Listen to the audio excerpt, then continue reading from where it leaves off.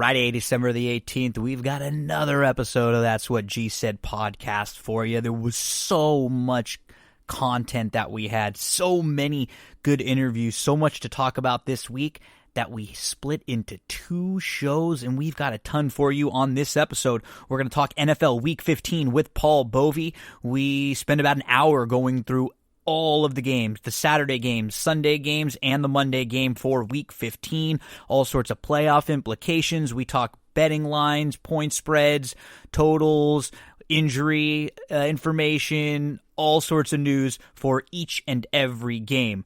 Then it's a big Saturday at Fairgrounds. They have 6 stakes races at Fairgrounds. Emily Gullikson from Optics EQ joins us to talk all 6 of those stakes races from Fairgrounds. Shameless.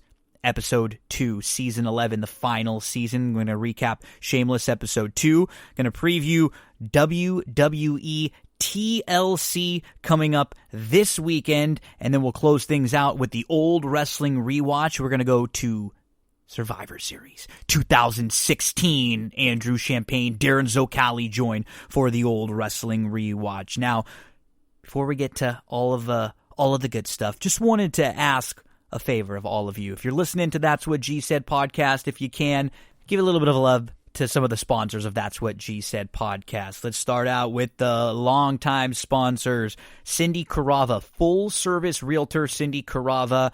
Visit cindycarava.com. If you need anything at all, you know what it's like when you have to move, when you have to sell, a lease. She will take care of you. She'll help you out with all that stuff. SarahCandles.com. Right now, they got that great holiday candle box. 2 candles in a nice little box for $20 plus the shipping. Use the promo code GINO. It'll get you 10% off that purchase. That's SarahCandles.com, CERA Candles.com. OldSmokeClothing.com. Horse Racing Swag. Use the promo code GINO.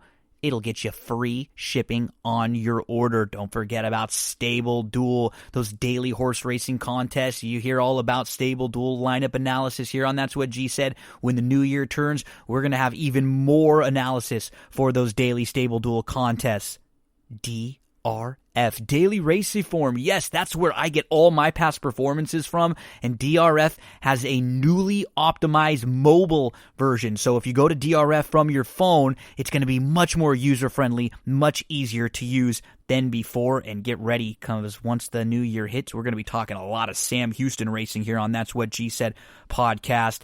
Don't forget about our friends at Thrive Fantasy. When you use the promo code, when you download the Thrive Fantasy app, promo code GINO, and you deposit 20 to 50, you get an instant bonus credit right in your account. Those are all some of the sponsors of That's What G Said podcast. They are why we are able to do this. Relationships with them, and because of you, all of you supporting them. So anytime you need a candle, or you're looking for a new gift, or maybe you need some help in the field of real estate, look up one of our sponsors here on That's What G Said. Promise you, all really, really great folks, really great companies to work with, and look forward to another great year with all of them. Let's get into NFL Week 15. Paul Bovi joins us for thoughts on every game, starting with the Saturday games, the Sunday games. We didn't talk Thursday, because the Thursday game, because we recorded a little before the Thursday night game. So Paul Bovi, NFL Week 15.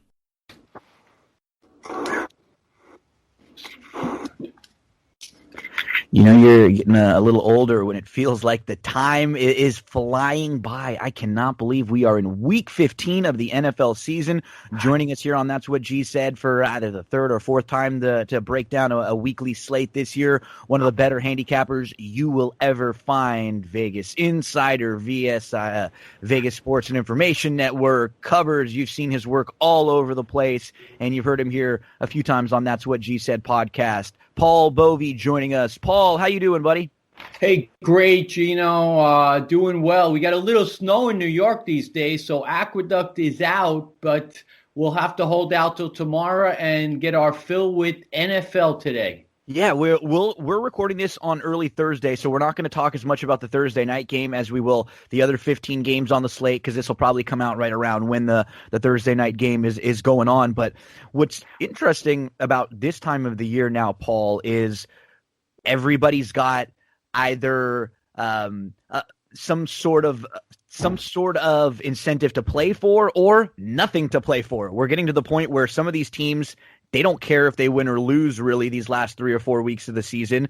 Coming up this week, we've got only one game with 2 teams that have a winning record, but almost every game has some sort of playoff implications when you go through it. I mean, the Viking Bears, the loser is basically done for them. The winner gets to 7-7 and has a shot to get into the playoffs.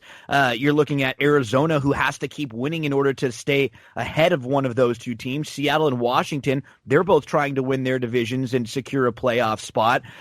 Philly is doing their best to try to sneak in if they can. The Packers are battling for the 1 seed. The Ravens have to keep winning to get in. The Dolphins have to keep winning to get in. The Titans are trying to win their division. The Colts are trying to win their division. The Rams have to keep winning. KC and New Orleans battling for a number 1 seed.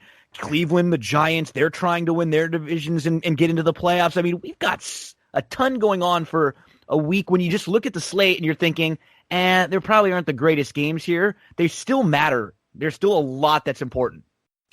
Yeah, Gino, you got me on the edge of my seat now. You're right. Right? I know, right? Lot going on, and even in the NFC least, it's turned into a dogfight. Last week, the Giants were anointed as the best team, and of course, they laid an egg against the Cardinals, and now the Eagles have come out of the clouds. And look, nobody's really eliminated. I was going to say Redskins, that Washington team the football still has a shot. They take on Seattle this week, so you never know what's going to happen. It's up for grabs right now, and it's going to be exciting football going down the stretch. And this is the time of the year when the schedule shifts a little bit because we don't have those normal Saturday college football slates anymore. We're going to get some Saturday NFL football. We actually have 2 games on Saturday this week, and we will kick things off right away with the Buffalo Bills at the Denver Broncos. This game is like 6.5 or so. I saw it at 6.5 earlier in the week. Buffalo on the road as a favorite. It's down to 6 or so now. Over under 50.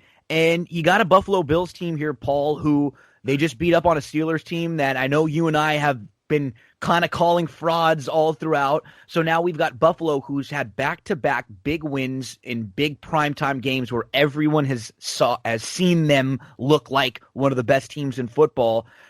I would love to play against them in this spot. I'm not sure if the number at 6 is right. I do think Buffalo is a very solid team here. Do you have any leans either way on this game? Gino, if I'm going to play this game, I'm going to do something with the Bills. I don't feel that they're going to let down because they have to be looking at the standings. They're 10-3. And while the Dolphins are 2 games behind, if they were to lose this game and then lose next week at New England, it would come down possibly to the last game of the season against Miami. And I don't think they want to bring it to that point or allow it to get to that point. So I think they're going to be focused, and they're going against the Bronco team, which is off a win against Carolina. A little bit misleading because I thought Carolina's defense was absolutely atrocious. Drew Lock, and we can get into this, it ties into the next game as well, put up numbers that John Elway would have been envious of. 21-27, almost a perfect passer rating, 4 touchdown passes. It was absurd. The Carolina secondary was at times just absent. I don't think the Broncos are that good. The week prior, they hung around with the Chiefs, but they only had about 300 yards, and 100 of them came courtesy of 2 plays, one of which went for about 60. I just think Buffalo's a better team. They'll be focused. They're going to win the game. The only question is, will they cover the 6? And I'm not willing to take a dog if I don't feel they're going to win the game, and I don't feel the Broncos are going to accomplish that. I definitely would need 7 to get interested in Denver in here. I just don't know if we're going to get it. A couple things to keep an eye on. Denver, A.J. Boye suspended for PEDs. They also lost 2 other cornerbacks last week. So with Josh Allen cooking, that recently, that doesn't really excite you to play Denver. And But they could get Garrett Bowles and Noah Fant back, who only played 5 snaps last week. Just keep an eye on that for as far as the injury is concerned. But Buffalo's defense is playing pretty well now. They're starting to look like the defense that we thought, coming into the year, everybody thought they'd have a really good defense and their offense would be, sort of a work in progress. It's been the opposite. They look like a very good team, and Denver is going to really need to play well to compete with Buffalo. I think you hit the key point here. They've got so much to play for. This is for Buffalo. This is, hey, we're going to win the division if we win this game. We're not going to have to be looking up at the Patriots again this year. So I don't think this is normally, like we said, when a team comes off a big win like that, you think of a downer, but they've got so much to play for here. They cannot have a down week. Buffalo, Denver. I don't think they're going to miss Noah Fant. I don't think Drew Lock missed Noah Fant because he found Fumagallo 4 times last week for, I think it was 53 yards, completed 8 of 9 to the tight ends, including Nick Van Nett, who scored his first touchdown in the last couple of years. So the fact that Fant's back in the lineup to me is irrelevant, and I actually think Locke prefers the other tight ends a little bit more. Carolina at Green Bay. The Packers are 8.5 point favorites over the Panthers here. Over under in this game is 51.5. It's been pretty quiet how good of a year that Aaron Rodgers has had, and he just continues to be very, very efficient. All of the metrics, passer rating, all of the sites that grade passers, he's right up there in the top 1, 2, 3. And just another really good year for Rodgers, flying under the radar. I don't have a big feel for this game either way, one or the other. I feel like both teams will be able to score a little bit, but no strong opinion for me in this one. Any thoughts on Carolina, Green Bay? Green Bay in this game will be able to put up as many points as they want to, judging by what I saw out of that Carolina secondary. However, Aaron Rodgers is playing it a little differently this year, or of late, because I think he knows his defense is very flawed and subject to exposure. So he'll run the ball. At one point last week, he was, I believe, 9 of 9 for 130 yards, but he was reluctant to throw the ball because I think he wanted to keep his defense off the field. So Green Bay will do enough to win here, but I'm not confident between their game planning and their defense in laying points with them. I might opt for the team total here, probably give that a look. Can't take Carolina based on what I saw last week and at times throughout the season, but again, just reluctant to lay points these days with the Green Bay Packers. And if you did lay it on Sunday, you got burnt because Detroit kicked the late field goal and frustrated you, and Green Bay only wins by 7 instead of whatever you laid. It could have been, it got as low as 7.5. I think it closed around 9, but whatever you laid, you lost. And Green Bay 10-3, 8-5 against the spread. They're trying to sustain that number 1 seed, which is huge this year. Different than most years. Only one team is going to get a bye this year. So Green Bay and New Orleans are going to battle. Kansas City and Pittsburgh. We'll see if they'll battle. I don't know if Pittsburgh's going to be able to keep up with Kansas City over the last few weeks. We'll talk about Pittsburgh as we get there in just a little bit. We move to Chicago at Minnesota. This game is down to I believe the Vikings -3. Over under in this one is 47. We've seen the last few weeks with the Bears making the change to Trubisky. Their offense has looked much, much more competent. I don't want to say they've been great, but Trubisky's had at least 240 yards passing the last 3 games. David Montgomery's last 3 games, 11 carries, 103 yards, 40 yards receiving, 17 carries, 72 yards, 39 yards receiving, 11 carries, 113 yards, 42 yards receiving. The offense has looked better. Minnesota has not been a world beater through a stretch that got them back sort of into playoff contention. This is basically a loser goes home. Whoever loses this game is pretty much out of making the playoffs. The winner will still have an outside opportunity here. I don't know if either of these teams can really the total is the number that I'm looking at a little bit interesting at 47. Do you have any strong opinions in this one either way, Paul? Well, I think Trubisky the last few weeks, I give him credit. I've actually been on the Bears, but he's taken advantage of some porous defenses. Now, Houston, we know, hasn't been stopping anybody of late, and he exploited that defense. And then the prior week, he had the Lions. Now, the Lions, since they've lost cornerbacks Trufant and Okuda, who went on the IR last week, have really had trouble stopping the pass. They've allowed 69 completions in 82 attempts. And so Trubisky, look, he took advantage of some bad defenses. Now, this week, the Bears might be without Jalen Johnson on top of cornerback Buster Skrine. Jalen Johnson, 15 passes defended this year. If they lose him on top of Buster Skrine, I think they're going to have some problems defensively, dealing with Adam Thielen and Justin Jefferson. You could be looking at some points here. I feel. I don't know which way I'm going to go. In a lot of these games, I take a very standard offish approach until I get final injuries, which generally you get a sense of after Friday's practice session. So right now, not knowing the status of Jalen Johnson, I don't really call on the game, but I would lean to the over at this point, figuring that he might be out, and also lean to the Vikings perhaps scoring some points. Yeah, I'm looking to play the over. Also, I'm going to wait one more day, just like you. But that at 47, anything under 48, I'm okay with that number. And I would, if for some reason this thing got to 2.5, I would definitely jump on the Vikings. I still might at 3. I think people see the Giants off of that big victory last week. People saw the Vikings, and keep in mind the Vikings.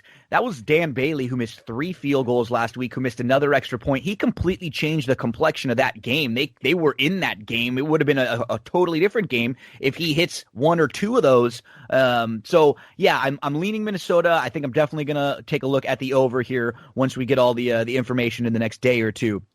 We move to Tampa at Atlanta. Tampa needed a win last week. They've, been a team that's been a very polarizing team this year. A lot of the metrics, if you're using Football Outsiders, DVOA, they love Tampa. They love their defense. They have them as one of the best teams in the league. Brady still has some games where he's missing the deep throw, and it seems like there's some chemistry issues maybe with Brady, with the receivers, with Arians. But all that being said, they're 8-5, 7-6 against the spread. They're pretty securely in the playoffs right now. Like, they would need to really have a collapse and lose a couple games that they're supposed to win in order to drop out. They will go on the road and play Atlanta here, a Falcons team I believe is 4-4 since making the coaching change. They just can't score in the damn red zone whatsoever. They're 4-9. They're 5-8. This game is up to Tampa -6. Over under is right around 50. I'm seeing 49.5 and 50s in some spots. You mentioned Dan Bailey, and he plays into this because Tampa, I feel, definitely exploited that to their advantage, because they end up winning a football game where they only had 303 yards of offense and were outgained, and Dalvin Cook went for 102 on 22 carries. They actually should have lost the game. I did not watch the replay of this game yet. But as I was peeking at the game, as it was going on real time, I saw Tom Brady miss a pass that was so egregious. It was like I could not believe there was like 3 of them. Brady missed a pass, and it was easy. It was right over the middle, and he overthrew the guy by, 5, 6, 7 yards. He did it to Gronk right off the bat. I mean, right off the bat to start the game too. He overthrew Gronk. It's just, it was one of those things where off the bye, everybody was sort of just giving them the benefit of the doubt and saying, okay, well, there was a short, training camp, and they didn't have a lot of time to get together. But, with another week in the middle of the season, when they're able to work together, they're just going to get better. I mean, just using the eye test, I don't know. I agree with you. I mean, that game is it's definitely a game when you handicap and you look back, you cannot handicap the game without taking the Dan Bailey missed field goals into a huge reason why Tampa won that game. Absolutely. Tampa Bay, just looking at the stats, Minnesota only punched twice and comes up lame with 14 points. Minnesota, you can make an argument, should have won the game. And look, it was great for the Squares because I believe everybody was looking at the game saying Tampa was rested. They're going to come in. They're going to destroy Minnesota. They just off a comeback win over the Jags. They stunk. And Tampa ends up prevailing by 12, saving the Squares. But Tampa just has not looked good. But they're going to catch a break this week because the Falcons have a few guys out. Ricardo Allen is out.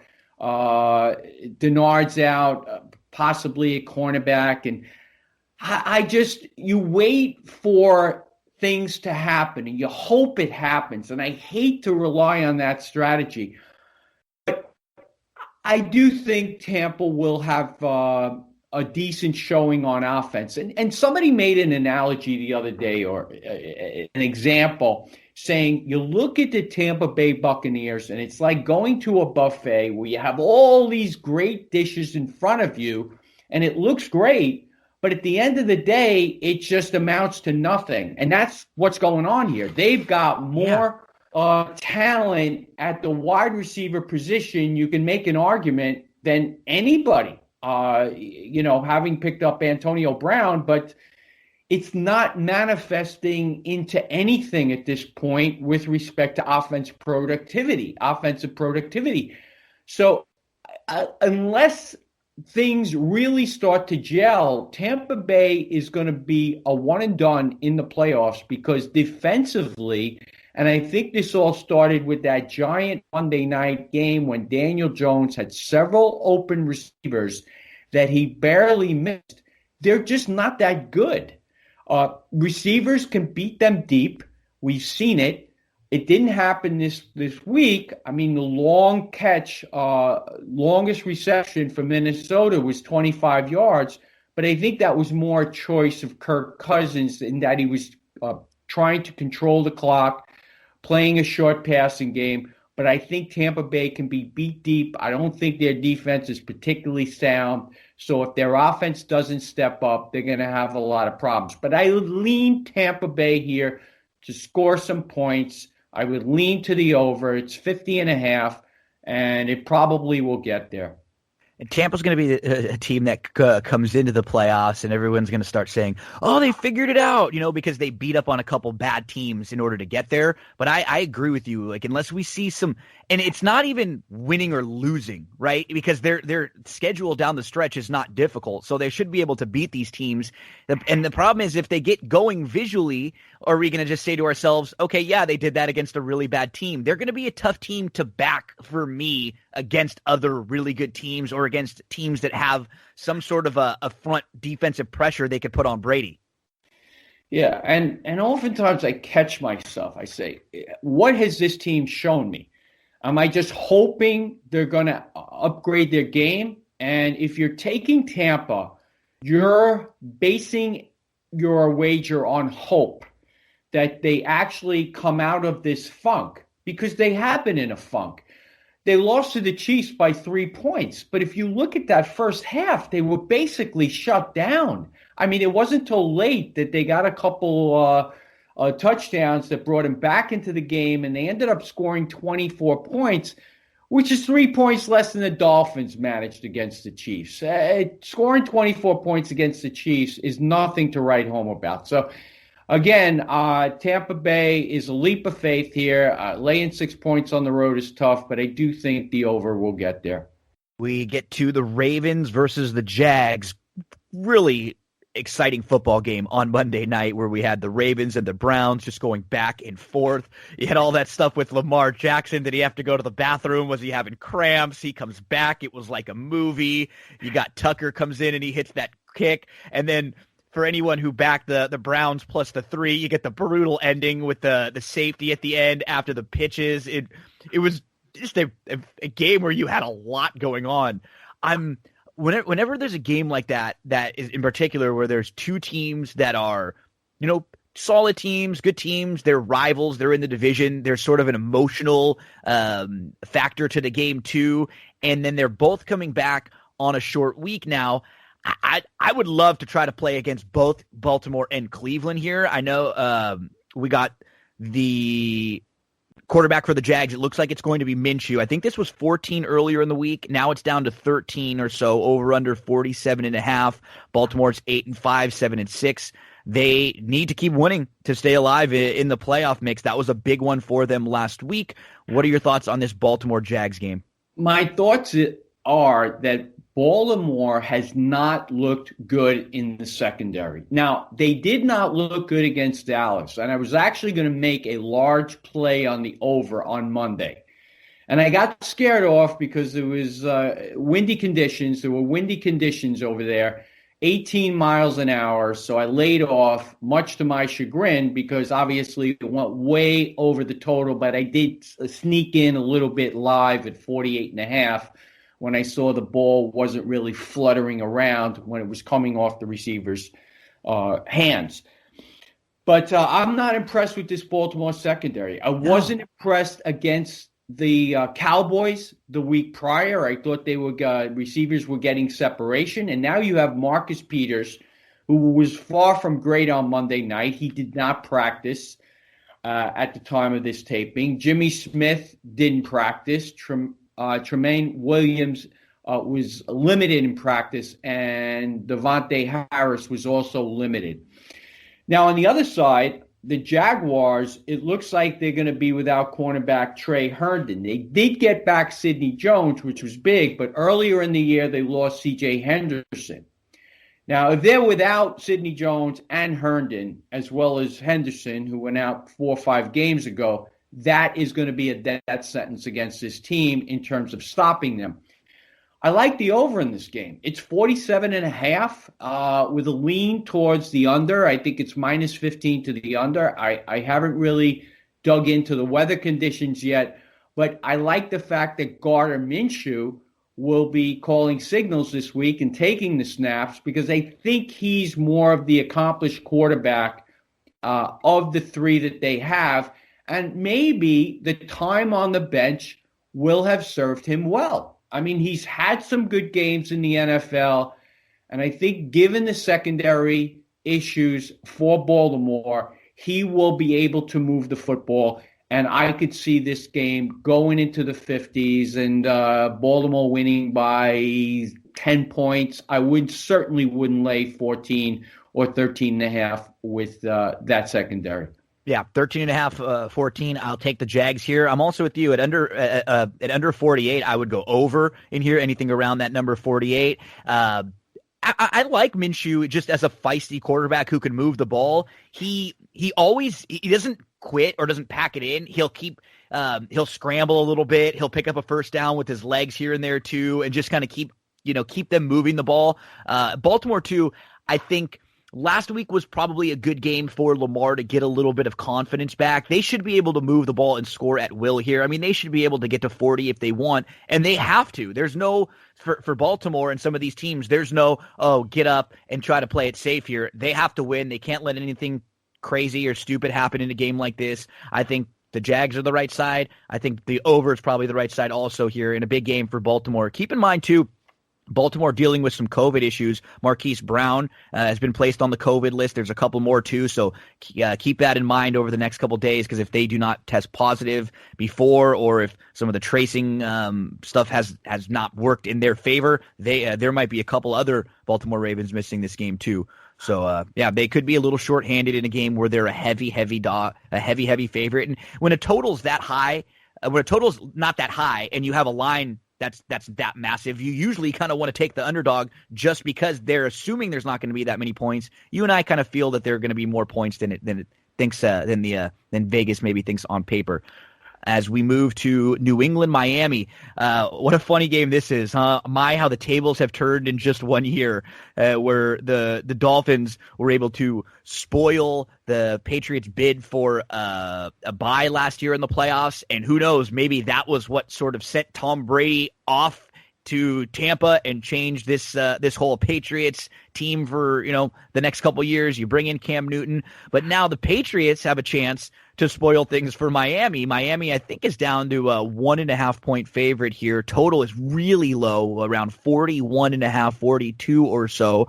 Miami's coming off that game where they covered, but it was a deceiving game, right? They covered against the Chiefs, even though when you look at that game script, Miami has, you are not going to see teams that win the turnover battle as much as Miami did, force the Chiefs to punt, and still really aren't close to winning that game. They cover late. This is a really well-coached football team, though, Miami. I think the jury's still out on Tua. He had some flashes last week. You get the old coaching matchup here, too, with the old Bill Belichick disciple, Brian Flores in Miami. What are your thoughts on Patriots at Miami? Well, Gino, I have to tell you, I just relived the nightmare of last year because I put that New England game in a money line. I never do this. They were favored by 17, and I said, I'll just throw them in on the money line parlay that I have and throw New England in there, and Miami ends up upsetting them. It was just absurd, and I blew up the parlay on the strength of that upset. Brutal. But I have to tell you, okay, you look at Miami and you look at the 27 points that they scored, and I was watching the game. Tua has this very deliberate, unorthodox motion, and he throws a lot of short passes. Their leading receiver last week was Lynn Bowden. He's a converted quarterback from Kentucky. Devontae Adams apparently went out early. He had no catches. And Jakeem Grant also, very little productivity. Those guys are limited this week, and they'll be without Mike Gesicki. This team just has no weapons. They don't even have a running back. Gaskin, when he does play, is not that effective. And, this week they do get Breida back, and Breida hasn't been running the ball great, but he is a threat out of the.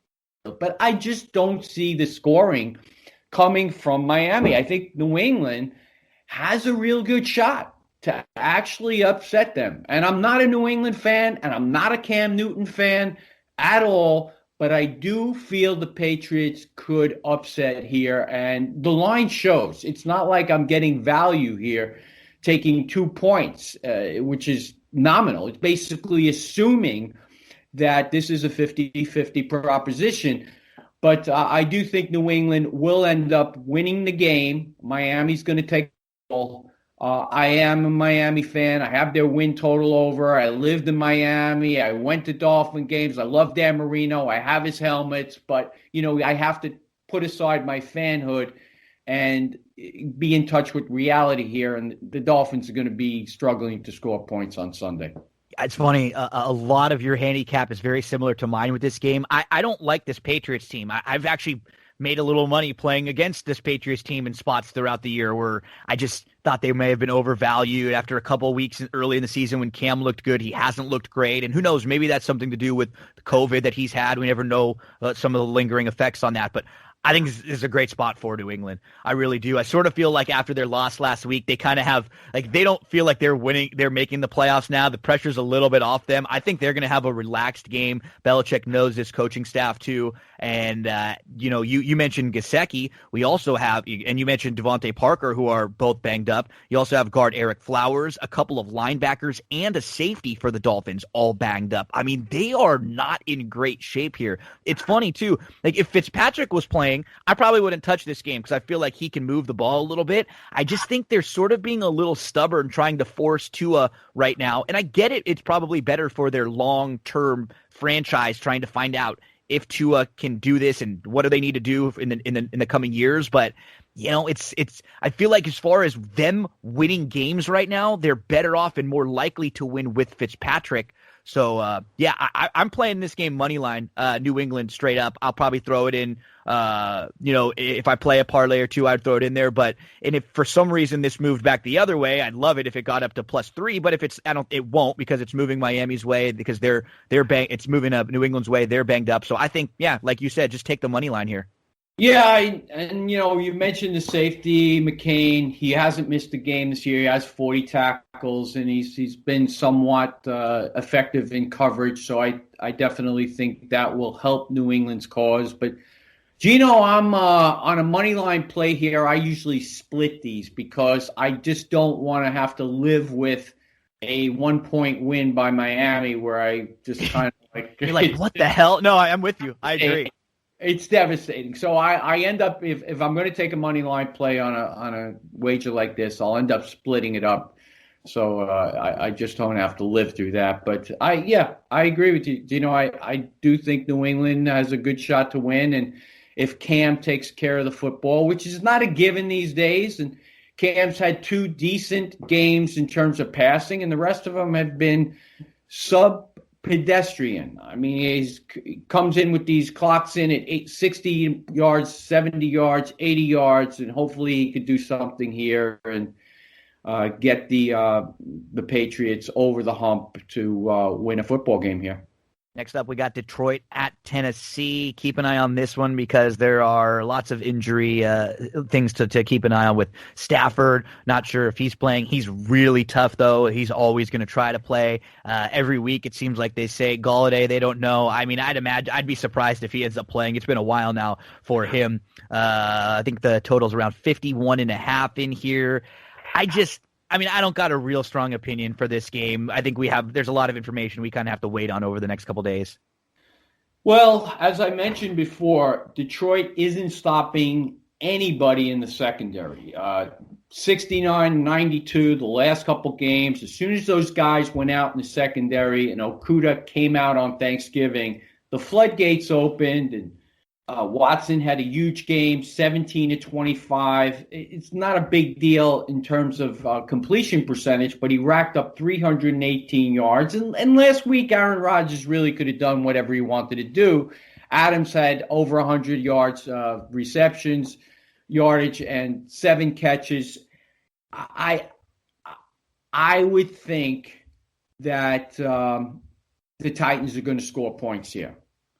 Now, I'm not sure what Detroit's status is with respect to Stafford. They got a couple guys questionable on the offensive line. The center probably won't play. He has a throat issue. So I would look towards the Titans, but of course you don't know what number they're going to put on the board depending upon Matthew Stafford's status. But they did get Swift back last week, and that was a help. Would you look in a situation like this at playing maybe like a Tennessee team total, something like that? I would, but I'd have to see what the number is because obviously if they put this back up at 51 and 10, then the team total is going to be hovering around 30.5, 31. And those numbers get dangerous. We saw that on Sunday because if you took the Green Bay team total and went over the 31.5, you busted out because they, hit the wall at 31. So you got to be careful as you get up into the nosebleed area because teams have a propensity to take their foot off the gas, and that will lead to a losing wager. Up next, we've got a divisional rematch from a few weeks ago. It was Houston at Indy in a game where Houston had a chance to win that game late, but Watson fumbles the ball, and Indy recovers. They not only win, they're also able to cover that game. Houston is a team that's, scoring, but they really struggled last week. It looks like they're going to get Cooks back. The Colts are a 7.5-point favorite in this one. Over-under is 51. Colts are 9-4, 8-5 against the spread. Houston 4-9, 4-9 against the spread. And keep in mind, too, Watson left that game last week late, but he did come back. He said, I'm fine. I'm going to play the rest of the year. I'm definitely not sitting out. He's a tough guy. He's a winner. He likes to win. I don't want to lay this. I definitely wouldn't want to lay, I don't think, with the Colts. I just don't know if Houston right now is going to be if Watson's a little bit banged up, I have a tough time playing Houston because they really go as he goes. Well, they torched them last time. It was a miracle they only scored 20 points. And as I recall, Hansen emerged from nowhere and had over 100 yards. And Kiki Kuti, if I'm not mistaken, had 140. Yep. Kiki Kuti hadn't played in a long time. And I love the guy. He's a slot guy. But, of course, with Kenny Stills leaving the team and Fuller going down, they had to play him. And he stepped up. But the Colts did get a couple guys back on defense. But watching Houston of late, I don't think they're going to be able to stop Indy. It was also a miracle that Indy only scored 26. In fact, game staying under the total I remember watching, it was a total miracle.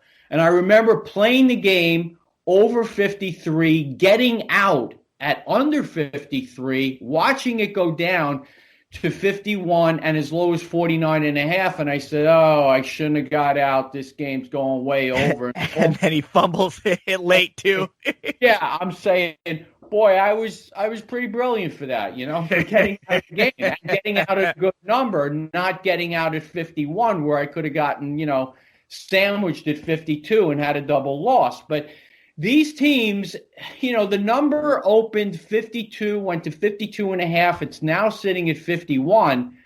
And I got to feel the move was wrong. I really do feel as though these teams should go over the total. If Watson can approach what he did last time against this defense, Houston should score some points. And watching this Houston defense, they're just not good.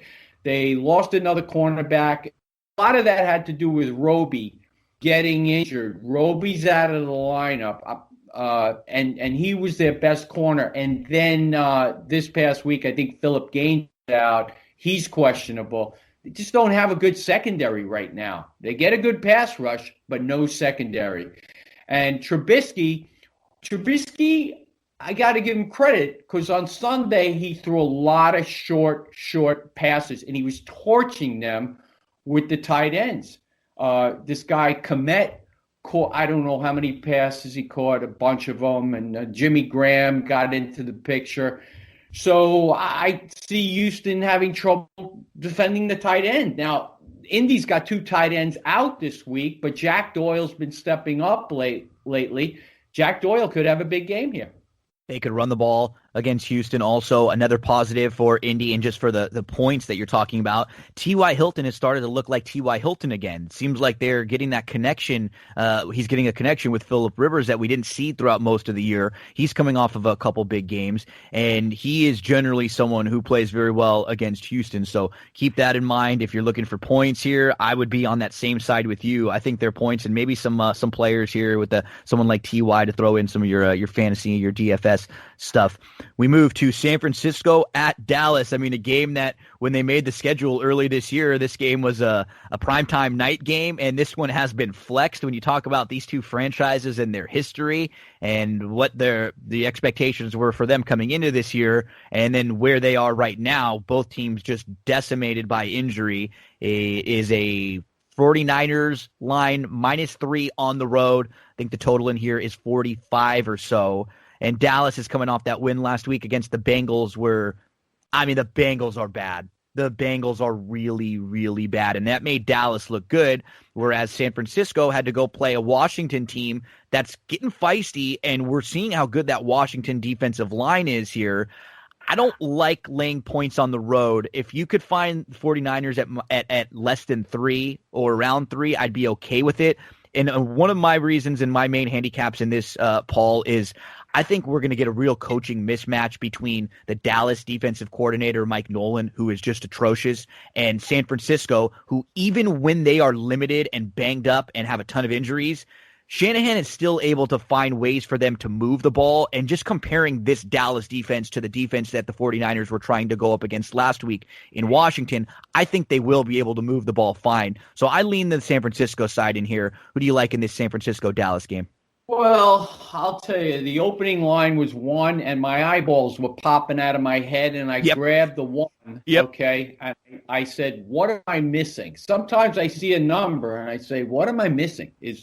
What do they know that I don't know? I got the 2 earlier, 2. You got 2? Okay. Well, I probably pushed it up to 1.5. I took it from Matt.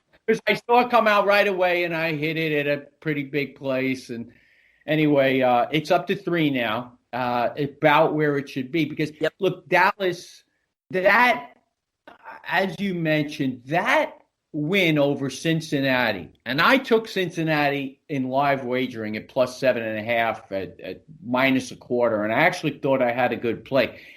The Bengals fumble did something that nobody else ever did before, and they fumbled on their first 3 drives. They basically gifted the Cowboys the football game. There you go. Yeah. It was insane. And I this wasn't one of the games I was watching, but I had it out of the corner of my eye, and I go, oh, I got to grab the Bengals at more than a touchdown. Dallas stinks. They can't stop the run.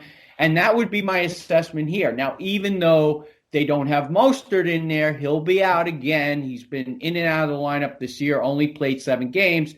McKinnon and Jeff Wilson will be fine. They'll be serviceable enough to run through this defense. They should have success. Nick Mullins has been spotty. You know, as much as they lost to Washington last week, they outgained them. Washington had only 193 yards of offense. Haskins came in. Defensive scores in that game, too, for Washington. Yeah, Haskins came in, 7 of 15 for 51 yards, and somehow Washington walks away with a win. So it's a little bit misleading here. The 49ers, I feel, have some pride, and this matchup has some history. I mean, I don't know if you remember this, but Terrell Owens dancing on the star. And, yeah. Planting the ball right in the middle. Oh, yeah. Yeah, this is one of those of course, it would be nice if we had Deion Sanders and Mike Irvin. It would be, a little bit young and Jerry Rice and yeah. But we don't have that. We have Nick Mullins and Andy Dalton. So whatever, it's going to pay the same money. I'll take Nick Mullins and the 49ers -1. Would I lay 3? Not when I could have gotten 1. A game that is related to this one because we were just talking about Washington as they played the 49ers last week, and we saw Chase Young and what an absolute stud he's going to be. I mean, he picks up a ball and starts running it. He looks like an offensive player with how smooth he was. So that Washington defensive front, they are for real, no doubt about it.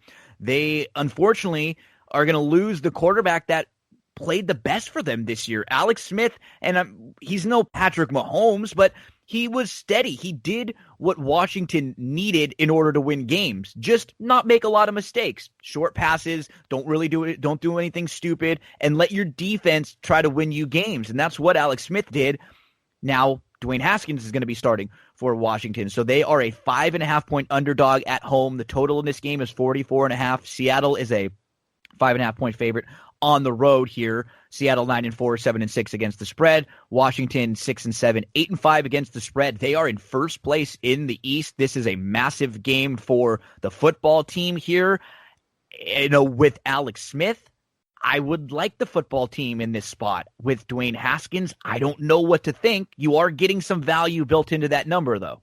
Well, I got to give the Seahawks a little bit of credit here because I was on them. Everybody was on them for their porous defense at the beginning of the year, and they set records for futility in terms of allowing passing yardage to the tune of 360 yards a game halfway through the season. But in the last 5 games, they've allowed 23, 21, 17, 17, and 3 points. So obviously, it's gotten better over a sustained period of time. And I have to wonder where the points are going to be coming from when it comes to the Washington Redskins. They have no Antonio Gibson, and that's going to hurt them. Yeah. So you basically have Dwayne Haskins, Terry McLaurin, J.D. McKissick, who Alex Smith, when Gibson went out, was throwing to repeatedly, but they pretty much shut him down out of the backfield last week. I think he only had 1 catch, and he was expected to get 5 or 6.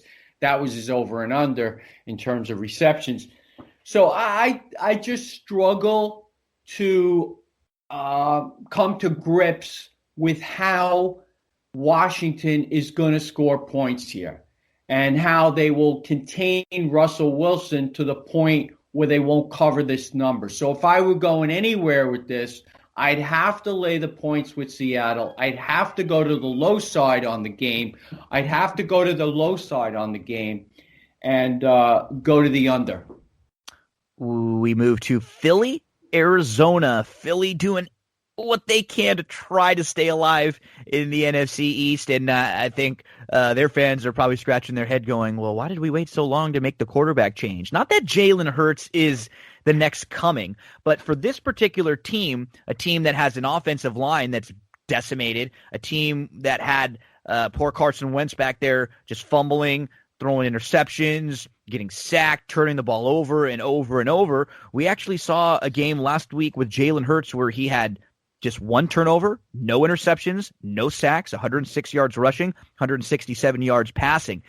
You have an Arizona team who has not really looked good, but they're coming off a win against the Giants where Kyler looked more healthy than he's looked in a few weeks.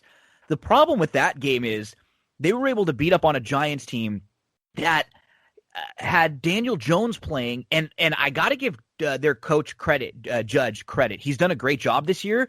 This is one thing that I'm kind of scratching my head on because he was talking about how, well, we knew Daniel Jones was going to be limited and we knew Daniel Jones was going to be banged up. If that's the case, why is he in there? Your defense has been playing well. Just play Colt McCoy. Give yourself a little bit of a chance. I mean, I was watching Jones out there, and he had no shot last week. He just looked like he was beat up. He even got more injured coming out of that game, so they don't know, moving forward who's going to start for the Giants this week. But I wonder if, do you think the markets have a feel for this Philadelphia team led by Jalen Hurts yet? Well, first of all, it wasn't what Hurts did, and you mentioned this. It was what he did not do. Yep. Carson Wentz was sacked 50 times prior to that in however many games. It was absurd. And what I saw from Carson Wentz this year was, in terms of quarterback ability, atrocious. They were holding on to the football, poor throws. Reminds me a little bit of RG3. When RG3 came into the league, he set the world on fire in 2012, 2013, and all of a sudden he falls off the wagon. No pocket presence whatsoever, just making poor throws all over the place, and that's what I see in Carson Wentz. So what Jalen Hurts didn't do was turn the ball over and get sacked. His numbers were menial at best. And you said it, 167 yards. But you could see the spark in the team. Yep. Now, the problem with this is, and I took the Eagles early on in the week and jumped out of it. I do that sometimes. I don't mind absorbing a small loss on the juice, because it's all about minimizing losses and big gains. Information changes too, right? Like, if you make you have an opinion and then you get different information, you have to change your opinion sometimes. Exactly. So I learn on Monday morning that Slay and Maddox, cornerbacks for the Eagles, are possibly going to be out. No, I don't want any part of the game. Now, for the Cardinals, Drake Kirkpatrick may be out, safety Thompson may be out, and it's led to a move in the total, which has gone from 47.5 to 49.5, which to me is a little bit high. I wouldn't play it. I understand injuries are in play, but I don't have a lot of faith in the Cardinals offense. I mean, it was the DeAndre Hopkins show on Sunday against the Giants. He had 9 catches, 130 some odd yards, but they've had some real rough patches this year in terms of offensive productivity. 21 points against Seattle, which to that point was the lowest point total any team had gotten against them.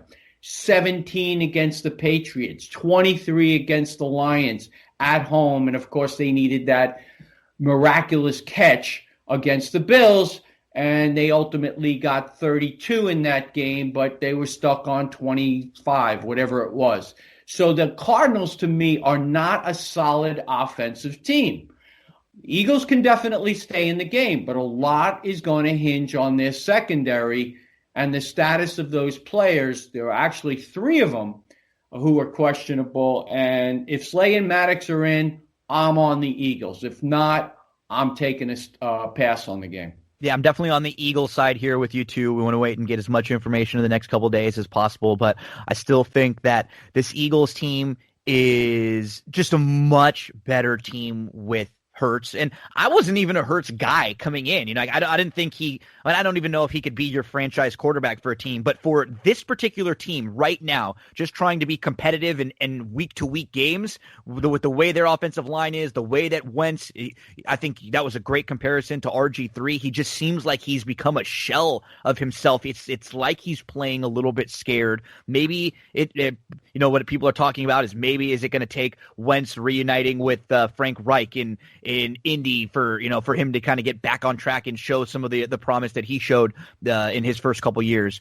Yeah, I don't think I could take the Arizona side here, and I've not been high on Arizona too. And when you really go through their schedule, when a couple of their victories, I mean, yes, they beat up on the Giants last week, and a lot of the reasons why, and when you look at that game too, the Giants still had a chance late in that game to make it tight, even after everything that had happened early. The Cardinals have a couple wins. One of them was in that Hail Mary against the Bills. Another one was in a game where they beat Seattle, in a game where Arizona did not have a lead the entire time till kicking a game-winning field goal in overtime. So even a couple of their wins aren't as good as they look. And I'm really disappointed with the Cliff Kingsbury as far as decision making important tough calls, when to kick, when to go for it on fourth down. He's fine in between the 20s, but when things start to get tight, he seems like he makes a bad decision all the time. I lean Eagles in this spot. Let's try to get the best number that we can with Philly. My Rams, I got to say, they've been a better team this year than I thought. I think McVay's done a good job, and their Cardinals running back Kenyon Drake did last defense is incredible, Paul. What's so impressive to me about the Rams defense is that, we knew Ramsey was good. We knew Donald is one of the better players in the league, but it's the other guys on the defense, the other cornerbacks, the other part of the secondary, the middle of the defense with the linebackers, they've been very, very solid. And so what that does is it gives this Rams team a much better margin of error for games when Goff might not be, flying on all cylinders. He's a very Jekyll and Hyde quarterback, but this is a team that's just a different built Rams team than we might think when we think about Rams and Sean McVay, and we probably assume big offense. This isn't that team. Yeah, and I apologize for that interruption. That was ESPN. You ever have ESPN? Kenyon Drake, I was hearing about that. Yeah, it's very annoying when they do that, but I don't know how to shut it off. If I know somebody can come over here and shut it off, I will pay you. You got to shut it off for life. I will pay you a bounty.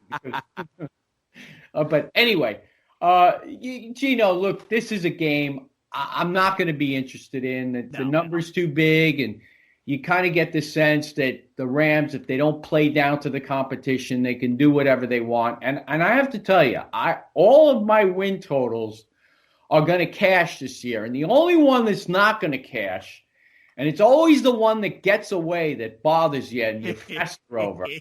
Well, it's the Rams. I've got the 49ers under. I've got Miami over. I've got Buffalo over. I've got all the right calls except for the Rams. I went under, and for me it sucks. But of course I could still win, but it's going to take a miracle. I guess the Jets would have to beat them, and maybe. But that's not going to happen. So anyway, the Jets are horrible. The Rams are good. The Rams at times have played down to the competition, notably against the Giants, and they lost to the Niners a couple times. They lost to the Dolphins in a game that they outgained Miami by God knows how much, but turned the ball over. So who knows what happens in terms of how many points they win by, but it's just not a game I'm going to be bothered with. Me neither. It'll be a game I probably don't watch a whole lot, even though I'm a Rams fan. It's just off in the corner and one small TV for me. Kansas City, New Orleans, we get to the final three games of the Week 15 slate, and we got, on paper, two of the best teams in the league. Kansas City is a 3-point favorite on the road. Over-under in this game is 51.5. Drew Brees is available to come back. Who knows if they're going to bring him back? Probably not smart to rush him back from all the rib injuries. But, for them, they want to try to keep in line with the number one seed, the opportunity for a bye in the NFC.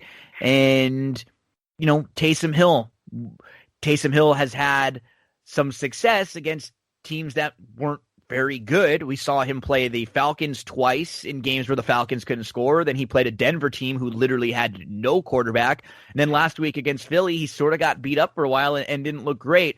Kansas City is only 6-7 against the spread this year too. They're sort of taking their foot off the gas pedal and doing just what they need to do to beat teams. As far as watching, this should be a fun game with two of the better teams in the league. I don't know if with Taysom Hill they can score with Kansas City. I don't have a lot of confidence in the Chiefs these days because of that. No, I don't either. Yeah. Yeah. You look down the schedule. Yeah, they beat Carolina by a deuce, and then they go take the Raiders on a Sunday night and manage to come back in a game. The Raiders had them by the throat. They win by 4. They beat the Bucs. They let the Bucs get back in the game. Barely survived the Broncos 22-16. Even though they outplayed them. And then last week against the Dolphins, look, I understand they dominated Dolphins. They were up 30-10, but it's still not a team I can certainly lay points with. The number at more than 3.5 or more than 3 at 3.5, 4 looked attractive. I think it's down to 3 now. I already played something in this game. Early in the week, I played the team total for New Orleans over 23.5. I like 23.5s.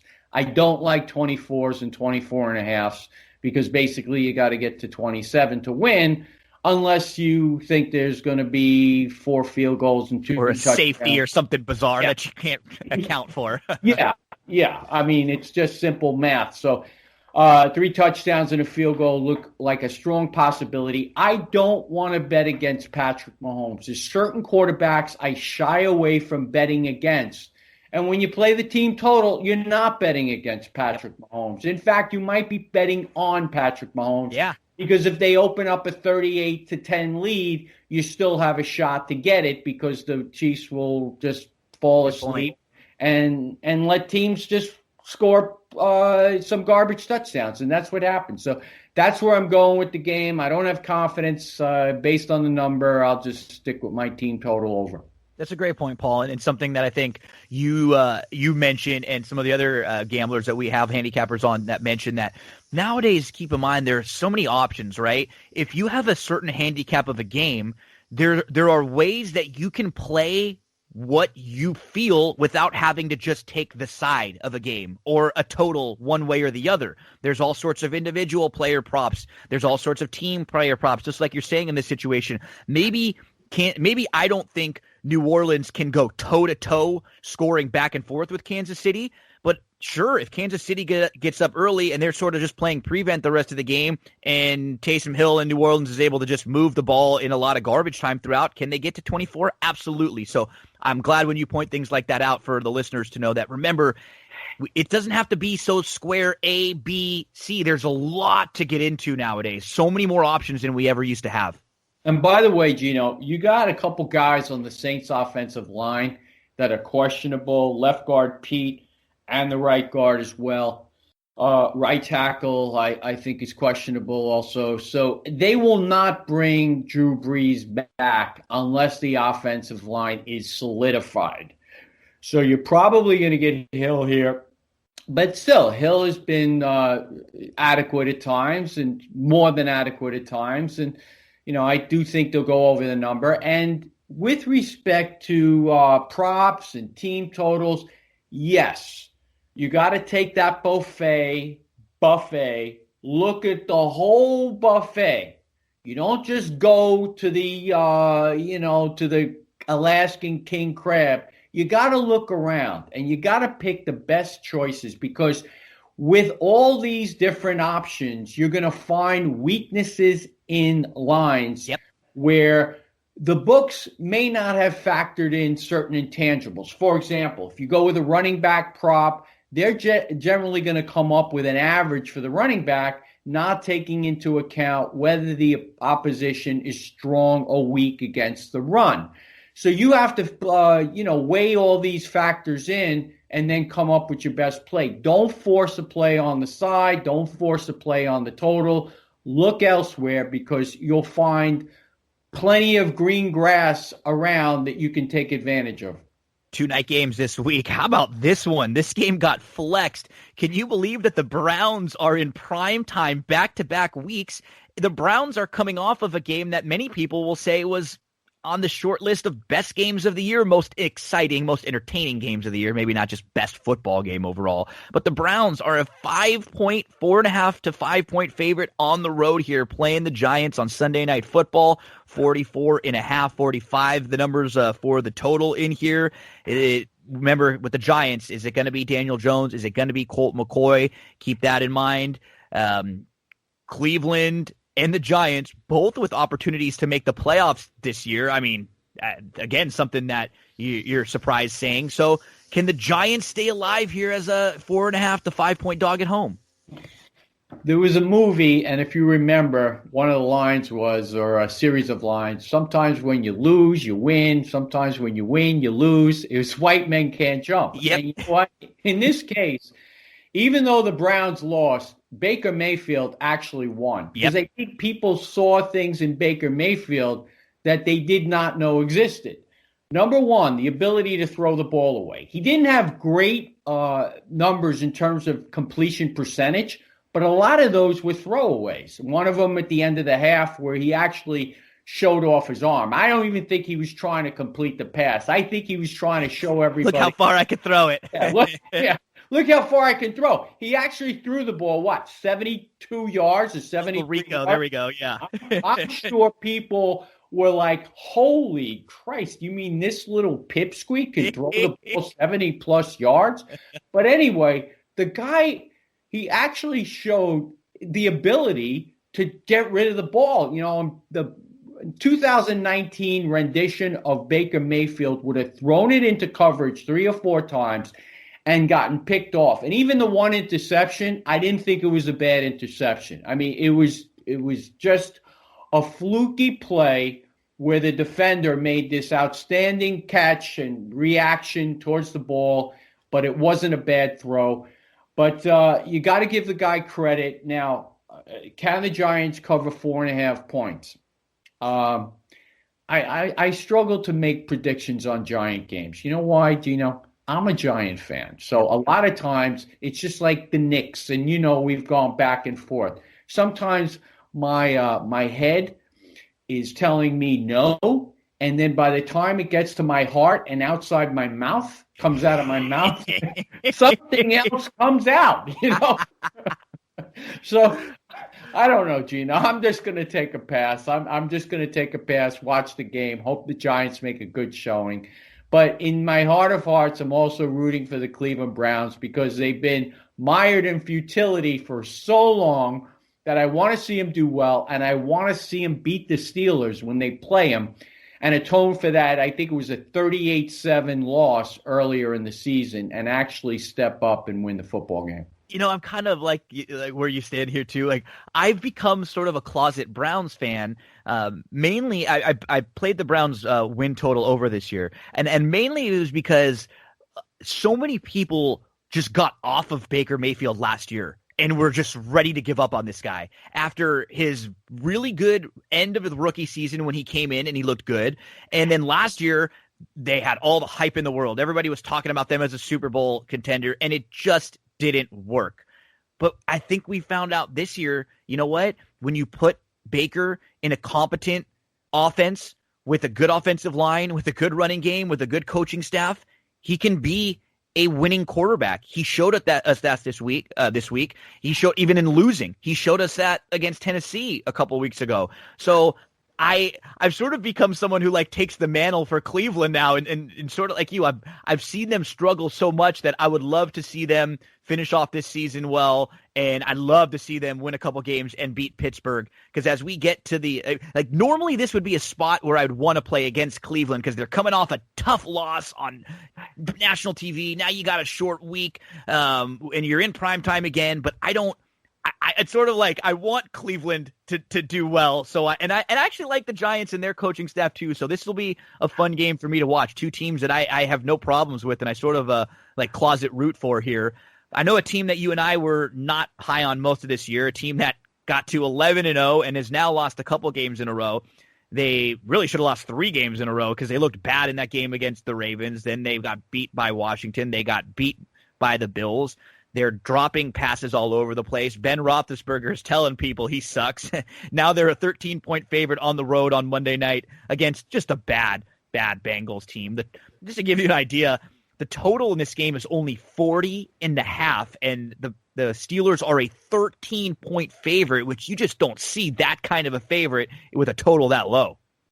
I'm not laying that kind of lumber with the Steelers. No. There's absolutely no way. And I understand they beat this team a few weeks ago, 36-10. But if you look back at that game, Cincinnati actually ran the football. I mean, they ran it 21 times for 139 yards. They lost a couple fumbles, which definitely hurt. I mean, Ben had a big game. If you call 27-46 for 333 a big game, but he did have the 4 touchdown passes, and I think factoring that in, that was his best performance of the year.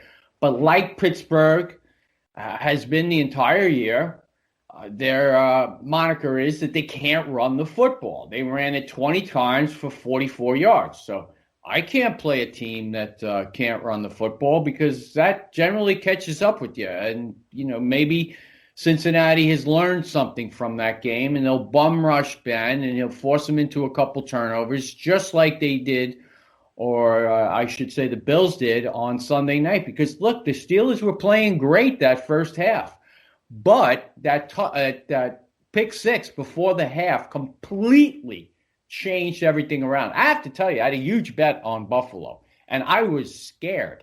I actually jumped out of part of my bet in the first half. I want to kick myself. Sometimes I'm better off just going to the movies. And just not even watching. Yeah, just not even watching. And it was one of those days where I just should have went to the movies, come out. Oh, yeah, Buffalo won. It was easy. No problem. Why? What, 26-15 or whatever it was? But anyway, I would never lay 13 points on the road. If anything, I would take the points here. Yeah, Pittsburgh, it's funny. They don't run the ball well.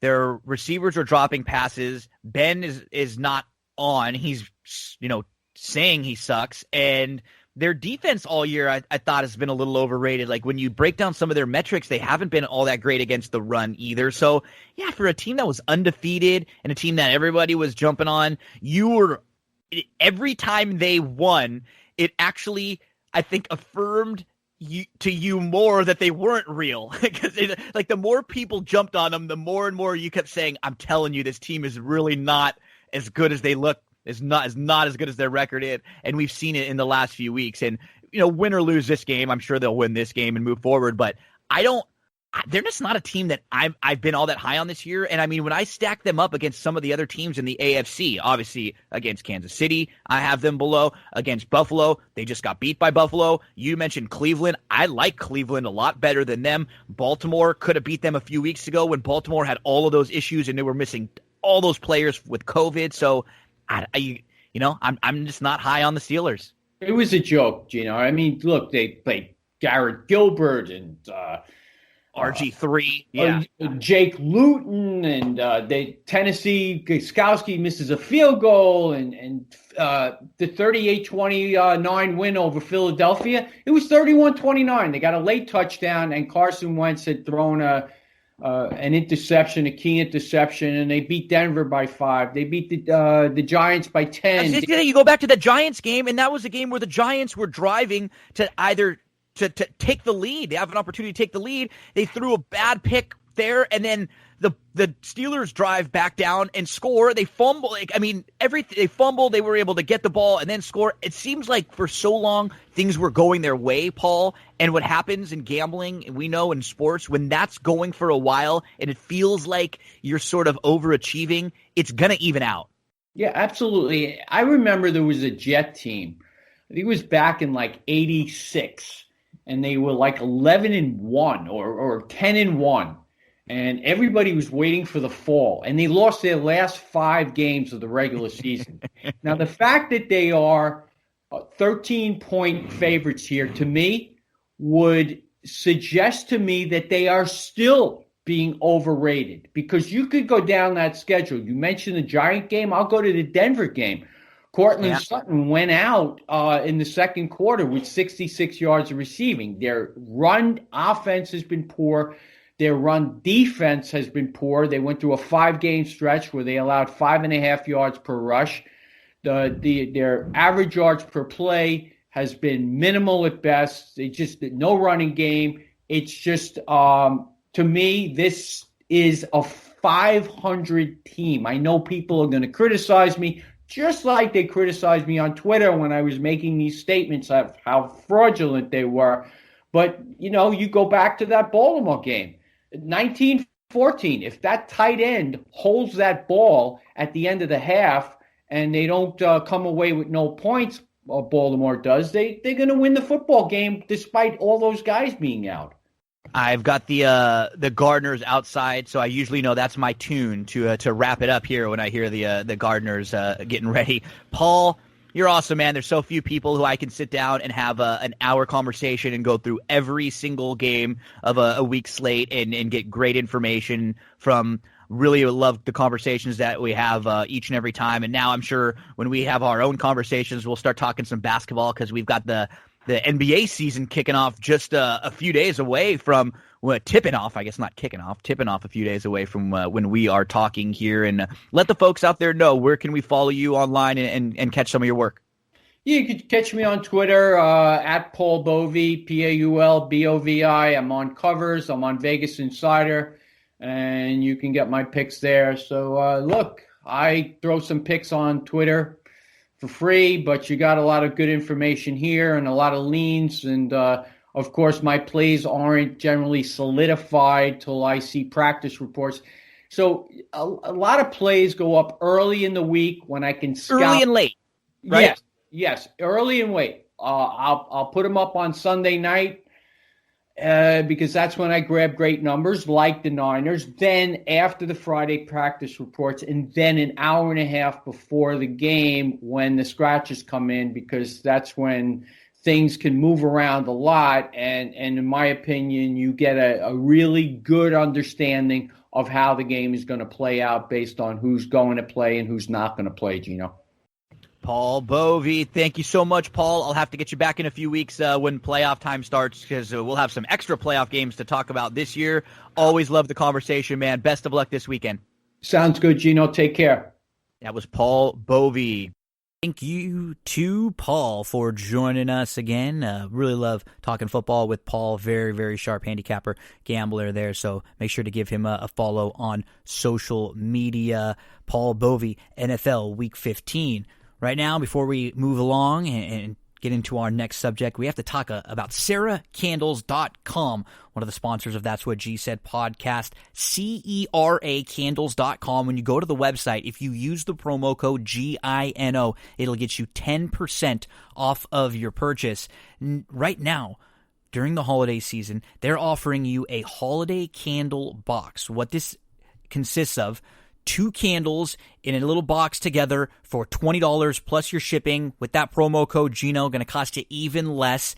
And these are all natural soy wax candles. They are better for you. They're healthier. You don't have any of those toxins, those carcinogens, those pollutants that are present in a lot of the other leading candle brands. This is a small business. I've known the guy personally here, Tyler Herringer, who created Sarah Candle Company. Really, they were just fans of candles. They wanted to create the perfect candle for themselves, and they realized, hey, this is something we can share with everyone else. That all-natural soy wax actually makes your candle burn longer, and it is just better for you overall. Promo code GINO gets you 10% off the purchase there, SarahCandles.com. Okay, we move along. Now let's talk some horse racing. Emily Gullikson joins us. Fairgrounds is going to be the focus. We talk about all of the stakes races at Fairgrounds on the Saturday card. 6 stakes races there at Fairgrounds. Kick back and enjoy as we talk Saturday Fairgrounds with Emily Gullikson.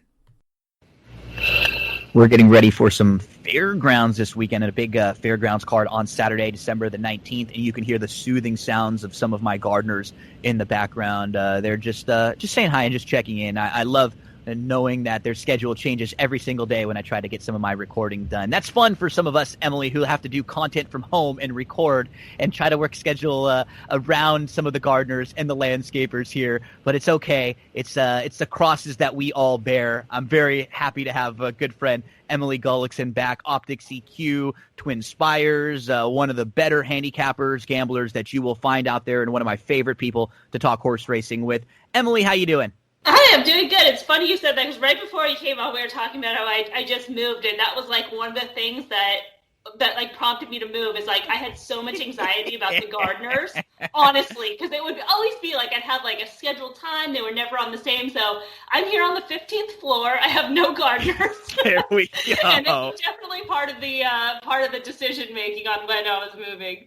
Oh, that's great. And we have a fun fairgrounds card to discuss, and there are actually 6 stakes races. So I have Emily doing some work this week. We're going to talk about all 6 of those stakes races that begin in race number 4 on Saturday at Fairgrounds. Let's jump right into the 4th race, and we're taking a look at a 6 furlong group, 2-year-old fillies here.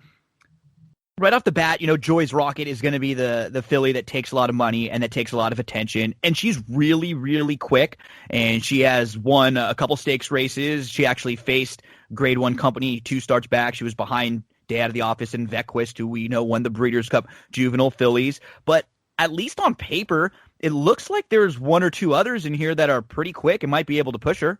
Yeah, I think so too. And I just look at this race. I think she's just worth taking on. I mean, she's not going to be on any of my tickets. It's like She kind of has that one way to go. And she's flattered, in my opinion, off the Songbird, which, people like playing that last race, and they're going to see that. It's a good figure. She won by open lengths, but let's rewind back to Breeders' Cup Friday and how that track was playing, and she was right how you wanted to be on that track playing. So you give her credit for that effort, but to me it's flattered. And again, like you said, there's other horses in here that are quick. They're going to press her early. You have Mariah's Princess on the rail. I think there was a little bit of excuse. She was bet down in her debut. I know they wanted something more out of her. She was going to run at Indiana, and they scratched because the race track came up sloppy. She ran here on November 28th. It was a really strong effort. She actually broke on top and then just kind of rated smartly right outside the pace setters and then took over late. It was a pretty strong race. So I think that could be a race to follow. But I think she's legit in here. And it's really hard to look past Charlie's Penny. Her debut was like smashing. I don't know if it was against Much, but the Glorious Song was against Much. That was a really strong race. I kind of talked about it beforehand, how there was a lot of horses in there to watch, and that race has been really productive coming out, with Charlie's Penny being one of those horses to win next out. She also ran on November 28th at Churchill Downs, a big effort from her that day. So she's really legit in here. So my kind of stance is I'm against Joy's Rocket. I'm going to kind of lean Mariah's Princess and Charlie's Penny, because that's pretty much everybody else looks a little bit too slow in here. But that's kind of my play, is no Joy's Rocket for me. Hello?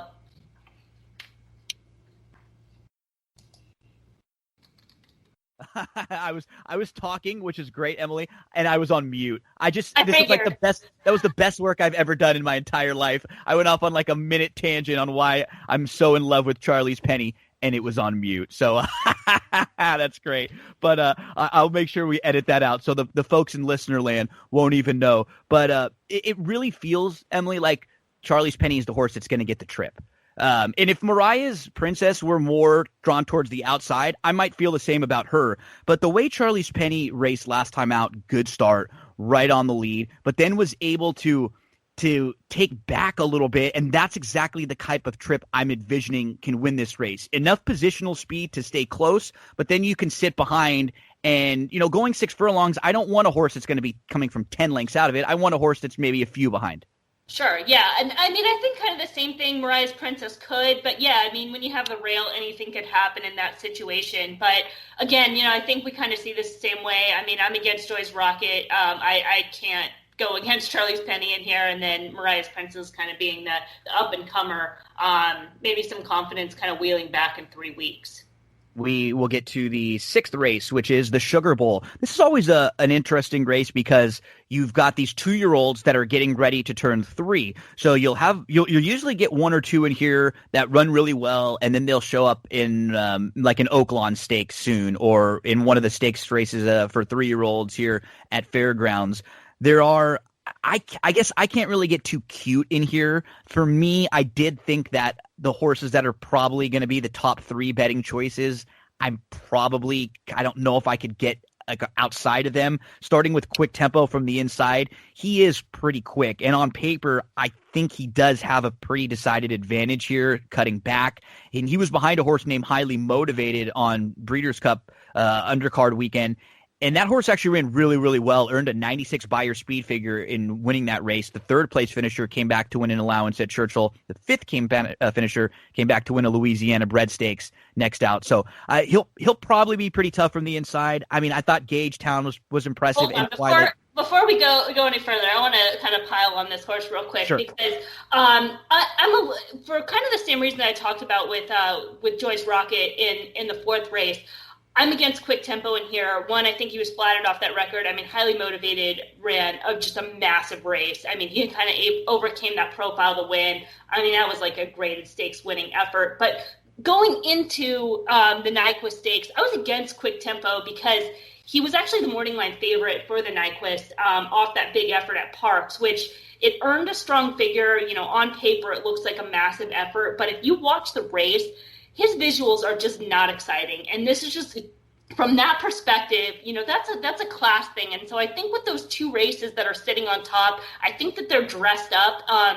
And he's not quite as classy. And I know that's a little bit different than speed. It gets a little bit technical on that aspect. But I just don't think he's as classy to be able to kind of continue posting those type of figures.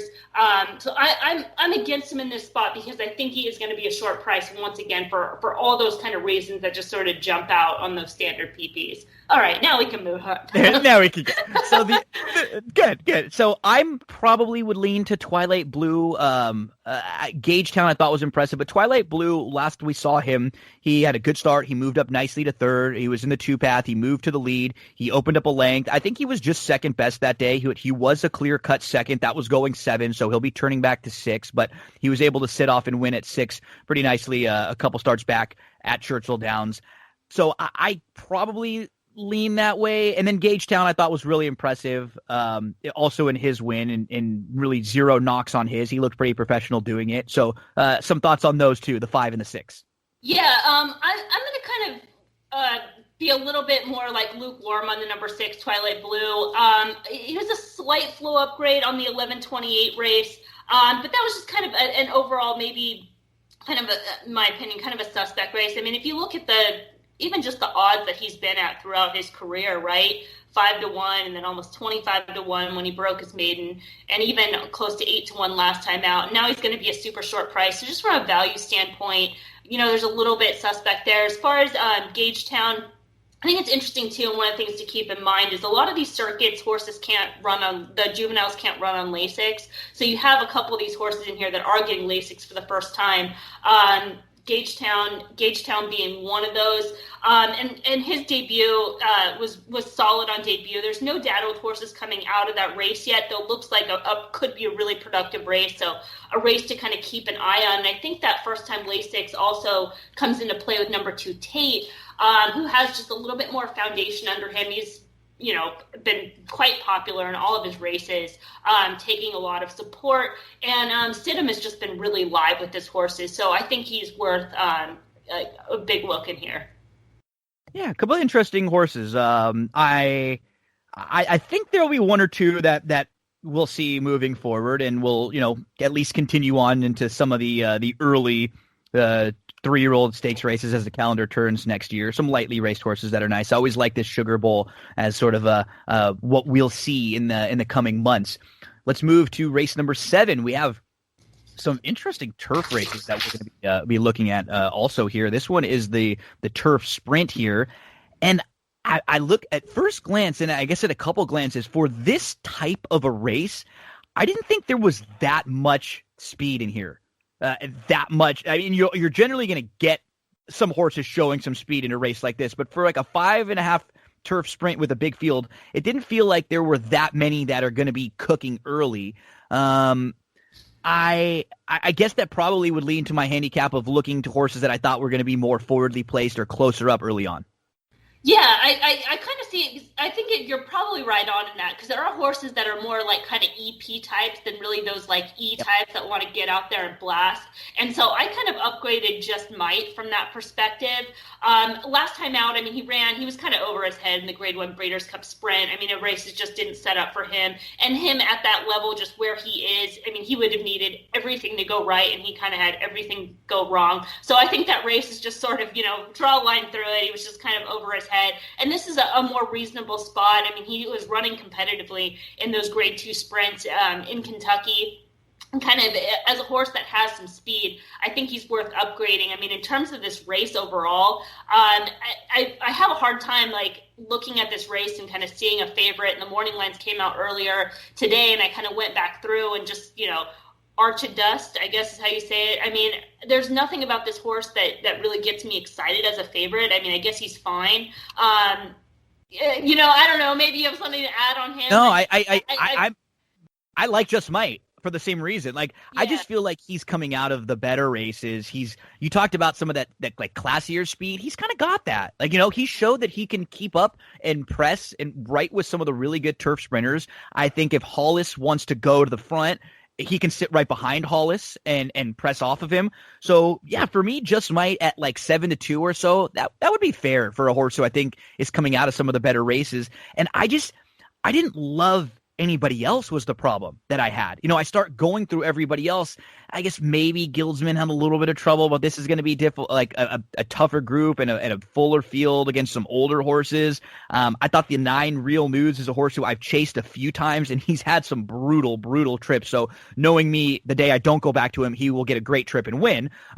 So he's probably one I'll throw into a few spots. But yeah, I mean, after I got like more and more through this race, I just kept coming back to Just Might, feeling like he's either going to be on the lead and maybe he goes and he's a little quicker than Hollis, or if not, he's sitting right behind him in a race where they're not going all that fast and might not set up for the deep closers.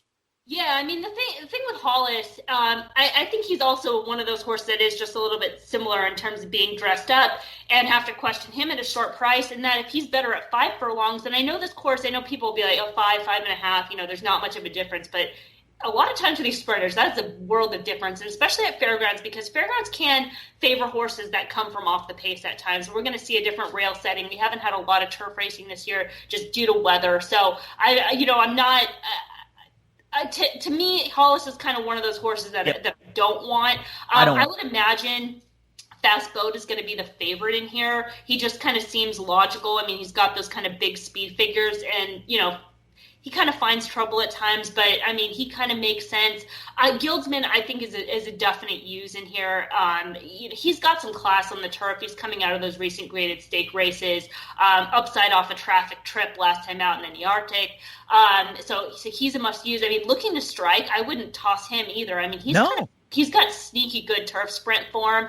Horses that are priced just kind of looks like those chaos races. I mean, you mentioned Real News. Real News is not without a chance in here either. No. I mean, especially if you just look at his fairgrounds races, and he's got a perfect record at fairgrounds. So he's like one of those horses that if he wins at 8-1, everybody looks back and goes, "Oh my God, I saw 8-1, a horse that loves horse for course," all those types of things. And then the other horse I want to add in here, just not a horse that I think could win. I mean, he's pretty much a stab, number 11, 12, your daddy in terms of a win-in, but he's capable to get underneath. So if you are using, playing those trifectas, superfectas, and things like that, if you use all, you obviously get him, but I think he can get in there, and just worth a mention from that perspective. But yeah, I think we kind of, see this the same way. I guess if my one opinion, I'm a little bit soft on Hollis. He could take money in here. And Fast Boat, I can kind of go either way, but I think he'll end up being the favorite, and just might be the right horse to key around. We head to the last 3 stakes races on the fairgrounds Saturday card. They begin in race number 9. We'll go 1 mile and a 16th on the turf course in here. I'm going to take a little bit of a shot in this spot. Looking at the race on paper, it does look like there might be 2 speeds, the 5 Sailing Solo, the 11 Spectacular Gem. I would expect those 2 to be forwardly placed and out there early.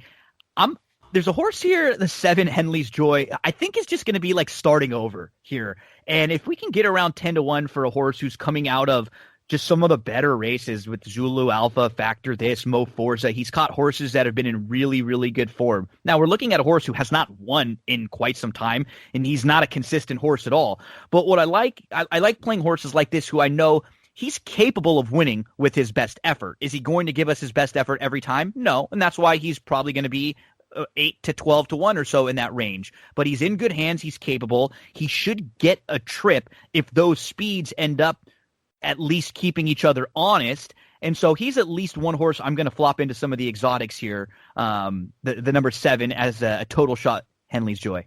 Yeah, I mean, this race, the way that I just kind of started with it was the number 3 and the number 4 cross border. I mean, they're fine, but they're unexciting. And no way I would use that. I couldn't play them. No way, right? I'm totally against them. I 100% agree. So then you start working your way outwards. And Henley's Joy, I mean, he kind of pops that optics plot. And so it's like, I don't love this horse for any reasons. I think you make good cases, and it's a lot better. But on optics plot, he kind of aligns with what you said in terms of a trip, that he should be right there. And I mean, just in a race where it's like, if you don't like those horses that are going to be at short prices, I mean, you have to use him because he's going to be a price in here, and just kind of makes sense from that perspective. The horse that I like in here, it's kind of an interesting one, is Captivating Moon. Now, there is some weather in the forecast, but I think it's supposed to hit until later, and, they might have him entered as a main track only. He won this race last year as a main track only, I believe. And then he's also entered in the 13th race, which actually I think this is a better spot for him. That 13th race, we'll get there, is pretty loaded. But he's capable on turf. And, going back to that, this race last year, I'm trying to find it, but was it this race last year? Yeah. I just don't have this pulled up far enough. December 21st in the slop when it came off. Yeah, and he won by a length and a half, and he beat Space Mountain. It got back down. Right. And then he came back out of that race, and he ran well on the turf, and he ran a speed figure that actually competes in here on the turf. So he kind of has that sneaky turf form, and he has that class, and he's just another one of those horses that could just kind of get the right trip in here. I mean, obviously, they're probably first choice to be like, if this race comes off the turf, like they're gold. But I also hope that they stay in this race, because he'll create some value, and I think that it's actually a better spot for him than that 13th. So we'll see kind of where he lands, but he's a horse I would use, and then a couple others just getting like real savvy and creative. The number 6, Argentello, some positive intent in his races. He just hasn't been able to get the right trip in the races that he was kind of pointing to. So I think there's some upside just in the fact that we just haven't really seen what his kind of best race to date. And sort of the same thing. I mean, Militia Man last time out, I mean, that's kind of just a toss being in that marathon type race, and looking at his turf races when he's kind of at this better distance, he's got races that fit in here. So, and again, the hot barn. So, I'm a little bit spread in here, but I would be interested in playing Captivating Moon if he stays in this race and is kind of close to his morning line. I think the opinion that you can probably take from both of us here is that this is a fun race to take a shot, right? Yes. Like, I'm not if you're gonna get excited about cross border at like 5-2, 3-1, or dot matrix at like 3-1, 7-2 or so, and you love them, great. But I don't. I'll find a bunch of other 3-1, 7-2 horses that I like much better than those horses in this spot here. Give me a swing on someone that's 10 to 15-1 in here, because it just feels like it's a race that's worth taking that chance. Yeah, I 100% agree. I mean, those horses, when they're running, I know they've been running against, graded stakes company, but then when they're running longer, it's like they're plotty, and the trainers know it, and they're just trying to get a piece. So, I'm always suspect of those horses when they kind of start cutting back, in distance, and they're just trying to find maybe, what works for them at this point. But I like the thought process and swing for a price. I'm going to be swinging again as we move to race number 11, and we'll go a mile and a 16th on the turf course, race number 11 Fairgrounds on Saturday. We have Secret Message, who is coming into the Brad Cox barn. Okay, firstly, does it seem like Brad Cox is getting just like a ton of these horses recently? Like all of these horses like coming from different barns into his barn? I feel like in the last month or two, I've seen way more of these than normal. Well, she was purchased out of the Keeneland sale, which happened right after Breeders' Cup weekend, and they've just decided to keep it. To wait her. Yeah, so they, so from that standpoint, it's like there's no real risk to run here. If she still wants to be a racehorse, great. And if not, they go to the breeding. It's like there's really no risk. But it's like understanding that scenario. Is that the horse you want at a short price? No. I definitely don't. I mean, she's capable. She could win, but it's just not the scenario where I want to take a short price. And I looking at this race, I was like, oh, good. There's like one solid favorite. Gullikson is not even going to be the favorite, maybe with Secret Message in here, but she's like so solid. She's a grade 2, grade 3 type. Had some trouble in the grade 1 last time out. I think she's a solid horse in here, just as far as like, one that kind of feels like, kind of the right horse at the right time, those types of things, kind of pointing to this meet and pointing to this race, those factors. And then I'm a little bit interested in the number 6. I don't know if you want to take a shot with the name there, but also interested in hearing who you're going to take a swing with in this spot. I'm going to take a little swing. Everything you said about Secret Message, I totally agree. I mean, she comes out of the best races. She's moving into Brad Cox. She's going to take a lot of money. No, thank you. Like, this isn't like, this wasn't her plan. This isn't the A game for her. I'm going elsewhere. I made some cases for the 9 here, Efe, who she might be able to just sit second or third. And if you go through her races, she's actually super consistent overall. She has legitimate excuses for a couple of the poor performances. She's run really well here at Fairgrounds, and mile and a 16th isn't an issue for me because she's won going a mile and a 16th on the dirt. And the 2-back race behind Sugar Fix was not bad. Sugar Fix came out of that race and took a shot against the stakes company on the Claiming Crown card at Gulfstream Park and put a line through the soft turf course at Ellis Park that day.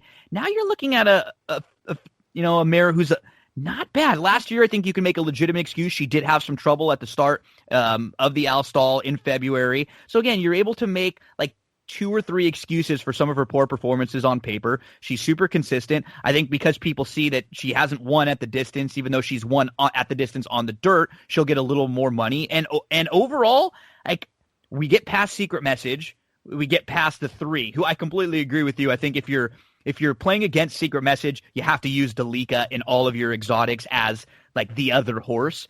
I think the 9 FA can really spice things up and maybe just be sitting in a good spot and fall right into a trip. Because after Secret Message and after really Gullikson, nobody else terrifies me with their class. I think she would be able to compete with the rest of this group. So I'm going to use her in a lot of my exotics. Yeah, I like it.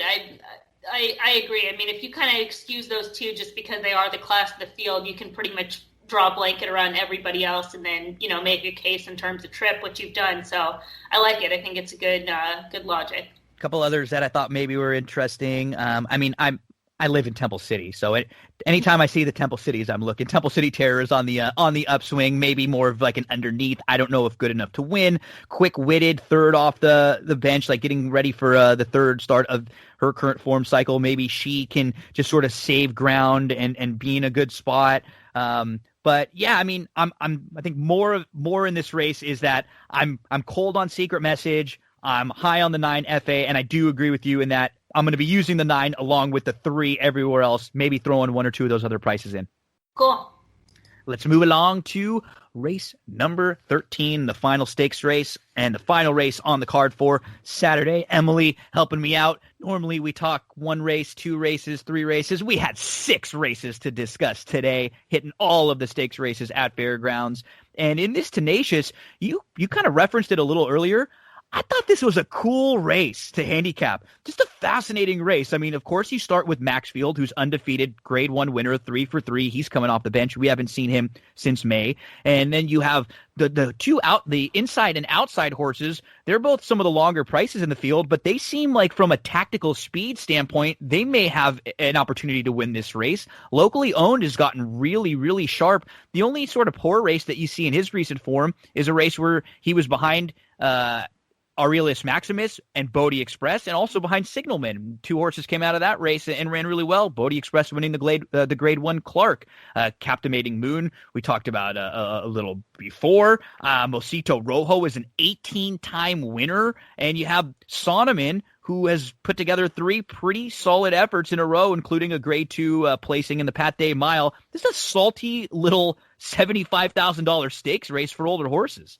Yeah, definitely. I mean, I think you have to start with Maxfield, and I guess you'd say the one knock with him, right, is the fact that he has those layoffs and he has those issues. But outside of that, I mean, he just makes a lot of sense and he's tough to knock. So, if he shows up and he's in form, I mean, he's the horse to beat. Yep.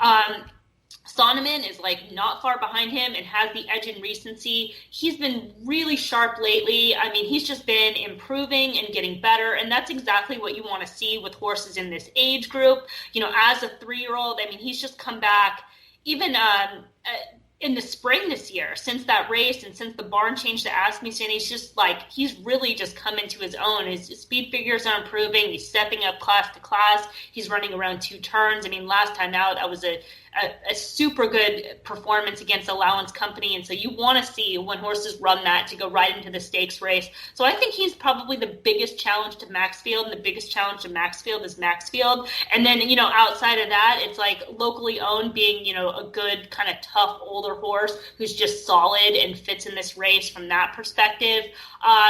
Cool Bobby, he's a little bit soft. Captivating Moon, I just hope they run the other race. But he wouldn't be impossible in here either. He's going to be a shorter price. And, Mosito Rojo, I mean, last time out, he was crazy bet down. It was 10-1 morning line that day, or 9-2 morning line that day. Took a bunch of money, and wide trip, and just didn't really get his kind of race. But I don't know, just in terms of class, if this is quite in the spot, but on his best day, he can certainly pop. Dinar, I mean, obviously had some trouble, to say the least, last time out, but we're going to have to see where he's at in terms of 2 turns. I think that's the big test for him coming into this race, is just to kind of see if he's a 2-turn horse or if they're going to stick him around 1 turn. Yeah, I think I respect Maxfield quite a bit. He will be tough if he comes in and puts a big effort forward. Question for you is just as far as what the pace from optics or from your handicapping. I thought that inside outside, I don't know with Dinar. Do you think Dinar is going to do you see Dinar and Cool Bobby going at it early? Is a better way of putting it. They're both in the same barn. I don't think so. I don't think Dinar breaks slow constantly. So that's always a trouble when you have, he's drawn on the outside. He's going to go kind of those 2 turns. So they might have to, if he breaks slow, they might have to send and go wide just to kind of recover. And so they're not stuck there. But he's not quick enough, just as far as side by side to run with Cool Bobby, and being from the same barn. I don't think they'd want to duel. But neither of them have that much stick. I mean, Sonneman, it is going to be right there, right? He's going to have first run on that pair. He's quick enough, and locally owned, kind of the same thing. He can kind of put himself kind of into that race, kind of sit right off Cool Bobby. I mean, Dinar, it doesn't look like he's going to get the lead, and the fact that he doesn't get the lead, it's he doesn't really have much class or much finish to pass some of those other horses. So I don't know what kind of trip he's going to get in this race. But of those 2, I mean, I don't know why they would go out and duel, but at the same time, I mean, I guess it's possible. Yeah, I don't know what other path to victory either of them would have, No, I think I'm going to probably end up hooking up the Maxfield along with Cool Bobby, locally owned, and Sonneman, and hope that I can get Cool Bobby in the mix, probably play some of them in the exotics, and maybe Cool Bobby can just hang around for a piece and hit the exacta or the try, and because I respect Maxfield, I do, and I think he's really good, and he's been a horse who, like you said, his biggest issues have been himself. He's been his own worst enemy, and I'd love to see him come back with a good effort here and be a nice older horse for next year. So I thought this was a fun card to handicap. We got a little bit of everything in these 6 stakes races, which is really cool. You get some of the younger horses, you get some of the older. We got a couple good grass races, a turf sprint, long on the grass. You got a little bit of everything here for whatever your taste is, Emily. Yeah, it is. It's a really good card. 13 races, there is pretty much everything. And then it's also early in the meet, and you've got a lot of these horses that are coming back off layoffs. So it'll be good to kind of follow these horses throughout the season. Emily, let the folks out there know where can we follow you on social media and what kind of stuff are you going to be working on? OpticsEQ.com will have like most of the information there. I'm doing daily selections at Brisnet right now. It's Los Alamitos. Obviously, that'll ship to Santa Anita. Next week. Next week, I know. It's already among us. And then on Twitter, OpticsEQ, and then my personal handle, which is at Emily OpticsEQ. Emily, thank you so much. Best of luck this weekend. I'll be going back and forth with you. Hopefully we can get into the winner's circle a couple times at Fairgrounds. Yeah, absolutely. Good luck to everybody this weekend. That was Emily Gullikson there. You heard where you can find her on social media. Great handicapper, great follow, and you get some humor from her on social media too. So thanks to Emily again. We'll have her back to talk some Santa Anita coming up really soon. Don't go anywhere, folks. Plenty more on That's What G Said. Horse racing fans, many of us have been using the DRF, the daily racing form, for years, studying the races, keeping up to date on news with all the articles. I remember looking for a copy at the local liquor store or picking one up at the local racetrack wherever I was going. Now it's even easier and cheaper than ever to use DRF with DRF.com and the newly optimized DRF Mobile. You can get all the tracks that you want to bet and handicap. Past performances that are mobile optimized for on-the-go handicapping on your phone.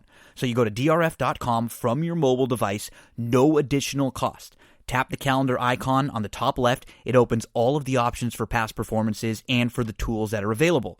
One click to bet now and DRF bets. Get real-time odds and scratches on race day. You can tap on any horse and you get those same DRF past performances that you're familiar with a larger font for your mobile display.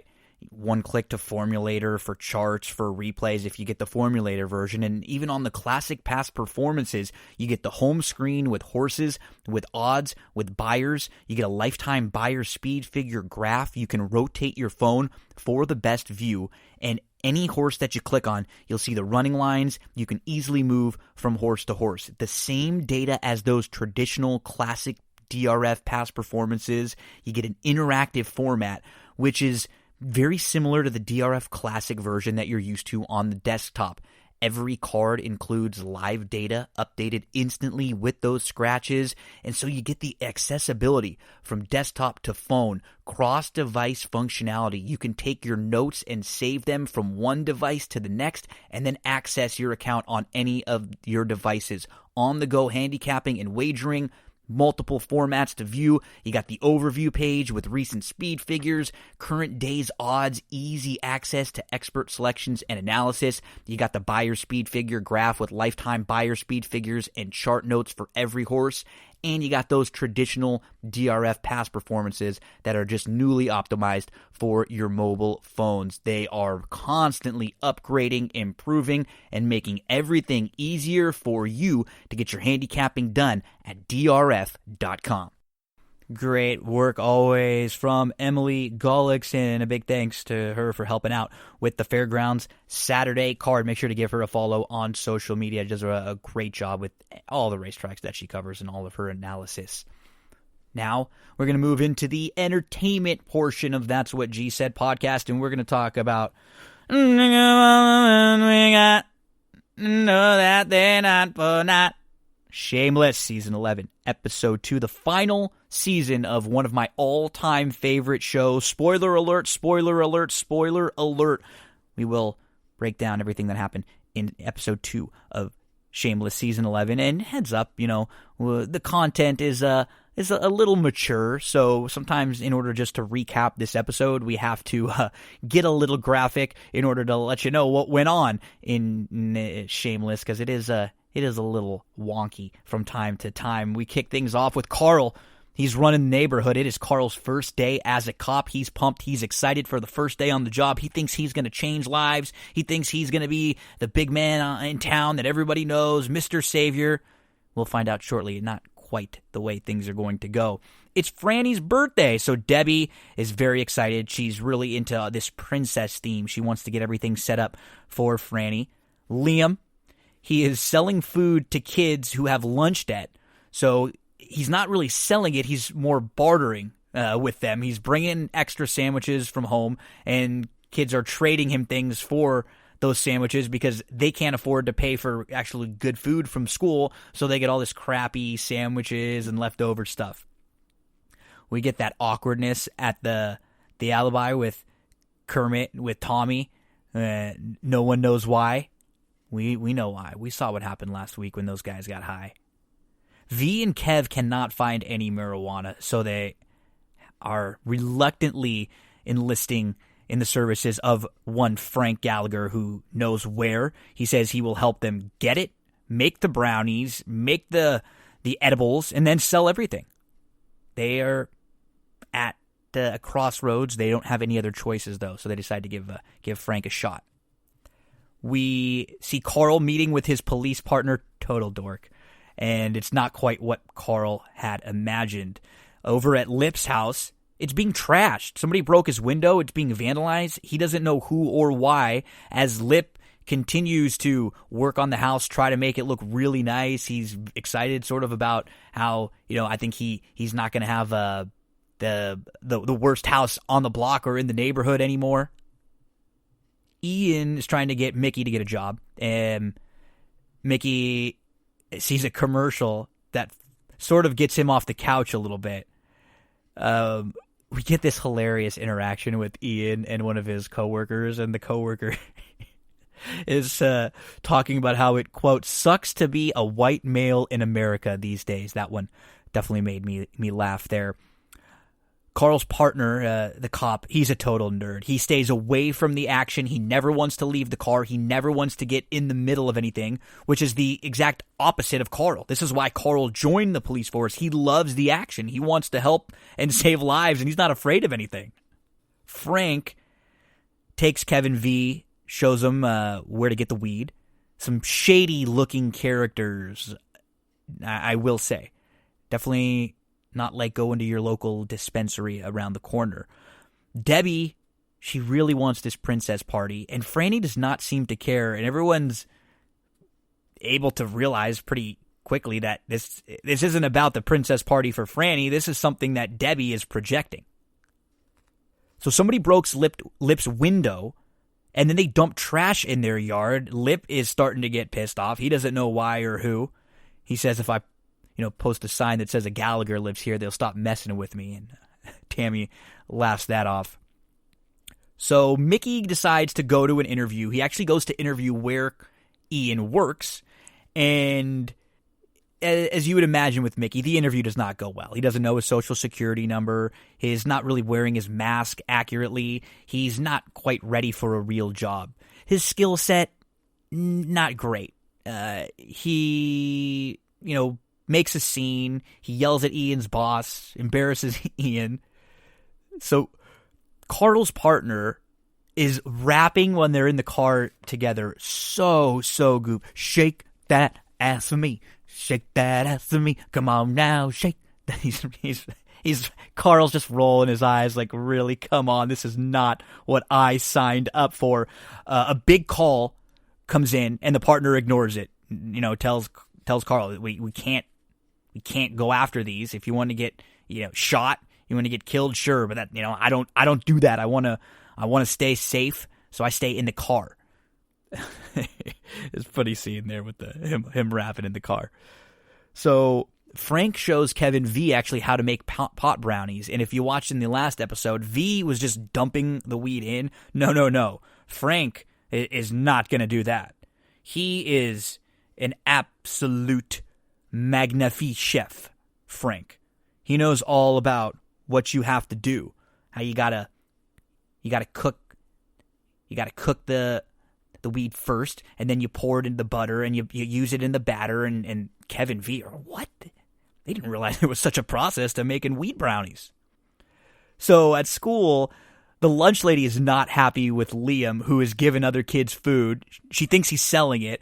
Liam, who is just one of the things that he did learn from Frank is how to give these epic speeches. He goes off on this tangent that he's just donating them and he's not really selling them. Now it's time for lunch, so instead of just taking their normal allotted time, Carl's partner calls in a fake crime so he can take Carl to go to his mom's house for some eggplant parm. Little eggy pea. So not only does he not want to go stop actual crimes that are happening, he is fabricating things so that way he can have a little longer time and go get some lunch over at Mom's. Mickey, as the interview did not go well for him, he decides he's just going to steal that truck and a bunch of expired food from the place that Ian works and then go try to sell it. All throughout the episode at the bar, there's that awkwardness between Kermit and Tommy. And everyone's asking why. What happened? Did you borrow money? Hey, what did you guys do? Who did what? At one point, Frank even says, "You two just need to kiss and make up." And they both look at each other and about throw up. So we see Frank showing off his weed barista skills here. As customers come in, Frank is able to explain everything to them and really show his sales skills, talking them into purchasing everything. So things are going well for Mickey, too. He actually makes a deal to sell some of the expired stuff. But the princess party is not going how Debbie planned. All of a sudden, a Dracula bounce house shows up instead of Princess Castle. But Franny doesn't seem to care. She's just excited that it's her birthday. She just wants to have fun. Carl's partner decides that it's time. They get ready. They turn on the sirens. There's a call they're going to respond to. Carl's pumped. They think it's a big deal. He's getting ready.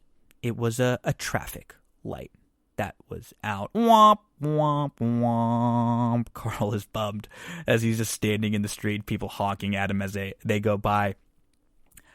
So after they finish up their shift, Carl convinces his partner to go for drinks. He tells him, "You know what? I was a good soldier all day. You told me to be a good partner. I was. Now you're gonna be a good partner with me and come and get some drinks." So he agrees to go over and have a drink with Carl. Frank actually helps Kevin V sell all of the product, everything. They each make like over $1,000 in this one day selling from all the weed they got, they cooked, they sold all this stuff. So Frank, Kevin V, they're pretty pumped at how profitable their day has been so far. The badge already getting Carl some girls. In fact, when he's out drinking with some of the boys, one girl invites Carl into the bathroom. So we get another bathroom scene like we got one with Kermit and Tommy last week. And the bathroom shenanigans are more than just Carl with his girl. In fact, his cop partner, who is married, is actually in the bathroom with a different girl in the stall right next door. So, just typical. It wouldn't be an episode of Shameless without somebody getting it on in the bathroom, right? So, Debbie is upset because none of Franny's friends have actually showed up to the princess party. Debbie is in a full princess gown. She's taking this so seriously. And then Mickey comes in, and he's got these airsoft guns, and Franny loves them. So she goes running with Mickey, and they're shooting guns. And so Debbie's whole idea of what this princess party was going to be just never came to fruition. And unfortunately, Carl's partner has a heart attack mid-sex. There was a reason why he didn't go partying all the time. And Carl, it looks like, will probably have a new partner tomorrow morning or the next day because I don't think his partner is going to be bright and early up for work after his night of bathroom chicanery and ending up in the hospital. So Lip and Tammy's place is actually being trashed by old ladies from the neighborhood. Remember, somebody broke their window, somebody was dumping trash, they couldn't figure out who or why, it was pissing Lip off. Well, the older ladies in the neighborhood who have lived there for a while said that they're making their house look too nice, and it's going to end up raising the value of all the homes around, and it's going to force them out of their neighborhood. And Lip couldn't believe it. He's actually got the nice house in the neighborhood on the block, the one that people don't want, the one that are jealous about. They're envious of his house. It's sort of a real role reversal for Lip. He doesn't want to be the bad guy. So what does he end up doing? They're graffitiing their own place to fit in, to make it look, the proper, to make it lower the property value. Kevin V go after Kevin V and Frank make their business transactions. Frank tells them that if they want to do this again, he's going to take a bigger cut because, honestly, Frank did all the work. He found the product, he cooked everything up, and he really sold the product. He really did everything. So Kevin V, especially V, she doesn't like these plans. She, of course, wants to be the big piece of the pie. So they tell Frank no, and instead they try to go do what Frank did. They try to find where Frank got the product first, and when they show up there is no product because Frank had already been there and already bought it all. He might be careless, but the guy is sharp. He's sharp. He knows what he's doing. He doesn't give an F, but don't count out Frankie. Looks like we've got some marital problems continuing for Ian and Mickey because Mickey's got some money, but it was the way that Ian didn't want him to get the money from just stealing and getting a quick fix. He understands that at some point Mickey's going to get caught again and he's going to go back to jail, and that might be it for Mickey. So a pretty action-packed episode of Shameless. Season 11, Episode 2 of Shameless on Showtime. We will recap each and every episode right here on That's What G Said podcast. We are going to get into the wrestling portion of That's What G Said. We're going to preview the TLC pay-per-view coming up this weekend, but before we do, we have to let you know about OldSmokeClothing.com. Horse racing t-shirts, hats, zip-ups, quality clothing, hoodies, tank tops, long sleeves. They have custom designs there, whatever you want. Special collections like the Kentucky Derby collection or the Secretariat collection. They have a clubhouse, which is a quarterly delivery packages that are sent to you, each of them including an exclusive t-shirt, custom horse racing themed gift, various package fillers. Check out the Old Smoke Clubhouse. When you use the promo code GINO, you get free shipping on your order from oldsmokeclothing.com. Tis the Law, Midnight Bisou, Authentic, She Dares the Devil. They've got shirts and clothing to represent all of your favorite horses. oldsmokeclothing.com. Promo code GINO gets you free shipping on your order. Let's get to WWE TLC coming up this weekend. Just a couple minutes because there's not a whole lot set up for the card. We've got the New Day. It's a new day. Yes, it is. Kofi and Xavier versus the Hurt Business, Cedric, Alexander, and Shelton Benjamin. This is for the Raw Tag Team titles. It feels like this has to be the time for the Hurt Business. These two have been going back and forth and back and forth. I think the Hurt Business could use these titles more than the New Day could, who are a perennial tag team title contender. Put it on the Hurt Business. I think it helps them a little bit more to give them the tag titles. Nia and Shayna versus Asuka and TBD. This is the women's tag team match, tag team title match. Now, this entire storyline for a couple months has been around Lana. If Lana does not show up and win this and help win this match, it does not make any sense. And WWE does plenty of things that don't make sense. This should have been Nia and Shayna versus Asuka and Lana in a tables match.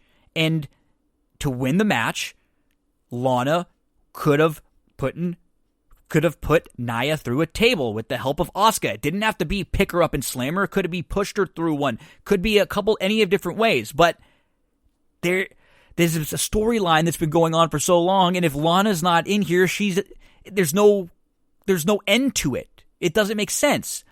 Lana has to show up here. I mean, she got crushed, just destroyed, her butt kicked.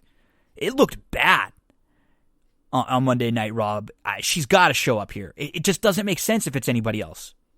Third match on the card, Sasha Banks versus Carmella. I like the Carmella presentation, what they've done with her, sort of repackaging her a little bit here, but this is Sasha's time. This should be a pretty solid, convincing win for Sasha and continue to move forward. She's one of the better acts going right now. You've got Roman Reigns with Paul Heyman, who knows about the Usos, versus Kevin Owens in a TLC match for the Universal title. I think they've done a good job with Owens. the problem is we all know Roman's not losing. And so it's harder to get invested into one of Roman's feuds right now, even though Roman is doing incredible work. I think the work he's doing is great. But anytime he's in the ring, we know he's not losing. And so I think we have to start doing a better, WWE has to start doing a better job of building up some contenders for Roman to make them sort of feel somewhat legitimate by the time, they get into their feud with Roman. This should be a great match, a lot of fun, but there's no way Roman Reigns is losing this title right now. I don't know what a Firefly Inferno match is going to be, but we will find out. Randy Orton, The Fiend, Bray Wyatt. Is Alexa going to be involved in this in some way, shape, or form? Is this going to be one of these cinematic matches? Maybe a little bit of both, where we get some of the Firefly Funhouse, and then we're out in the ring also. This is sort of in its own world, the Randy Orton versus The Fiend stuff. It's to me. I feel like they've sort of messed up The Fiend. He's not that hot, must-see presence where he felt like a different, unique character right when he debuted. The main event match, Drew McIntyre versus AJ Styles, TLC match for the WWE title. I'm assuming this is the main event. Who knows? Could be a couple different ones that they end up putting on last. But Drew and AJ, phenomenal match I'm expecting with these two. Miz and Morrison could be in the mix. You have Omos. What about Sheamus? So there could be a lot of outside interference here, and I'm thinking I wouldn't be shocked if some way, shape, or form Miz were cashing the Money in the Bank in at the end of this night.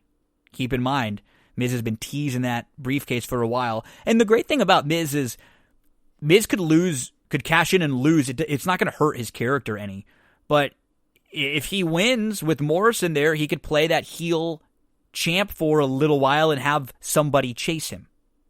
WWE TLC on Sunday night on the WWE Network.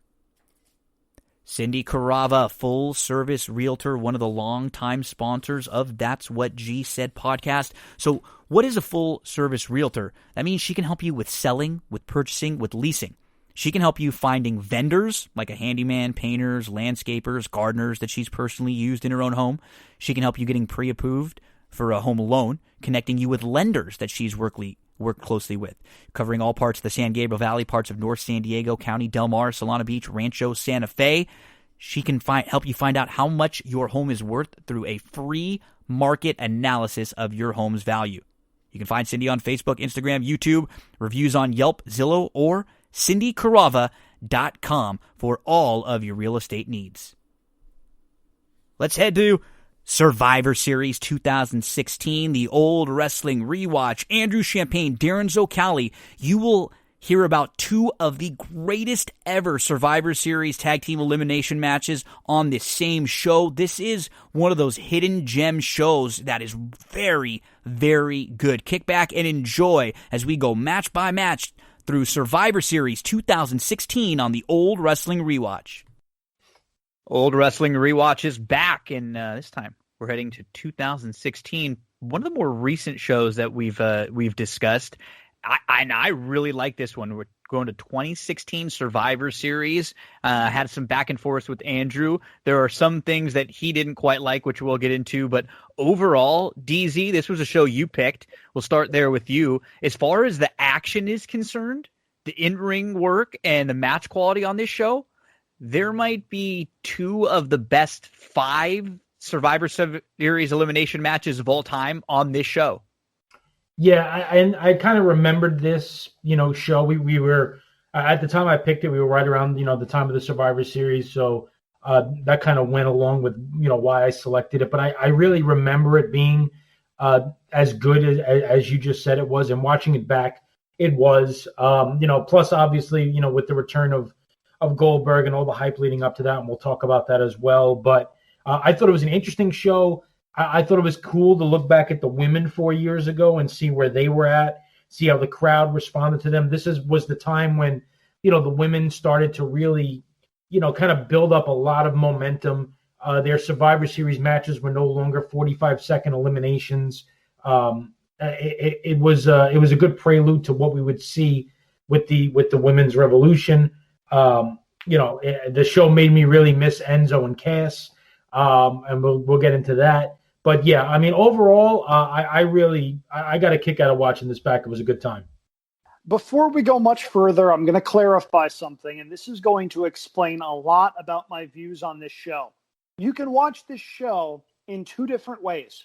You can watch it as intended, with the sound on and with the cast of thousands at commentary jumping all over each other to talk about whatever the hell brand bragging rights are, or you can watch the show on mute. If you watch the show on mute, it is a fantastic wrestling show. If you watch it with the commentary, it is painful. It's too much. Listen to. And you're a guy. Too much 5 minutes in. Yeah, you're a broadcast guy, and you've done this in different forms forever. The 3-man booth is sort of tough to pull off. It's too much. Yeah. The 4-man booth, when there's all these moving in and out, is just crazy. Like, think about some of the best teams that we can remember forever. We're thinking, Jesse and Gorilla, and Bobby and Gorilla, and Jerry and Lawler and JR, some of the best teams ever. Generally, they're in 2s. You get 3 in there, it's kind of hard. People start stepping on each other's toes. You try to mix 4 in there, it's just never going to work. No, and the worst part was they were going in and out, but they all had the same bullet points that they were instructed to hit. Yeah. So everybody got their brand bragging rights card. And fantasy warfare. Yes, fantasy warfare is another one. David Otunga has a line during the men's match that made me laugh out loud with how horrible it was and how somebody had to feed it into his headset in order to get it to him. Now, the in-ring action is very, very good. But as far as the presentation is concerned, and with WWE, that is something they have always done well. Even when the in-ring product isn't that good, the presentation makes you feel like you're watching a top-flight show. The presentation of this show and the commentary that is on this show is one of the worst I have ever seen, and it drags down every single thing that it touches. Okay, well, I can understand all the commentary critiques and stuff like that. To me, it didn't bring the show down when I'm watching it. I was just more annoyed with things here and there. When we get some Moro, I always like me some Moro, and so more Moro, please. But we, like you said, we're getting Moro, JBL, Corey Graves, Saxton, Cole. There's just too many people in and out, back and forth, and at sometimes 4. Right off the bat, we have Moro and JBL, Graves and Byron Saxton.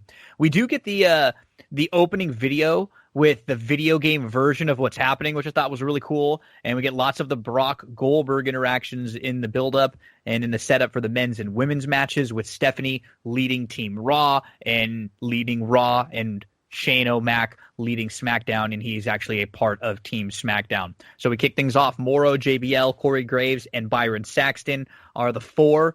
And Andrew mentioned this, if you're playing the drinking game, make sure you've got a bunch of beers or like 2 or 3 bottles of hard alcohol, because anytime and a bucket to vomit in, and some food, like something greasy to soak it up. We don't want to kill you over there, and probably some water too. You're going to want to at least alternate between booze and non-booze. Bragging rights, fantasy warfare, some of your key names or your key phrases tonight, and we kick things off with the women's elimination match. And hey, as far as like a who's who of some of the really good women and the really quality women of the last, I guess 5 to 7 years or so, where WWE started giving them more of a focus. A lot of them are in this match. And man, I will say, does this make you guys feel old? Because this feels like it was a year ago. Like, feeling like this was 4 full years ago. Like, a lot has happened, but it feels like, wow, thinking like this is 4 full years ago. Well, and not only that, but if you look at like some of the wrestlers, we're like another world removed. Yeah, they were like, you take a look at Becky, and Becky always had like the little Irish attitude, but where she was then, where she was then versus where she ends up, about 2.5 years later or even less than, but it is completely night and day. Even obviously the Bayley character is a complete 180. Got Ambrose has been the AEW champ for a year. yeah, exactly. But I mean, but if you take like, I'll tell you another thing that I noticed. Charlotte, I think, has had some significant work done on her face. Yeah, she looks nothing like she looked in this show 4 years ago. I know. But yeah, it's interesting. It's interesting to hear the reactions. Bailey, and I'll send it right back to you. But Bailey, as an example, she is probably, I won't say she's polarizing in terms of like a Roman Reigns character, but man, there are times where you go back and watch a show with her, and she gets a monster pop. They pick her music to start the show, monster pop for her music. But then you could probably fast forward like 6-9 months, and everybody was completely fed up with her gimmick, and they couldn't stand her. And then like you get a year later where she, wins the Money in the Bank briefcase and cashes in with it, and the place goes nuts again. Like, man, I don't know. She blew so hot and cold, but I'll tell you, her music hit the roof, blew off of a amazingly hot crowd throughout the entire card. That's for sure. Really quick before we move on, though, and this piggybacks a little bit off of what Darin said, because, Gino, you mentioned about how this feels like last year because there's a lot of familiar faces and whatnot. What does that say about how many stars WWE has built in the interim? I mean, look at 2016 and look at now. The one money guy that is on the roster now that wasn't on the roster back then, McIntyre, maybe. Yeah, no, you're right. And you look at this, and that's like, this is a good group in both the women's and men's matches, but it's one thing that we've seen as WWE's gotten caught into now for a while is they don't create these new stars. They kind of create a few, they'll run with them for a while, and I like Reigns, I like Rollins. And it's funny because the crowd is booing Reigns. You talk about different versions of guys, like, this is the version of Reigns, and now I'm sure the crowds, if they were crowds, would be loving him. But it's a great point again, Andrew, because in some senses it really does feel like, wow, this was right then, we're watching it all, and then in some senses it does feel like a million miles away. And maybe, as I said to you, I think via text earlier, like we've almost had like a forgotten year where wrestling's continued going on during this pandemic, but it's not been the same type of year, that most years are. Nonetheless, good show getting started. So let's go through. It was the first match that we have here. It's the women. So Team Raw is Charlotte with Dana Brooke in her corner. She was like Charlotte's apprentice at the time. You have Charlotte, Bayley, Sasha, Nia Jax, and Alicia Fox. On SmackDown team, it's Becky, Naomi, Alexa Bliss, Carmella. And as Nikki Bella's music hits and she's making her entrance, we cut backstage and she's been attacked. She can't go on. The doctors say there's no way. Daniel Bryan, the SmackDown GM, is checking out, and she can't make it, so they have to send in the coach, Natty. And remember, they're in Toronto here, so getting Natty out there is fine, and this is definitely something that set up the storyline moving forward. So Natty's out to fill the spot. Alicia, Carmella start the match, and the Raw women are kind of arguing and tagging each other in early. Charlotte, Bayley, Sasha, back and forth, especially Charlotte and Sasha not getting along. And at one point, we get all the women in the ring. Then Nia comes in and kind of parts the seas and tells everybody to get back to their corners. We get some Charlotte-Becky interaction, and then we get some spots with Nia looking dominant. Alicia eliminates Carmella quickly, and then Alexa eliminates Alicia immediately. Twisted Bliss after that. Naomi with the diving crossbody off the top rope onto Nia standing on the floor outside of the ring, which was smooth. Nia was able to recover, lays Naomi outside the ring, and then Naomi is counted out and eliminated there. And we'll go a little farther before we get a little analysis from the boys. Let's see. Naomi got counted out and eliminated, and then Sasha and Natty had a little back and forth. And with some help from Alexa Bliss, Natty rolls up and eliminates Sasha. So pretty surprising to see Sasha go out so early, but something we've seen through the years. Like, Sasha right now in 2020 is probably getting booked the strongest that she's ever been booked. She's always sort of been someone that they would get hot, get cold with, and never really give her the push that they gave a Charlotte or a Becky. So DZ so far to kick things off, some eliminations here and there, and a little surprised to see Sasha go out so early. Yeah, and I thought the action was pretty good. I actually thought that I thought Carmella and Alicia Fox got the match off on a really good start. I thought they did some good work. Thought there was a good Bronco Buster there. I thought that Alicia Fox hit a really nice Northern Light suplex as well. You forget that Alicia Fox could actually work pretty good in the ring. But yeah, I thought they got the thing started off good. You had the whole drama building up in the corner between Charlotte and Bayley and Sasha with the tagging back and forth and the pushing around and whatnot. But yeah, I mean, they get Nia Jax involved and that's always good. The crowd chanting 10 while Nia Jax is on the floor. You really going back to the time of, I think this is like Ty Dillinger was kind of a craze, and you had that perfect 10, and he was a Canadian wrestler, of course. Yep, I think he had a big night on NXT the night before. Yeah, I think that's what it was. Yeah, he did. So you kind of had that going on as well when you're getting those hard 10 counts. And then of course you get Naomi eliminated by a count out, so you get that as well. Natalya, of course, did her roll up of death at one point. You're going to get that. She puts a sharpshooter on. Crowd pops for that. I mean, look, is the action groundbreaking? Is it the best work that these girls could ever do? Probably not, but I think it's good. I think it starts the show off on the right foot, and I think the match, the first 5 or 6 minutes in, I think you're interested and you're invested in what's going on. I'm going to go back before the match starts, back to the entrances. So they play Carmella's music. Crickets. Absolute crickets. Yep. Now, she got called up to the main roster from NXT in mid-2016. Enzo and Cass got called up early. Carmella got called up a little bit later. And she was nowhere near ready as a wrestler. And just watching her, she clearly needs to be led through everything. It's why they had Alicia Fox in, because Alicia Fox had been around forever. Now, very choreographed. Yes, and there were only a couple of things she could do, and she did them a couple of times. Credit to her, she developed and got better, but I think she could have used another year in NXT before they called her up. However, attractive blonde, Vince was never going to pass that up, and not only did they call her up, they put her over Asuka the next year. At some point, we should probably go through that. Now, they do the thing with Nikki, where she gets hit from behind and has to sell. For one, she can't act. For another, Natty just conveniently shows up in her ring gear with a SmackDown shirt. You know where this is going, and yet they milked the drama of who attacked Nikki Bella for weeks. Weeks! You knew where it was going the second it happened, and it insulted the intelligence of everybody watching that they dragged it out as long as they did.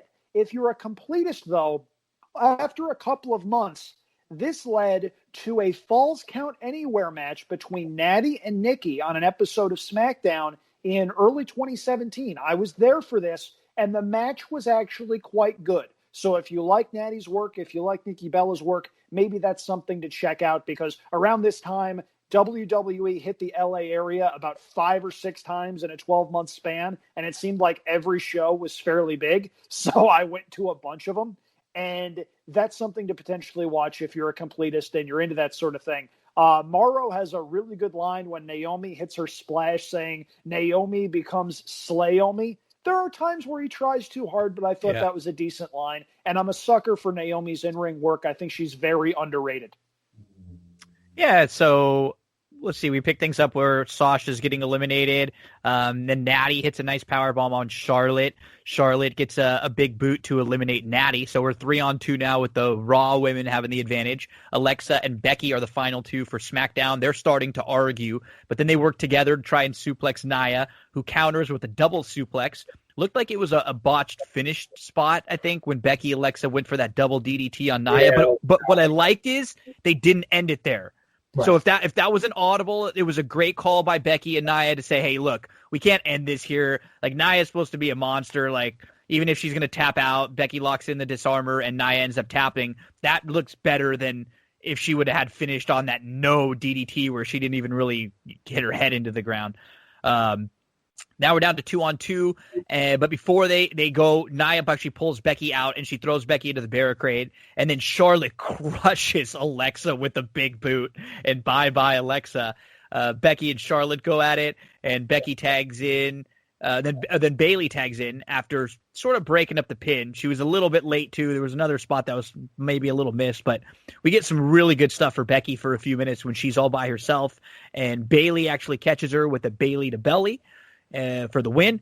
Charlotte then attacks Bailey after the match, lays her out, sends her flying into the ringside barricade multiple times. Hard. I thought this looked pretty brutal. It was a pretty good post-match beatdown and a good job from both Charlotte and Bailey after the match. And I thought that the last half of the match really did pick up because, as you would expect, you're getting more of Becky, Bailey, Charlotte, even Alexa, who's good in the ring, who's very solid in the ring. She's not quite at the level of the others, but she's no slouch.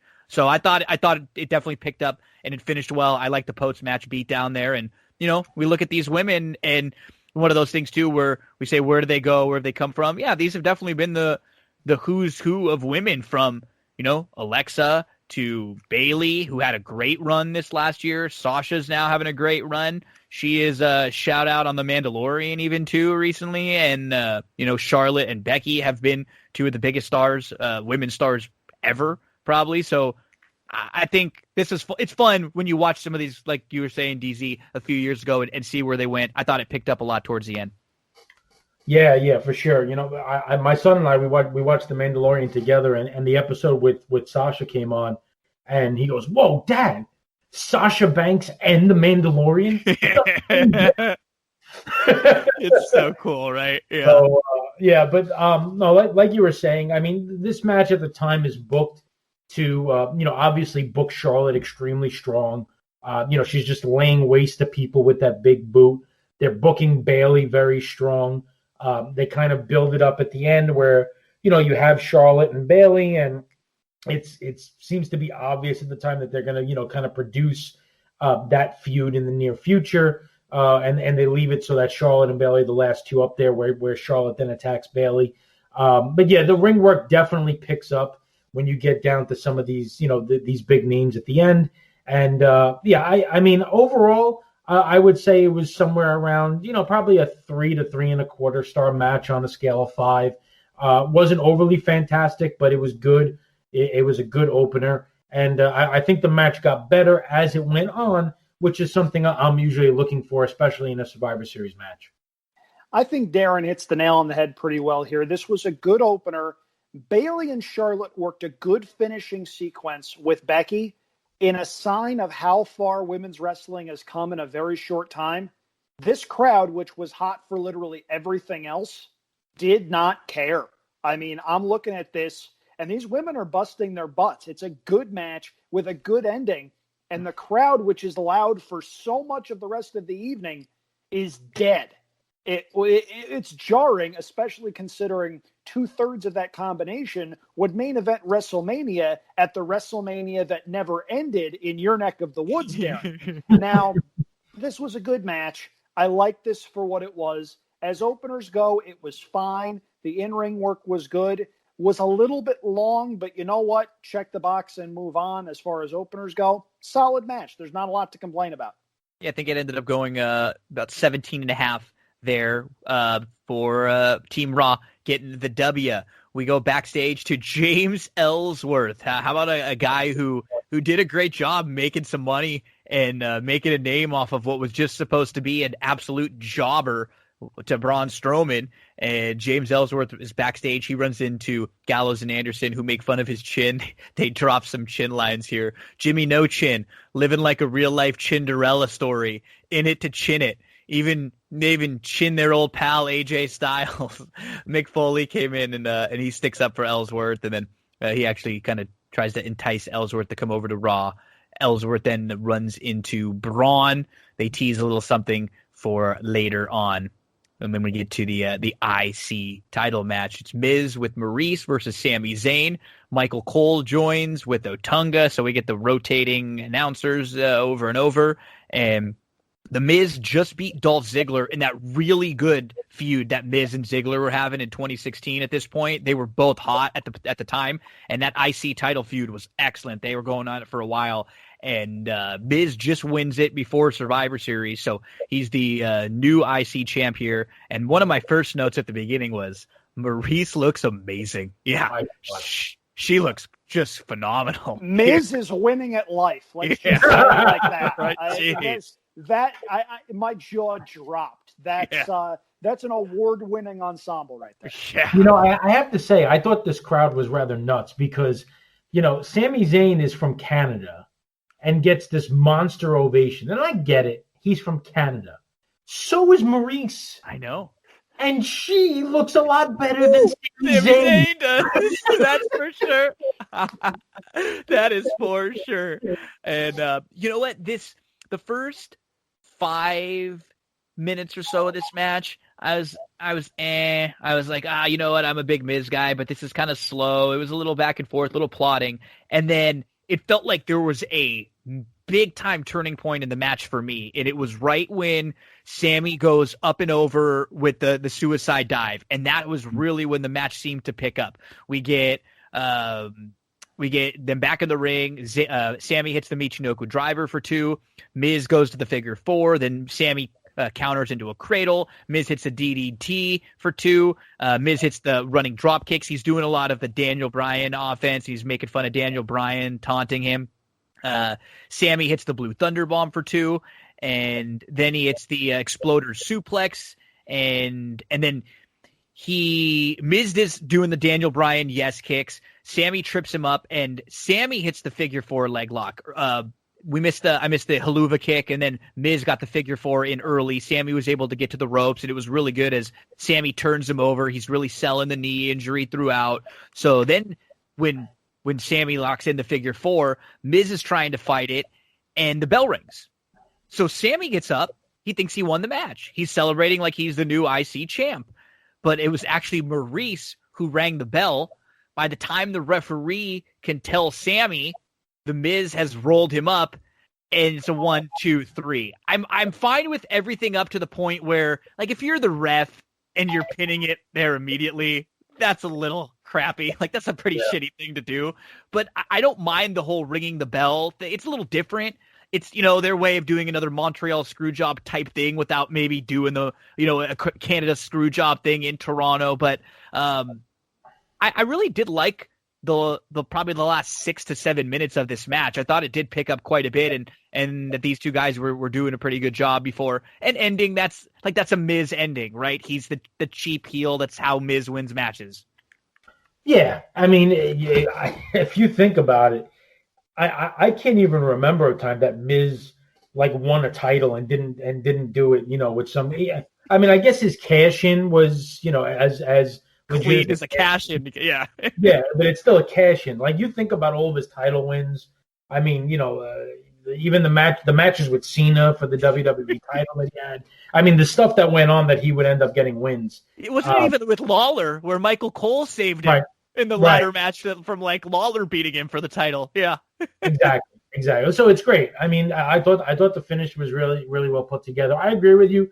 I thought the first half of the match was slow. I thought then it picked up. You know, Zayn, when he hit that clothesline, put Miz over the top and then hits that flip dive like you talked about it. I mean, that's kind of where, for me, it took on a little bit of a different tone. You get a Michinoku driver from Sami, which I always like. You get that whole kind of figure 4 thing. I always like Miz's DDTs. I've always believed that Miz is an underrated worker in the ring. Yeah. And I think it's because, you know, look, he's one of the best mic people of all time. You know, nobody can ever argue that point. But I think his mic work at times has been so good that it's kind of been what has defined him as a character. And some of the stuff that he can do, while not necessarily, you know, being a Daniel Bryan in the ring. And I'm not saying that he could work with a broomstick, but I think at times what he actually is capable of doing in the ring sometimes gets overlooked. And I thought he did a damn good job. He's got a high floor, right? He does. Like his ceiling isn't nearly as high as a lot of others. Like, he's not going to give you a lot of 5 stars, but he's got you're very rarely going to see just bad from Miz, which is nice. Like, he's just like a really good hand in the ring, which is what you need for a heel like him that's an upper mid-carder guy that you can kind of slot into the main event sometimes. Exactly. And the thing with Miz, and I think you hit the nail on the head, I've seen him live many times. Obviously, I've seen, you know, him on pay-per-view many times. I can't really – there's nothing at the forefront of my mind that goes, oh, yeah, man, that match with The Miz was terrible. Like you can find matches with big name people that that they easily pop up in your head. But I've seen Miz, in some bad pay-per-views. Backlash 2000 and I think it was 17 I think 17, which was like the worst pay-per-view of all time. But Miz and Rollins kicked off the show in a fantastic match. Miz and Roman, the work that they did together when they had that kind of icy title feud on Monday Night Raw, the matches were really, really good. And I think this match kind of is what you say. Zayn is good in the ring, Miz is good in the ring. You get a good match. I always thought, while the Helluva Kick was a nice move, I really always thought that Sami Zayn's finisher should have been that Blue Thunder Bomb. Yep. I really like that move. It's kind of I don't know. It just has more impact on me. And you could almost set the Helluva right into the Blue Thunder. You could do the Helluva from the corner. The guy can get a little staggered, and you can just go right into the Blue Thunder from there, which would be ideal. But yeah, I mean, you hit on all the high points. I mean, it's a good match. I enjoyed it. It picked up halfway through. Really liked the finish. Good work, good story, good angle. Nothing really for me that was bad about this. And you get Maurice. Can't complain. Miz pays for one match, and I don't know how much of it was his fault. The WrestleMania main event against John Cena stunk to high heaven. Yeah, it's not a WrestleMania main event. That's the problem. Like, if that match was on the main event of a SmackDown, you wouldn't think anything of it. It just wasn't. The problem with the two. It was they were already building to the Rock stuff. You know what I mean? Like, The Rock was more a part of the main event, and The Miz was really an afterthought. So, yeah, I agree with you. That's probably one of the bad ones you could point to. And it's not even in a vacuum, I think, probably a terrible match. It's just, it's not a WrestleMania main event. When you rank it with the main events up there and what that quality should be, it's just, yeah, you need a little bit more from that. Yeah, especially coming on the heels of stuff like the Shawn Michaels Undertaker back-to-back matches. Those are the matches you expect at a WrestleMania, not that one. You can't pin the blame on that to Cena, the biggest draw of the era, so the other guy has to hold the bag. And that's basically what happened there. Now, Miz is not a bad worker. This was not a bad match. To me, it just felt like a house show match where neither guy wants to get out of second gear. They're trying, but there's another gear that they didn't get to simply because the story dictated they didn't need to get there. Sami Zayn did the barricade moonsault, which I thought was a really cool spot. And then he did Maurice's taunt right back at her, which I thought was really, really funny. Yep. Now, I've got a question for both of you because Darin hit most of my main points, so I'm just going to ask this question. There were two really annoying WWE fan tropes that showed up on this show. And I want the poll from both of you as to which is worse in hindsight. Because at the time, both were kind of fun if you're in the audience, but were grating if you weren't. Trope number one. Whoa, 10! Yeah. Whoa, 10! To the point where the people working the match couldn't hear the referee's count. That actually threw people off at times. That's number one. Number two is when the fans count along with the ref and go, 1, 2, 2, sweet. God, that's annoying. I hate them both. It's just, look, I understand the appeal of being in the crowd and making your voice heard. That's why you buy the ticket. You have the right to do that. But my goodness, does it make all these old rewatches from this era age terribly? Oh, there were some funny ones there. You get that in Toronto too. That's kind of one of those strange, what they would call the bizarro crowds, right? Bizarro world, yeah. Bizarro world. So, I'm a good match though. I think Darin and I liked it a little bit more than Andrew, but I can understand what you're saying. Fine. It wasn't a bad match. It's just like I said, it sort of felt like a house show match. Yeah, because I think it was the start. To see one of those at a Big Four show. That's all. And some of it had to do with that. I think they've been doing this now in recent years when they do this Raw versus SmackDown Survivor Series where they flip some of the titles right before.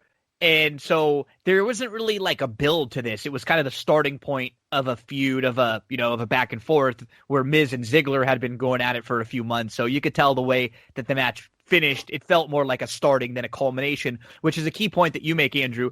When we were young, we got so programmed to, hey, we're going to have sort of Royal Rumble, WrestleMania, SummerSlam, Survivor Series are the big shows where things will culminate. And then you're going to have a lot of the, Saturday night's main event or Raws and stuff in between where you'll progress storylines. But we always got to think that when we were younger, and that's just not really the case anymore now with TV and with so many shows. There's never really a stop and then the new year's starting, sort of how it used to feel around WrestleMania time and with the Big Four. So we now get to the let's see, commercials. Yeah, then entrances. So, okay, we missed the backstage segment. AJ Styles and Dean Ambrose. They're both on Team SmackDown, and they're back and forth bickering though because they have a match in a few weeks at TLC for the title. So they're already at each other's throats about that. Then Shane O'Mac comes in. He tries to calm them down. He's on Team SmackDown with them. He wants to get everybody on the same page so they can beat Raw and they can beat Stephanie. May I ask a question before we move on? Yes, sir. I was watching this segment. These are two incredibly gifted talkers. I look at this segment. I look at the segment before with Anderson and Gallows. Two tremendously creative guys where all they need is a mic and a general direction to go in. Who talks like this? No. Nobody. No one. Yeah. It's nobody. That's one of the things that through the years they've gotten really bad at, just about the verbiage for some people. It just, hey, tell AJ, tell Dean, here's your bullet points. Here's what we want you to get across. You can't trust those two guys to get their point across in exactly what they did here, and just make it a little bit more smooth. Yeah, I mean, Raven made a really good point on a shoot interview / guest booker thing that he did with one of the major companies, talking about how you write for guys in the mid-card because there's a reason they're in the mid-card. You trust the guys at the top of the card to deliver in the ways that they do their thing. Now, Ric Flair even said when he came back to WWE after WCW went out of business, there was some give and take between him and the writer's room to where they had to compromise on the writer's room giving Flair bullet points. Like, Ric Flair needs to be taught how to cut a promo? Really? I know. It is laughable when you put it that way. Yeah, just some things that you notice, especially where you just right now, Roman Reigns, for example, this feels like Roman Reigns is dealing with Paul Heyman and dealing with his own voice much more than he's ever been before. And this is something Darin and I spoke about the other day. We're not getting the suffer and succotash Roman Reigns anymore, and this Roman Reigns feels a lot better. You need to do this throughout, give people their own voice. These two guys can handle it. Dean cut some, Moxley cut some incredible promos over in AEW now. That was always one of his strengths. As we move to the Survivor Series elimination tag match, Team Raw versus Team SmackDown. From when I was very young, have always been a fan of these matches where you get either 28, 16 or 20 people out there around the ring. Now, there are probably a couple tag teams that didn't belong out here. You knew they were sort of going to be fodder and they were going to be out of there pretty quickly. But the bulk of this, you get some strong teams. On Team Raw, we've got Cesaro and Sheamus, Enzo and Big Cass, Gallows and Anderson, The New Day, and the Shining Stars, which was Epico and Primo. On Team SmackDown, we've got American Alpha, Chad Gable, and Jason Jordan. Talk about a shame when you see these guys. It's like, don't you think and then obviously Jason Jordan got hurt, and he was sort of getting a little bit of a push before that with the Kurt Angle stuff. But these two guys just could have been a solid tag team for years to come. Vince doesn't like pushing the tags. So American Alpha on Team SmackDown with Breezango, with Heath Slater and Rhino, the Hype Bros, and the Usos here. And I think pretty similar formula to the women's match in that at the very beginning we're sort of getting some of the lesser stars in the match out. We get a Fandango and Breeze eliminated instantly by Kofi, and then a pretty big surprise where the New Day gets eliminated really quickly. Kofi turns around and he gets a Jimmy Uso super kick to the dome to eliminate him. So a couple eliminations right off the bat. We get Zack Ryder in the mix. He and Epico going back and forth, and then Zack Ryder ends up getting eliminated quickly by Gallows. And we'll get to one more. I thought Primo and Epico actually had some spots where they actually did look pretty good. At some moments where they were going at it with Gable, and those guys were always solid in the ring. The ring work was never a problem. It's just they've never really gotten over. They've never really had anything that would make the crowd or anybody really care all that much. What, you didn't want to go to Puerto Rico? With the brochures? Yeah, they're going to sell me some land down there in Puerto Rico. Timeshare. There we go. Yeah. Rent timeshare. Thank you. So they are eliminated by Jason Jordan. So I guess we'll go there so far, DZ. We're sort of getting the fodder out. Fandango and gets eliminated, but Kofi and the New Day getting out of there so early on, probably a surprise. You generally feel like they're going to be hanging around till the end in some of these tag matches. Yeah, I mean, a couple of things from the beginning. Number one, I said it before. I miss Enzo and Cass, man. Yeah, I'm glad you mentioned that. Yeah, I know they're not for everybody, and that the shtick gets old.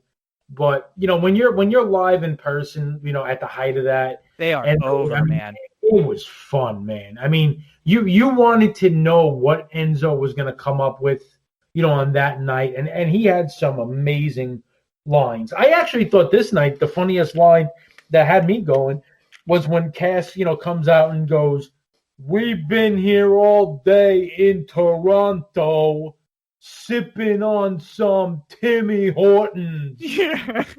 You guys have been sipping on nothing but average Joes." I was dying. I don't know why, but stuff like that just had me cracking up. But I really do miss, the height of Enzo and Cass hysteria.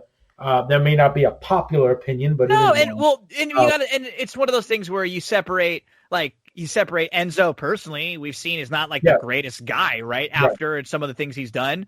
But at this point, the character Enzo, and this is before we really know any of that too. I mean, this guy is over. There is not any place, Andrew, that they went to where most of the crowd is not on their feet singing. It's cheering along. My name is Enzo Amore. Very comparable to the New Age Outlaws, and never a team that was, again, incredible in the ring, but if you look at some of the things they did in NXT, and if you put them in a spot where you had Enzo as the babyface in peril, you get the hot tag to Big Kaz, the formula was there for them to succeed. I mean, right off the bat, when they came in, they were put into a feud, right, with Cena at SummerSlam with Cena against, or in one of the pay-per-views leading up against the Bullet, like AJ and Gallows and Anderson? Yep, that's exactly right. Enzo Amore and Big Cass should have been opening WWE shows for 15 years. Yep. Look at their promo. Easiest thing in the world to do. At every town across the country. You don't need new music. You don't need new merch. You don't need incredibly sophisticated catchphrases. You don't need two guys that can work. The fact that they couldn't work didn't matter. And then WWE royally butchered everything. They split them up. Yep. Put them in a match with one another. Cass tears his ACL, I believe the story I was there that night. Oh, boy. Yep. So Cass tears his ACL. They have to call an audible with Enzo. They put Enzo in the cruiserweight division on 205 Live because at the time, rumors were that he was very tough to deal with backstage. Apparently, he was playing himself on television, which is oddly the reason he got called up, because he was so good at that, and then nobody wanted to deal with him once he got there. So they put him on 205 Live. They put him in a feud with Neville. There are varying accounts of what happened, but I was at the Raw that ended with Enzo's championship celebration and all of the cruiserweights hitting their finishers on Enzo. That's the only time 205 Live has ever been over. That's an indisputable fact. That's the only time anybody cared about 205 Live. Yeah, there was some receipts there, you're saying, Andrew? Then Neville left. And when Neville left, everyone forgot about everything. Yeah. And then the stuff came out about Enzo Amore and his extracurricular activities, and they cut bait with him. Cass comes back. They try to push him as a big guy that can move. Everybody drink. Except he couldn't really move. He was sort of uncoordinated. He was sort of clunky. Daniel Bryan dragged him to a 3-star match, kicking and screaming. And then the next day, Cass is released. And thus ends the tale of Enzo and Cass in WWE. Talk about wasted potential. My goodness. I know I took a long time getting to that point, but it feels true. I feel the need to spell all of that out. It's true. Because it's so ridiculous at every possible turn that they were put into those situations. Something else that's ridiculous. Well, 2 things, I guess. Kofi cuts a promo to promote Team Raw Unity. I don't care. I know. When every one of these teams is going to move in whatever the next draft is, and they're going to change their silly little t-shirts and suddenly say their new show is better than their old show with the same exact promo, I don't care. Then the bell finally rings for this match. The bell rings at 1 hour and 11 minutes. Through 1 hour and 11 minutes, we get 2 matches and 2 segments with horrible commentary, with horrible writing. Look, I'm hard on this show. I will readily admit I am much harder on this show than either Gino or Darin. This match ruled. I loved watching this match. I will go back and I will rewatch this match because it was so viciously entertaining. But my goodness, it took 1 hour and 11 minutes to get there, and it shouldn't have. Yeah, you're not wrong. How's that for a promo, guys? No, but you're right. This is another show that I think it clocked in at like 3:24, and there's just a lot of filler. Like if you really, a lot of entrances, especially with big Survivor Series teams, some big video packages that went on pretty long. So there's a lot that if you just cut a little of that out and really focused on the stuff in the ring, the show would be a little bit better. But when it drags, it is a little bit difficult to do. You're absolutely right. There's some things in parts that's just like you said, get there. And once we got there, and once we got to about the middle point of this match, we got Jordan and Gable got eliminated by Carl Anderson. And, that was the thing that always bummed me out. I wanted so much more for American Alpha. I love these guys. You see some of the stuff they did in NXT. It was incredible. We had Gallows and Anderson get eliminated by Rhino, which was a cool spot when Gallows turned around and Rhino gored him for a big ovation. And then we had Kaz, who hit the big boot on Rhino and Slater, and then you get the Enzo. So Rhino and Slater have been eliminated by Enzo Amore. Then you get Jey Uso eliminates Enzo on the splash. This was just boom, boom, boom. The action really started picking up, and then we get to the final 5 to 7 minutes. Oh, this is so good! It's so just good. a match between the Usos and Sheamus and Cesaro. And at this point, Sheamus and Cesaro were a newly put together tag team. They were still battling about if they wanted to be a tag team. Mick Foley threw them together because they had this best of 7 series that was really, really good that people actually got into. And I mean, Cesaro at one point was just flying around the ring. Uppercut. I think Moro said something that cracked me up at one point. He said Cesaro's got, I think Jimmy Uso set up, and he's going back and forth, uppercut to uppercut to uppercut. And Moro says, ain't no party like an uppercut party, because an uppercut party don't stop. Oh, yes, it does. Because one of the Usos came in, or he countered it. It was just very quick and like instant. It was one of those things that he had to just react to right away. It was a great line. It made me laugh. And I would watch this sequence 2 or 3 times. I mean, it was so good. Cesaro throws in a 619 at one point. It's a cross body off the top for 2. The crowd is just going ballistic. He hits the swing on Jey Uso. Sheamus is out on the floor. Then Jey locks in a tequila sunrise submission. Cesaro fights out of it. He gets the sharpshooter in Canada, so they're all pumped. Jey tries to fight out of it, and Cesaro pulls him back, Jimmy goes for the super kick, but out of nowhere, here comes Sheamus to brogue him out of the ring. It was really cool. You could see Sheamus get pumped right after he broke to know he won the match. I liked this whole match, and I loved the last 10 minutes or so, in particular when it was just the Sheamus Cesaro versus the Usos there. I thought it was an incredible finish. And when you look at this match and then the SmackDown match that we see later on, the men's elimination match, I went back and looked, Darin, at some lists that people make on different websites and different blogs of the best Survivor Series elimination matches. And on almost every list, these two were on it, and almost all of the lists, these two matches were both top 10, and in many cases, even number 2 and number 5. Yeah, and it's a big part about why I picked the show, because I remember these two matches being excellent. One thing about the Usos, man, do they look different? Right? Oh, man, do they look different? This match they lost a little of that baby fat almost. They did. They did. Yeah. They each toned up. They put on a little muscle and lost the baby fat. No question about it. This match for me is really well done, because it's kind of like a tale of two different matches. You have the really fun stuff in the beginning. They're doing the gimmicks with each of the tag teams, and you're getting the guys that you want to get, and they're getting their moves in and all that kind of stuff. And then when you get down to the end, you get down to the nitty gritty, you just get a good old-fashioned wrestling match. And I love the way that the arc of this match kind of goes from one place all the way on the left to one place all the way on the right.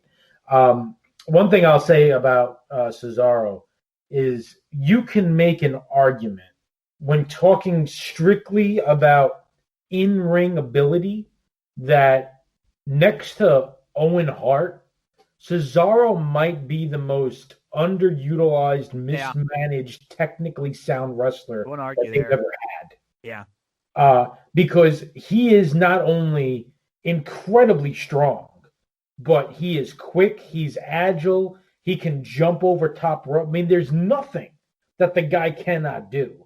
And why he hasn't been more than pretty much just a tag team kind of specialist when it comes to title pictures, and why he hasn't had a main singles run, I can't possibly understand, because the crowd has always loved him. He's always been excellent. And for the life of me, I can't figure out what it is that Vince didn't see in this guy that pretty much the rest of the world saw. And I'm sure Andrew will have some comments, but I'll just end with saying it was a great match. The middle part of the match where everybody's flying over the top rope onto each other and all the stuff that they got going on there was great. You do get some sadness when you see American Alpha and what those two guys, were capable of. But like you said, the last 6 or 7 minutes, clearly WWE at this point is pushing the Usos. They're starting to get their push, and they're starting to push the concept of Cesaro and Sheamus as a tag team. But yeah, for me, phenomenal match. Story of two different matches, both sides of it done extremely well. For me, as close to a 5-star Survivor Series, elimination match as you're going to get. I loved this match, and Darin, you led into Cesaro really well. The only other guy that I would put on that list where you had Cesaro and Owen Hart, I'd throw Ricky Steamboat on there as well. Yes, He had the big match at WrestleMania 3 with Savage, but they brought him back after the hiatus as the Dragon, when just being plain old Ricky Steamboat would have immediately vaulted him into the main event and given them so many fresh matchups to work with. They just decided not to do it. Now, my goodness, are these guys good? Yeah. Everybody in this match gets a spot where they're able to show what they can do.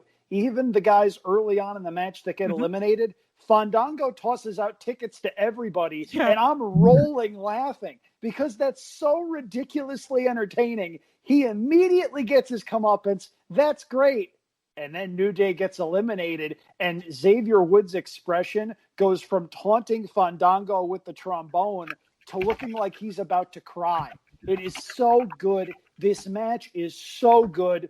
Even the announcers, who had a terrible night overall, had a couple of really good lines in this match. Mojo Rawley gets tagged in, Zubaz pants and all. Corey Graves calls him Tuesday night's blithering idiot. Heath Slater gets a stage dive on everybody, and Corey goes, I guarantee you he perfected that in his above-ground pool, which I took exception to, of course, because I had an above-ground pool growing up, and it was very nice. Now, the last 7 minutes. Oh, man. Cesaro and Sheamus were still in the wacky tag team partners who don't like each other phase of their relationship, and they had freaky chemistry. This was right after they had a best-of-7 series with one another that ended in a 3-3-1 tie, and Mick Foley, then the GM, decides, you know what, you both get a title shot at the tag team titles. And when that happened, I remember going, are you kidding me? Can you believe what they're doing to Cesaro? Can you believe what they're doing to Sheamus, who still has miles left? Da-da-da-da-da-da-da-da. Then they team up as the Bar. And they had so many good matches over the next 2 or 3 years. It was a case where they instantly had chemistry. Even here, when you can tell they were still sort of trying to get on the same page, the sequence with Cesaro getting the 619, rushing out to deliver the big European uppercut, turning around without stopping, sprinting to the top rope, and getting the splash. I bought it as the finish because I remembered Sheamus and Cesaro wound up winning the match. I bought it as the finish. When one of the Usos kicked out, I went, whoa! Yeah, this is... I forgot it wasn't the finish. And then they bring up the finish, and it's even better with Cesaro getting the sharpshooter, Sheamus running in to kick the head off of the other Uso. And I'm sorry, I still get Jimmy and Jay confused. Me too, I can never definitively identify which one is which. If WWE isn't going to make it easy, I'm not going to do them any favors. But Cesaro winds up winning by submission. They do a bit at the end of the match where they take turns playing to the crowd. Everyone loves booing Sheamus, and everyone in the building is roaring for Cesaro. He looks like the biggest baby face on the entire roster after doing that. And yeah, they missed the boat with him a couple of different times as a singles guy. He's far more entertaining as a talker than he lets on television. Yeah. There's an old series on the WWE Network called WWE Countdown. And there's a segment, I believe it's the Bloopers and Blunders show, where they talk about Scott Steiner cutting a promo. And he does this Scott Steiner impression that is so ridiculously funny. That's not easy to do because Scott used to stumble over his words all the time. Yeah, this was the Big Dipper promo. He's from got a great sense of WCW humor. days that He was does. quoting. He's one of those guys, if you just let him be himself, he would be funny. People would like him, but he wouldn't cut the WWE promo that they want all that great. But the problem is I completely agree with Darin in that you don't have to be a unbelievable promo guy if you connect with the fans. Yeah, and that's why they gave him Heyman. That's why they gave him Heyman. And then for some reason, it just never took. Those two had no chemistry together, and it got dropped really fast. But Cesaro won the Andre the Giant Memorial Battle Royal by dumping the Big Show on his own. My goodness, it's right there. Yeah, but it's a bummer for Cesaro, but he's still going to be someone who, is always in the mix for a while, and we're always going to scratch our head and say, I guess, woulda, coulda, shoulda with him. We get another backstage segment. It's Stephanie McMahon and Mick Foley backstage. They're celebrating everything going on so far. They said Cesaro and Sheamus should get a tag team title shot against the New Day, and Foley said the match will take place on Raw, and they said it could be the worst night in history for one McMahon and the best for another. And Foley said they're looking good. We got a commercial for The Rock's new Disney movie, Moana, and then we get Morrow and Corey Graves on the call for the Cruiserweight title match, and they're the 205 Live announcers.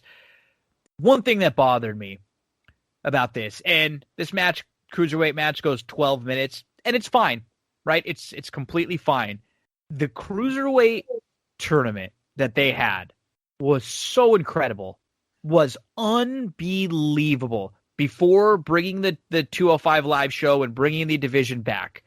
And they actually let everybody get to that next level that Andrew was kind of talking about in the Miz-Sammy match. Like, we could feel that there's another gear or two in some of these matches. Almost all of those Cruiserweight matches especially in rounds 2 and semifinals and the final rounds, they let him go. They let him go.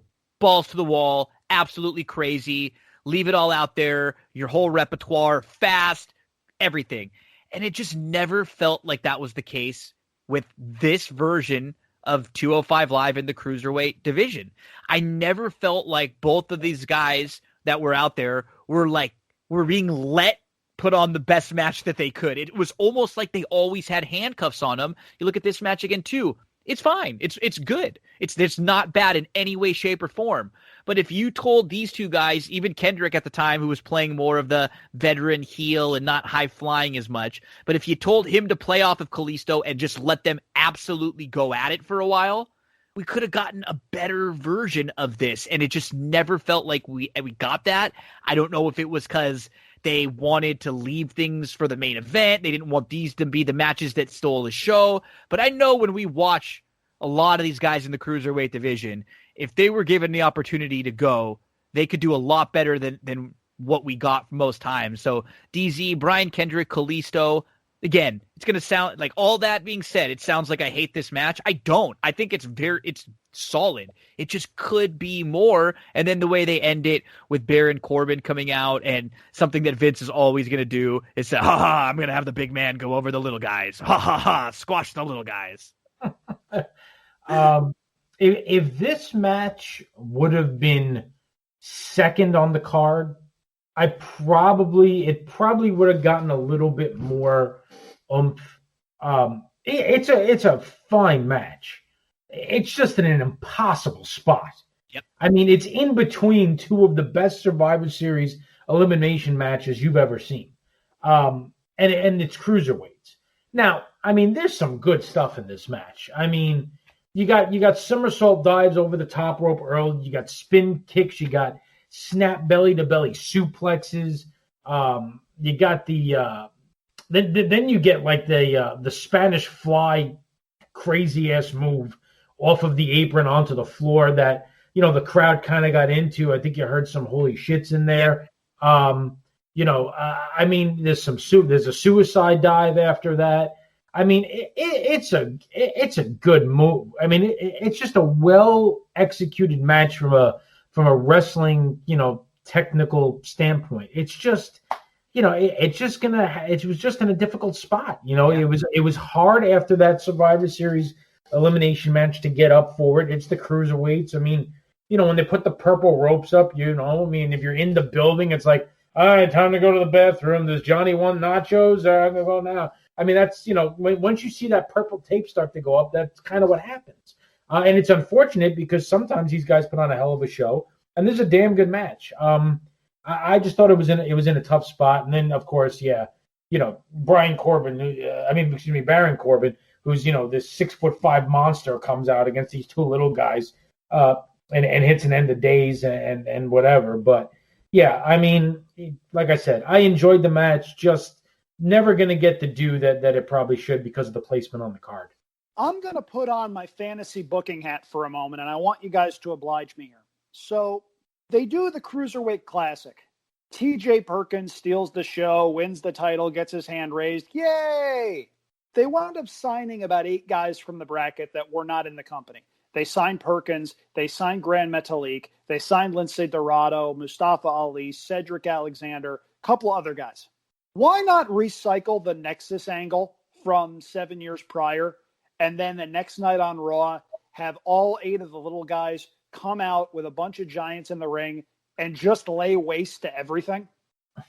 It's just you Vince want to make stars. You want to make stars. That's how you do it. And he never did. He never did, and that's the problem. It was just this was starting to be at the point where I think Vince was and WWE were getting into the really we want to just stack all this talent. We want to accumulate talent because even if we're not going to really use these guys and gals, somebody else can, and that's, it sort of felt like around here where that started.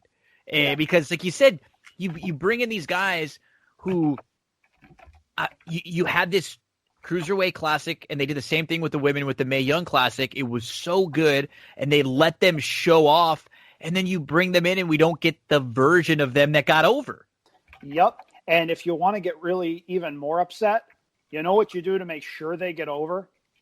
You put Daniel Bryan as their manager. Yeah, or how about this? You film or you record and you tape this. What was it? Either it was did they start they were doing it before or after SmackDown? I think it was after. After. Yeah, after it was after the main events, and everybody leaves. Yeah. And so, could you imagine too? Just why wasn't it part of NXT or just filmed and taped down there at Full Sail? The crowds would have been so much more overall. The entire division, like the same matches that you would have had on 205 Live, where there's nobody around in a big arena. The crowds in NXT would have ate it up, and everything would have felt better. And then the performers would have been a little more excited. I think it was a logistics thing because some of them were on the road and how the WWE schedule was. But I always thought that, wow. And then they one of the problems too, they got stuck with the 205 Live name, so then they felt like they always had to go on live, at least for a while. Whereas it's like, hey, just have this record 2 or 3 of these, have them in the bank from Full Sail and just play them week after week. We could do a whole podcast on the cruiserweight and the failings there, but unfortunate. And as you would expect it, you get the big man Darin coming out. Now, couple of things really quick before we move on. And I know we spent way too much time on this one. Another really big match coming up. There were 3 reasons I didn't care about this match, and there were 3 things I didn't care about. I didn't care about the cruiserweight division. I didn't care about what show the cruiserweight division was on because those were the stakes of this match. If Kalisto wins, the cruiserweights go to SmackDown.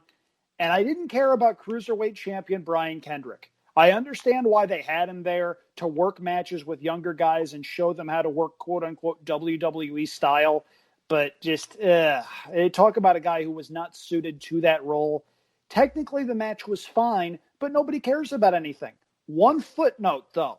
Corbin runs out, and lest you think nothing good came from this, a couple of weeks later at TLC 2016, one of the worst pay-per-views in WWE history, the best match of the evening was Baron Corbin and Kalisto in a chairs match where they went for 10 minutes and Kalisto bumped his ass off. That is a genuinely good match. It is probably the best singles match Baron Corbin ever had. If you're a completist, go watch it. It's 10 minutes. It's not a long match, but it's a very good match. And at least that led to something. We get the two main event matches, the main event Survivor Series elimination match, and then Goldberg, Brock Lesnar to finish things out. And this, from the time that the intros started, the intro packages started, through the introductions, the ring entrances, it was an hour and 10 minutes to the finish of the match, which is, and I got to be honest, they could have cleaned up the entrances and stuff like that. As far as the match, there was so much going on and so many different stories intertwining and different big stars in here. This was not boring. This was a damn good match. It actually went almost 53 minutes bell to bell, and then another, 15 or so with all the bells and whistles around.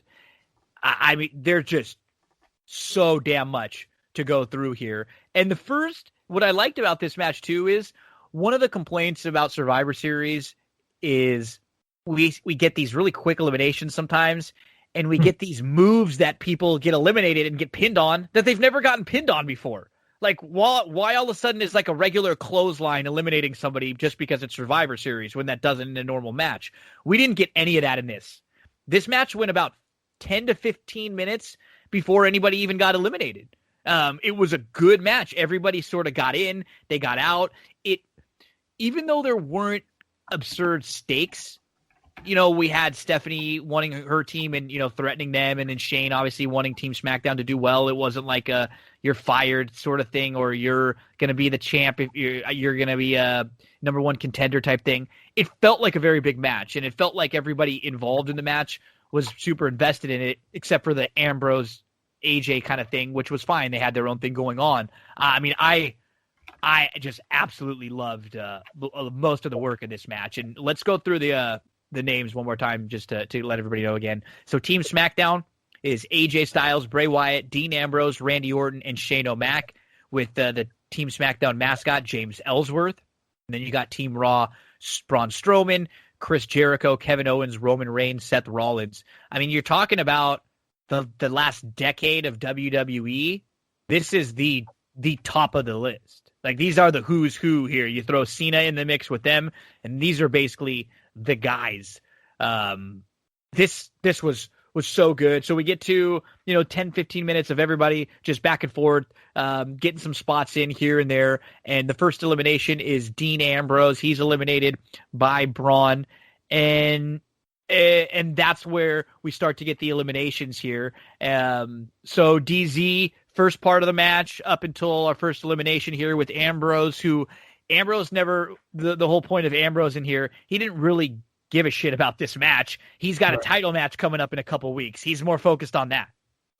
Yeah, I mean, there's a lot of issues going on between Ambrose and Styles, and obviously that's going to kind of rear its head as the match goes on. But you're right. I mean, you just take a look at the lineup.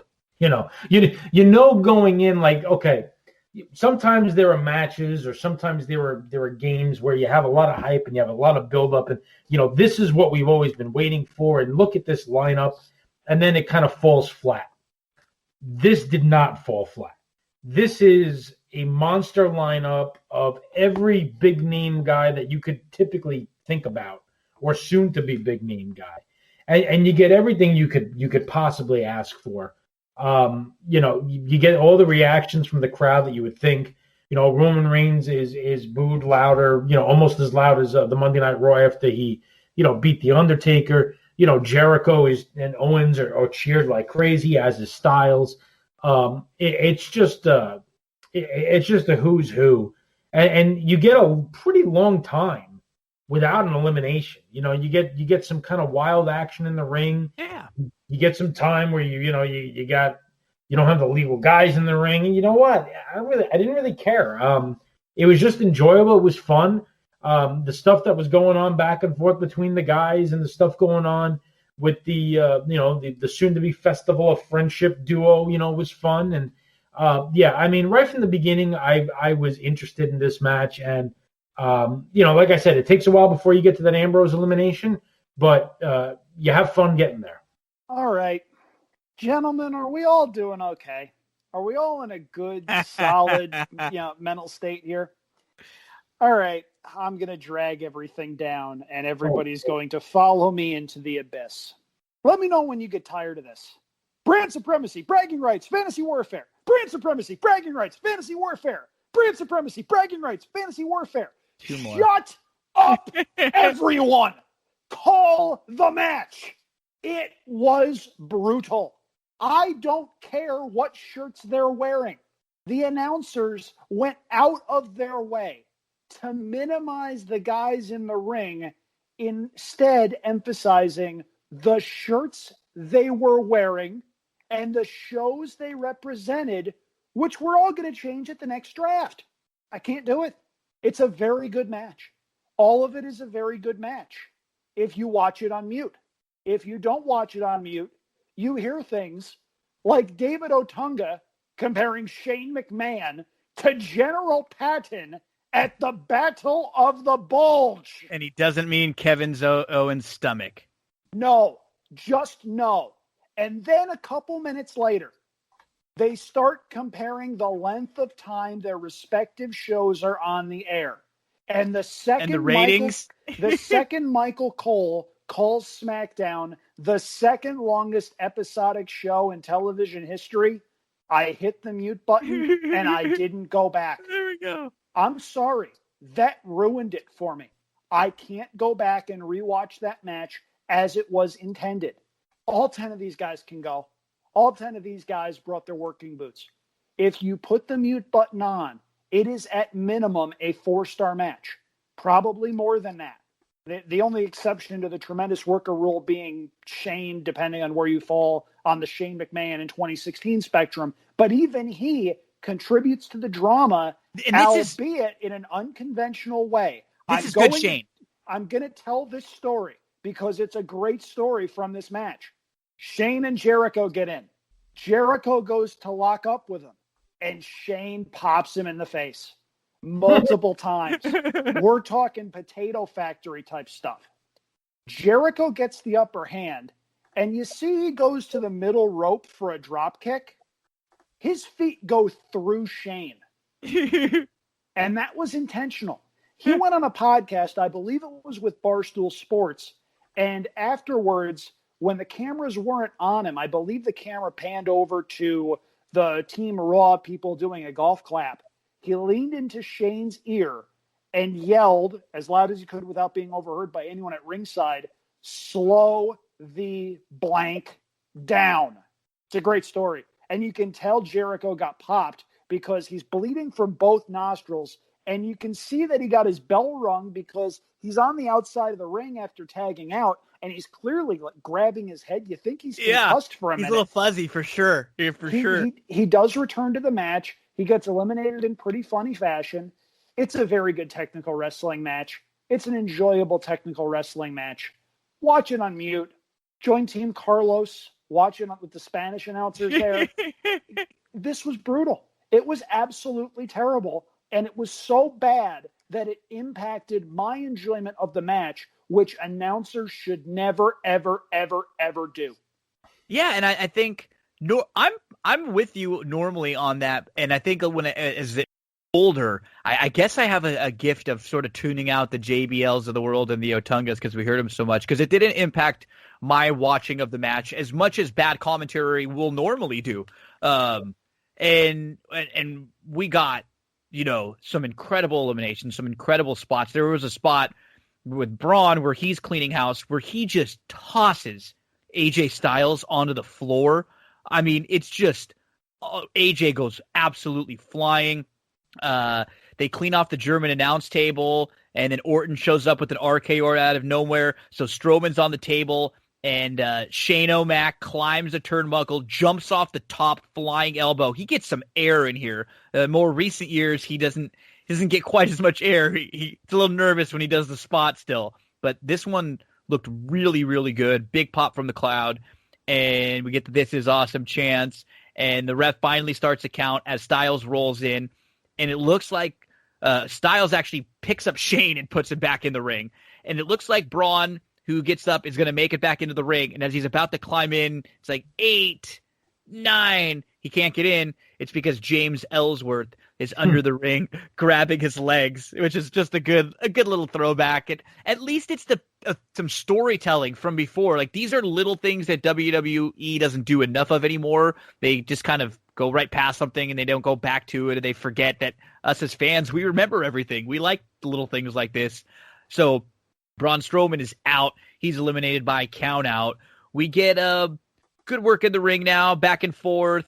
Or first, before Ellsworth goes flying. So Strowman goes after Ellsworth up the ramp, and he just tosses him off the ramp through a table. Absolutely go flying. It ended up looking great. Jericho and KO, they go to work on Shane for a little while. Owens KO is mocking Shane O'Mac here. Jericho doing some of his greatest hits. He gets a lion salt on there and hits a code breaker. Rollins gets in the mix too. Just incredible action from all these guys, as you would expect. And KO, though, just out of nowhere, he grabs the list. This is when Jericho is got the list of Jericho. He grabs the list and he just whacks him in the back right in front of the referee. Blatant disqualification there. So Kevin Owens is done. And Jericho is pissed off that Owens messed the list up because the papers are all over the ring, and Jericho's freaking out that Owens used the list to nail somebody in the back. So Jericho's all pissed off. He's not paying attention to what's going on, and here comes Randy Orton with an RKO out of nowhere. So quickly, Kevin Owens and Chris Jericho are out after Strowman. DZ, I mean, we got a great Shane spot where he went flying. Ellsworth got in the mix, then Ellsworth goes flying. We got Kevin Owens and Jericho kind of continuing on with their really good stuff at the time. Like these two guys together, the list stuff, the best friend stuff, it was really good. It was, and it culminated in a match at WrestleMania that notoriously, when coming back through the curtain, Kevin Owens said to Vince, "Are we good?" And Vince simply said back to him, "No." Yeah. Which, for the life of me to this day, I don't get. Because I've watched that match 10 times. I thought it was a damn good match. The word was he didn't like the finger on the rope spot. He thought that the emotion involved in the blow-off of this friendship was too serious for a spot like that with the finger. Okay. But if you know Owens and you know Jericho, it kind of fits with their history in the ring. So it didn't bother me, but that's a story for another time. But yeah, I mean, you got a lot of high flying stuff. They built Strowman up here a little bit as the monster that he's going to be in the years to come, tossing everybody. Orton hits him with an RKO outside on the table that looked painful because the table doesn't break. And whenever you see one of those spots where the table doesn't break and Orton just kind of, ends up just doing a back bump on that table, that can't feel good. Then you get the elbow off the top from Shane. He ends up back in there eventually with Jericho. You get Owens with that crazy, moonsault off the top, into everybody. Yeah, I mean, there's a lot of good action here. Like you said, I mean, it's an hour and 10-minute match, but it's got so many different things and so many different spots in it that, it's not like you could say, well, they could have taken that out. They could have taken that out. I wasn't bored watching it. And look, I get Andrew. I get what he's saying. For me, this match was just too damn good to let the commentary bother me. I probably wasn't even paying attention to it. I kind of felt the same way. I didn't just notice it as much, which I normally do. Maybe it's because I had a screaming 1-year-old in the background and it was drowning out some of the commentaries. And then maybe that was better than the commentary I would have been listening to. So maybe it's not even close. It's not even close. But you hit it, Darin. It's like they've got the stuff with Braun with the on the opposite side of the old Wyatt family. You got the stuff with Dean on the opposite side of the Shield. You've got everybody's individual stuff. Seth and Roman, they're not really together at the time. I mean, there are so many individual things. Randy and Bray, a lot of people thought Randy was going to turn on Bray at this moment when he was sort of aligned with the Wyatts. I mean, there are individually Kevin Owens and Jericho, obviously. That's what made this match really great, is that it wasn't just like this year or some years where you throw the Survivor Series matches together. A lot of these guys all had intertwining storylines, which is when wrestling becomes the best. Like it's sort of how things were late in the good parts of the Attitude Era, where it felt like there were like 5 or 6 of these main event pieces all moving around simultaneously. I kind of got that feeling in this match with all this stuff going on. Yeah. Andrew. No, I'm sorry to interrupt. No, you hit the nail on the head. And for as much as I bashed the commentary team for this match, note that I did not bash the workers or the work rate in this match because it's top notch. No. Everyone brought it. The spot with Braun was great because, remember, this is 4 years ago. Braun is new to the main event scene. They're basically teaching him how to work after he gets over. So the story goes, okay, we need to protect him. How are we going to do that? Enter James Ellsworth. And I thought the way they did it was brilliant. Strowman gets a couple of spots. He loses nothing by being eliminated the way that he did. And he gets to throw the little punk James Ellsworth through a table before he leaves. The way they booked Braun Strowman, the first year he was an upper mid-card main event guy, was so good.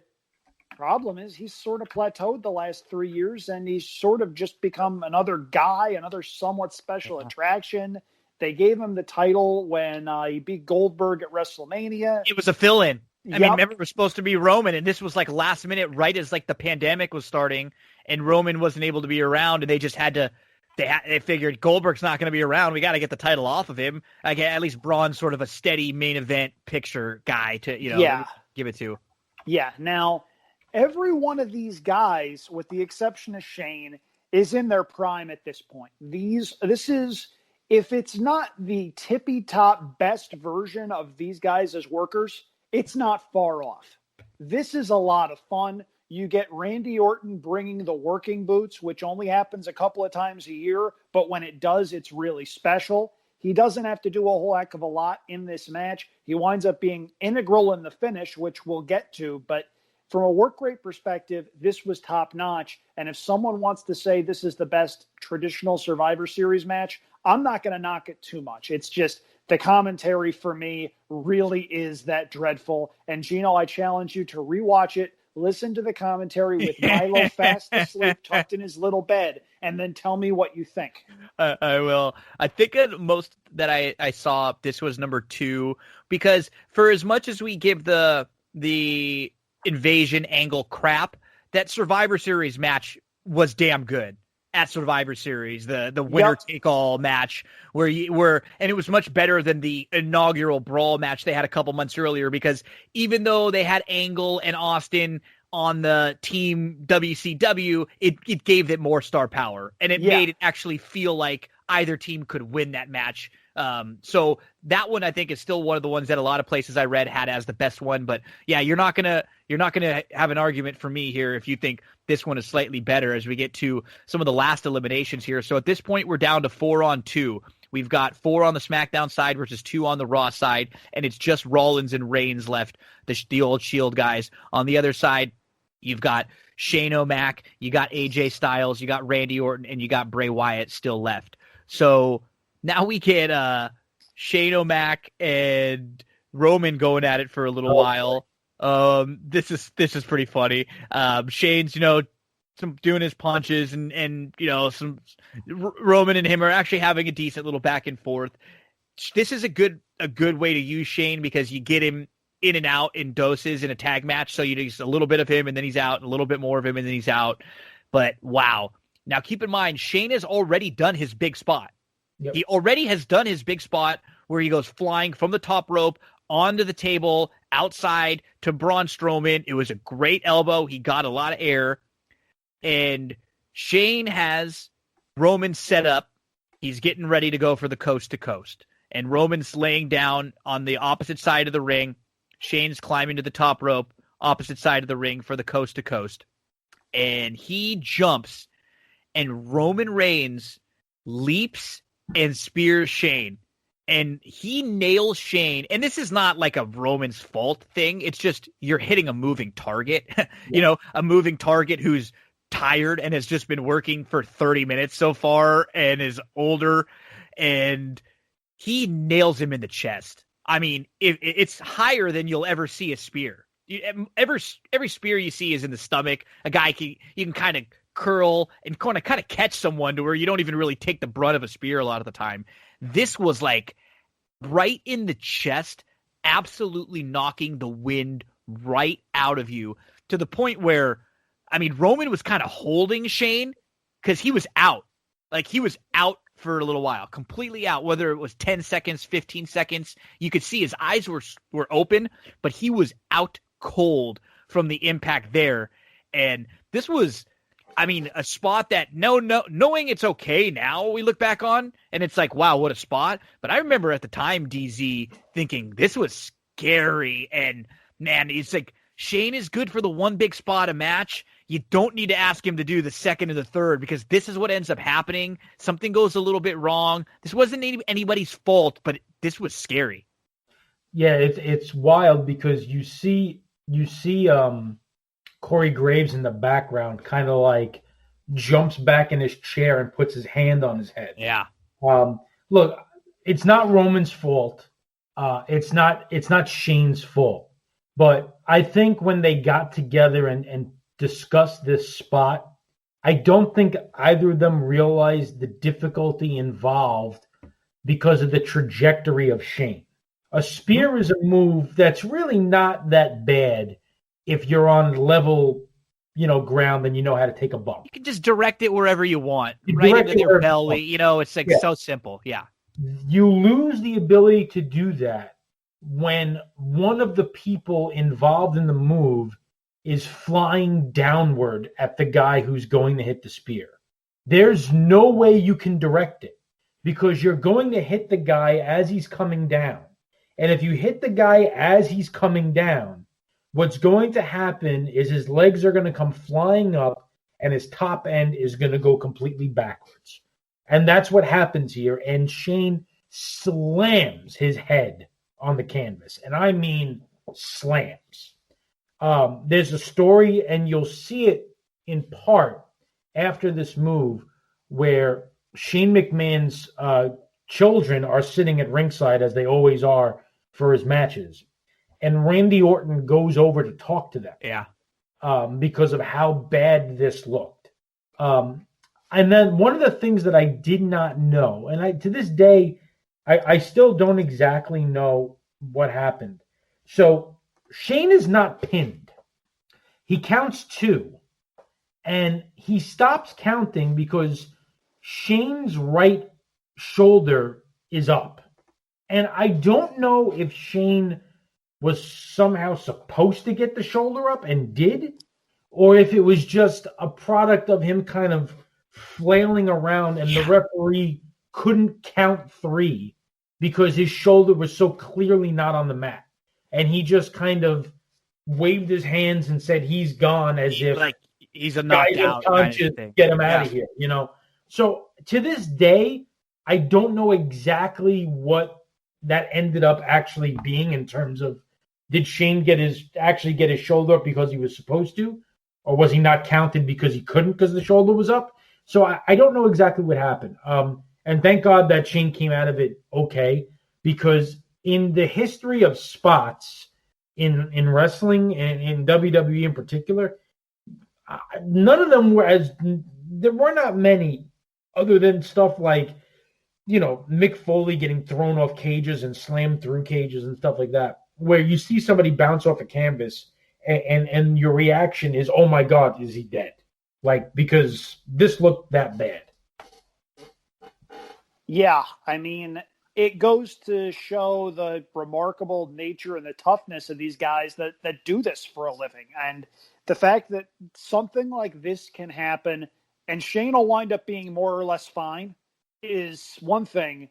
But then you get things like non-contact torn ACLs that happen every once in a while. Mm-hmm. You get Kevin Nash tearing his quad walking to the ring. Vince McMahon one-upping him and tearing both quads walking to the ring in the Royal Rumble finish from 2005, which we probably need to recap at some point. That's on my list.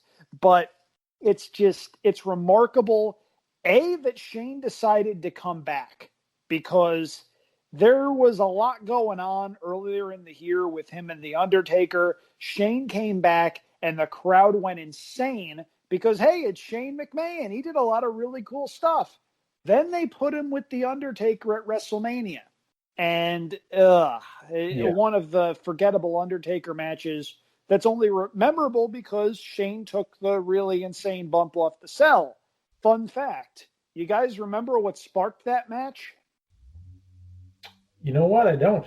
No. Shane insinuated Vince had something in a lockbox. Oh, yes. And then they never figured out what was in the lockbox. They never said anything about it. It's one of the great unsolved mysteries in professional wrestling history, up there with whoever drove the Hummer that hit Hulk Hogan in later stage WCW. They just never paid off the angle. They never paid off this angle either. Shane just stuck around for a couple more years and would wind up doing the best in the world shtick solely to tick off CM Punk.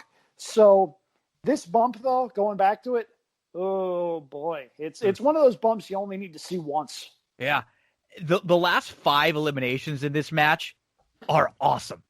Like they're awesome. Like all of the ways that everybody's eliminated. So Shane gets eliminated there by Roman.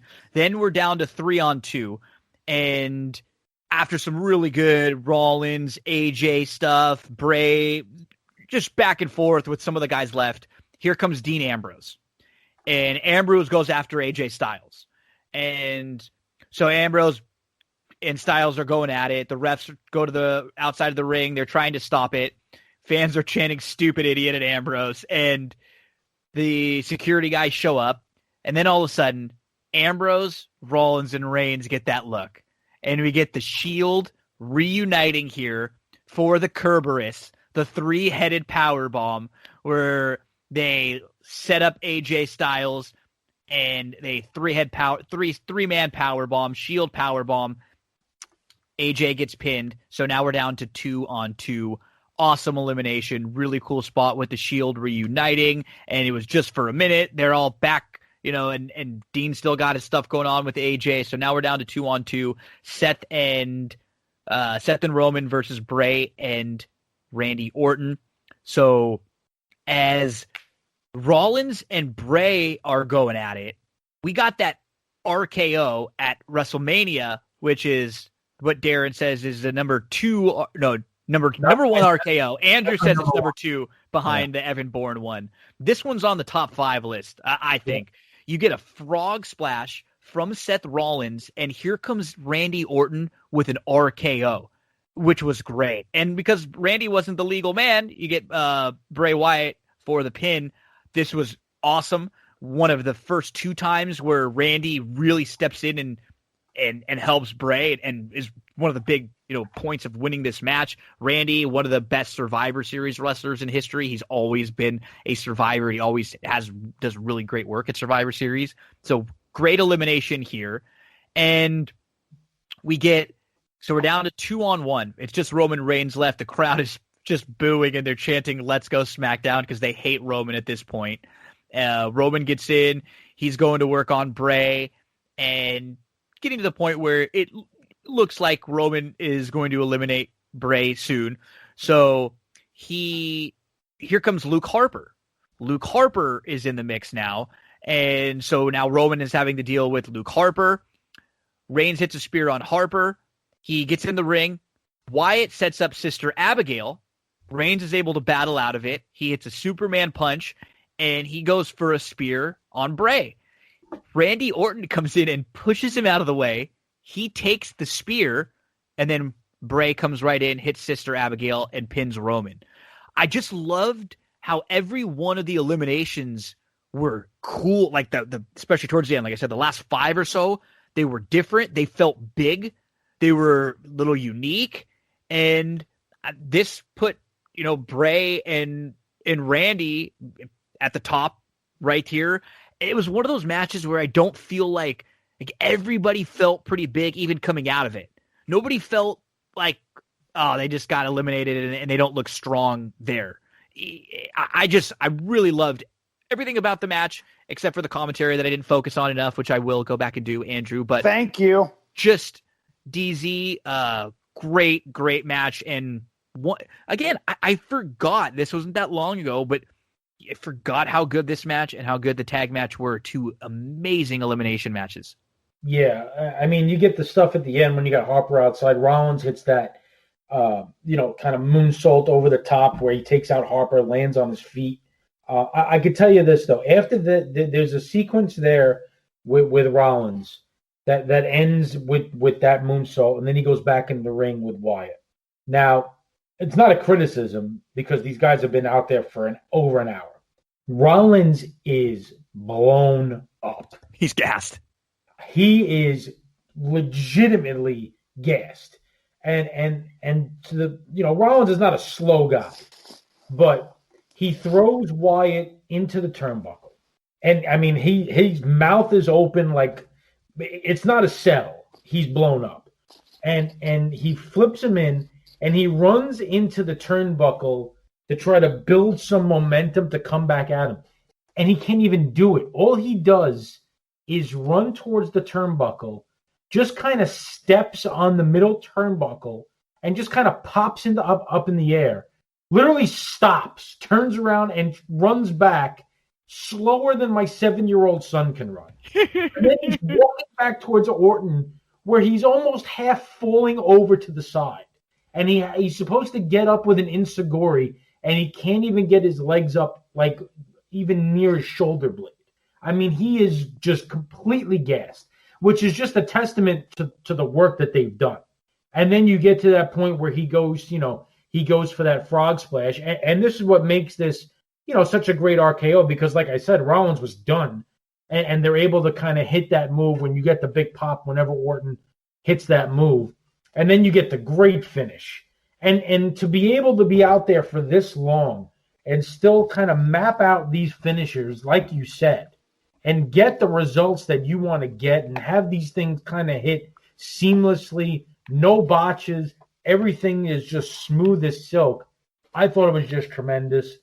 My favorite Elimination Survivor Series match of all time, the one that you mentioned with the WCW Invasion, was my second favorite. But this for me, top to bottom, soup to nuts, commentary aside, in ring was, second to none for me. It's a great match with a legitimately great finish, a great series of eliminations. That's for darn sure. This is up there for me as probably one of my top 3 favorites.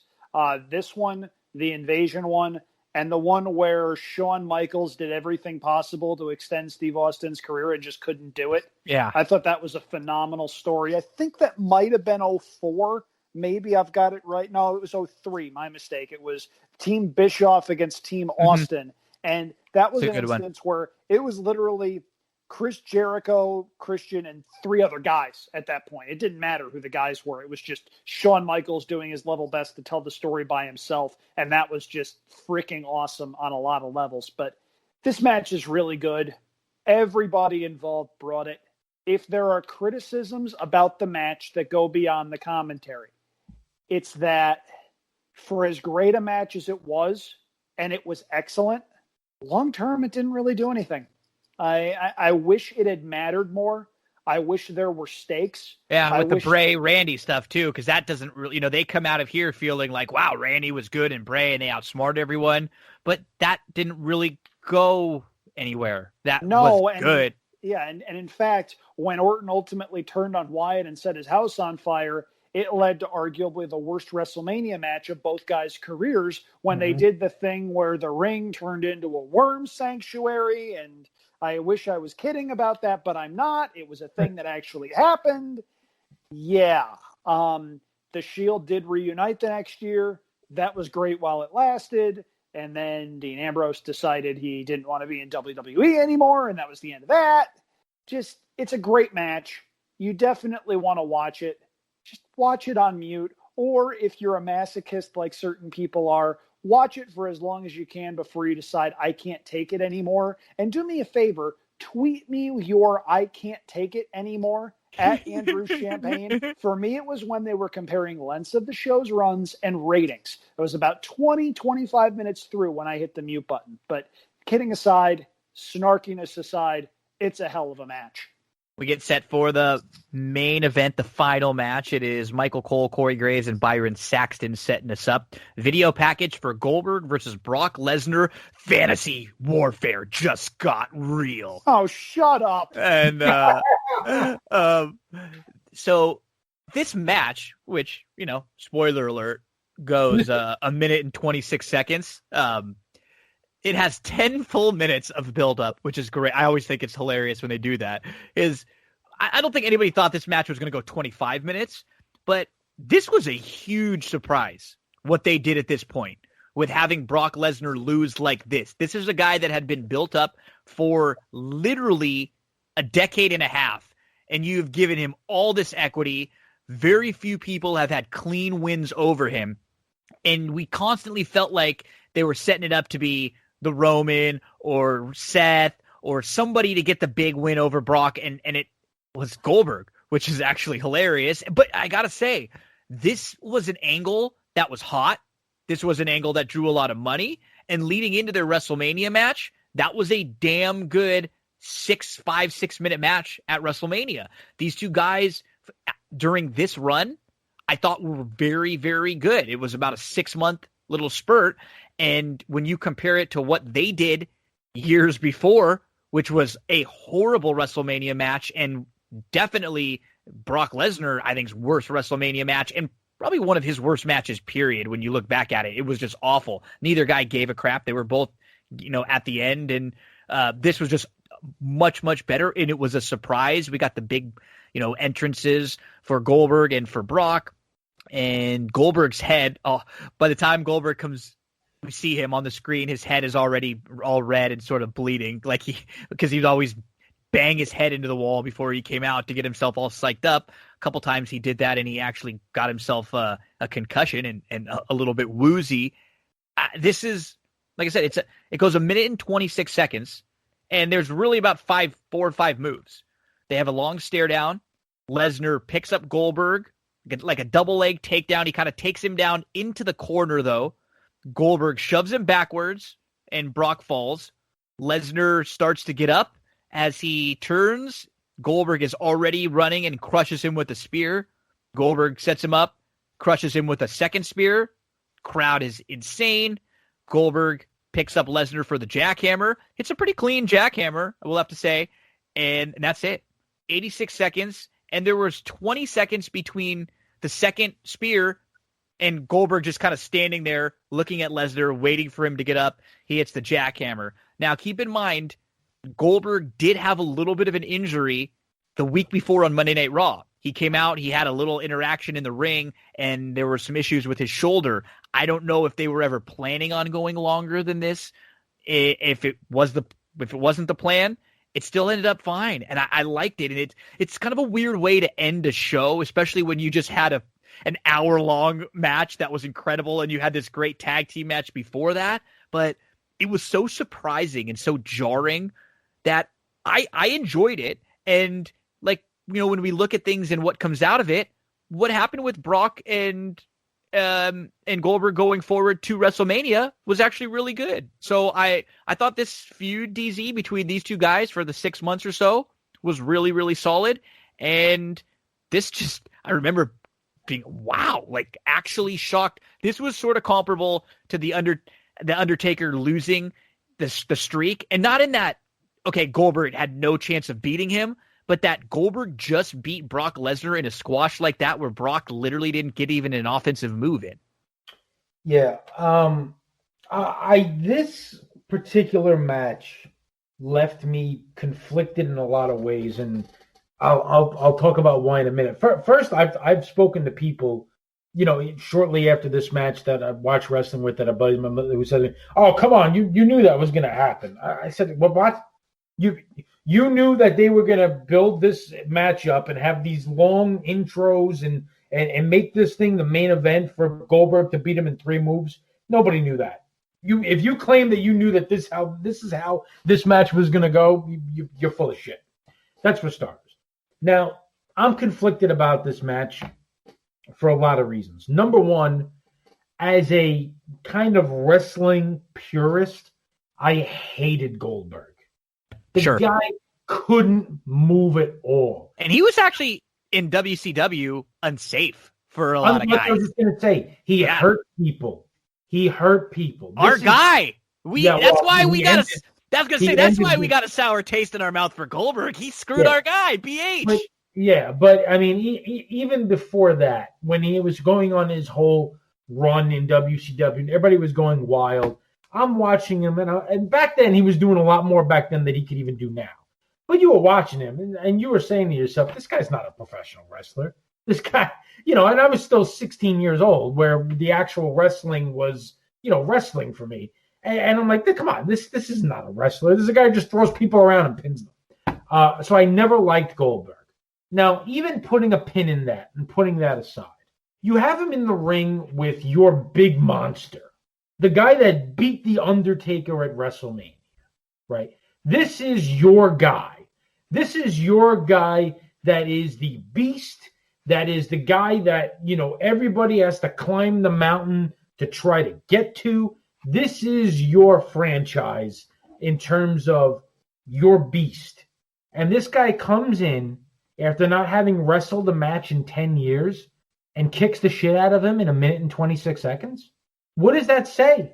What does that say about your guy? And it's kind of funny because all the time that after Vince took over WCW and how he just buried everything Where was this 10 years ago? 15 years ago.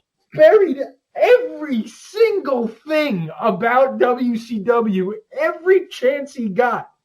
You take Goldberg and have him squash your monster attraction? Now, I'm conflicted because where it ended up going wasn't bad. And I get what they kind of were doing, where Owens was a fan favorite.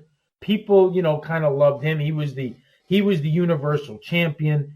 They probably didn't want to have Brock go over against Owens. I guess they didn't like how that kind of worked. So this gave him an opportunity to have Goldberg as a placeholder. And by the time they got to WrestleMania, everybody was fed up with Goldberg, and Brock goes over and it gets a pop and everybody's happy. And I get that. But I'm still conflicted because in so many ways, this goes against everything that Vince had been doing for so long on so many levels. And if you just take the surprise element out of it, where, wow, they actually did something that surprised me. Well, yeah, it surprised you because it contradicts everything they've ever done, which you might argue is not a bad thing. But in this case, to me, it was just like almost, I don't know, it made no sense at the time. And that's why, for me, yeah, the shock factor was great. They surprised me. That was great. But it still left me conflicted coming out of it. And I still am conflicted about what they did looking back on it today. I liked it, and here's why. Darin, was Brock Lesnar hurt in any way, shape, or form by what happened?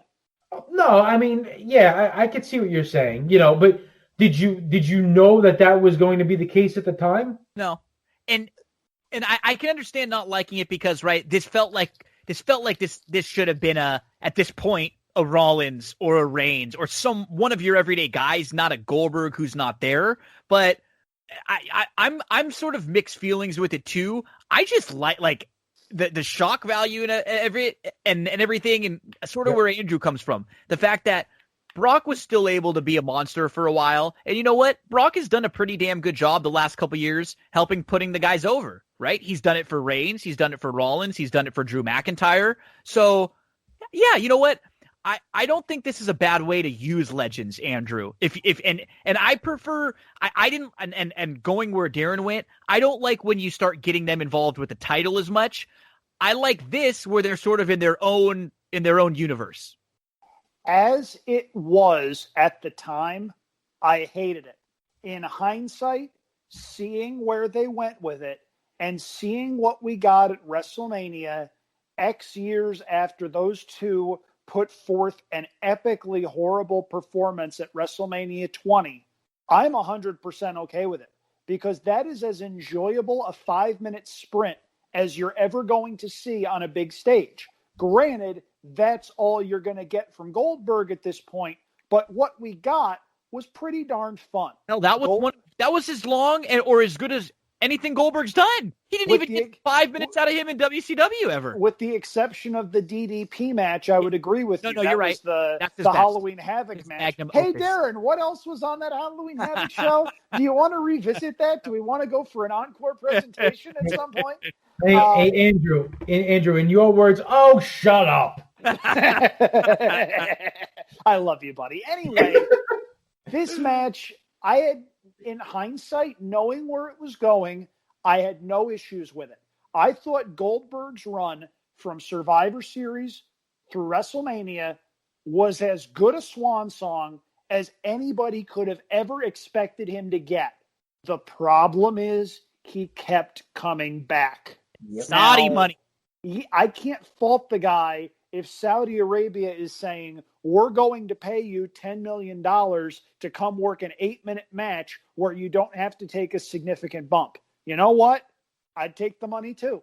But from a legacy standpoint, that hurts him because this run, the run that started with him coming out on Monday Night Raw, the locker room losing their minds. Big E has a great face that he makes as Goldberg walks by. It was a meme for a little while. And then Goldberg cutting what is probably the best promo of his career, talking about Brock Lesnar. Not only are you next, but Brock Lesnar, you're last.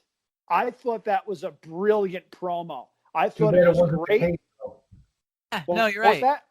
Too bad it wasn't the case, though. It goes exactly. Yeah, like just that run would have been perfect for him to end on. Losing at Mania in a great match like that to Brock, and you had your run, you did everything you wanted to do with your family, with your son, all that. It would have been perfect. It really would have, because that was a so much better way to remember Goldberg than his first run in the WWE. Yep. And can I make a bold prediction, guys? He's not done. I don't think he's done. I've heard rumors recently too.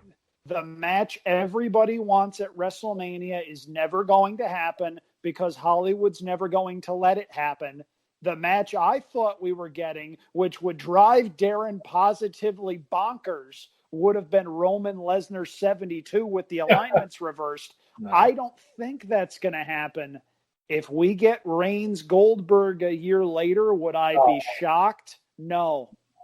No, they can't. I mean, how would they possibly work that in? I mean, there's no fans.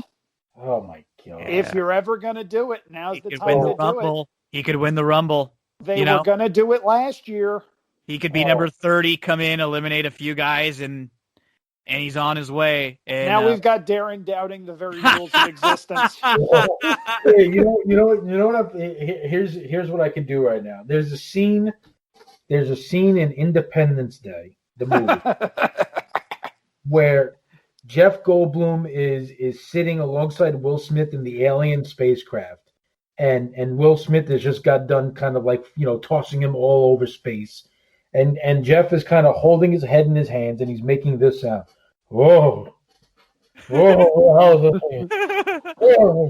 That's how I feel when you bring up that potential possibility. Does that make me Will Smith? Because if so, I'm not getting paid nearly enough per picture.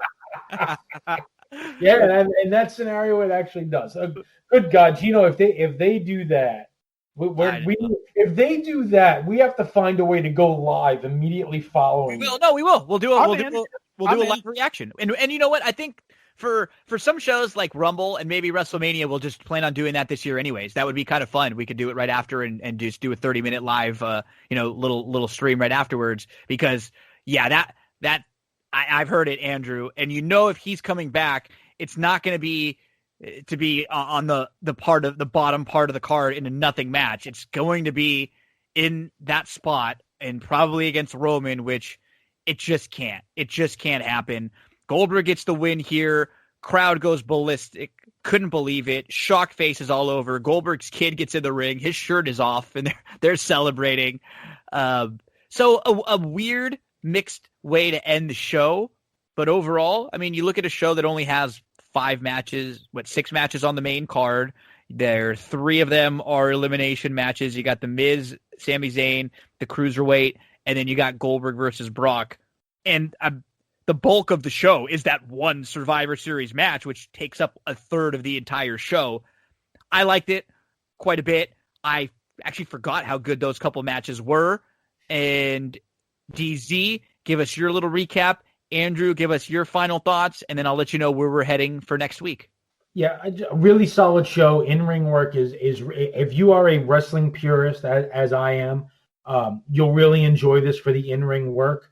I think it's kind of fun to every once in a while go back, 4 or 5 years and see where some of these guys were, see the reaction, what they were getting, see their character then, and kind of follow the arc of their character to now. I always think that's kind of fun. And this show is a good way to go about doing that while enjoying some in-ring action and always reliving the experience of the complete shock and awe of the Lesnar Goldberg main event. So, I mean, I enjoyed it. I was kind of going back and forth between this one or the Survivor Series from 2014 with the Sting reappearance to kind of talk about that. And maybe one day we'll do that. But for me, this is probably one of the better Survivor Series pay-per-views that I remember.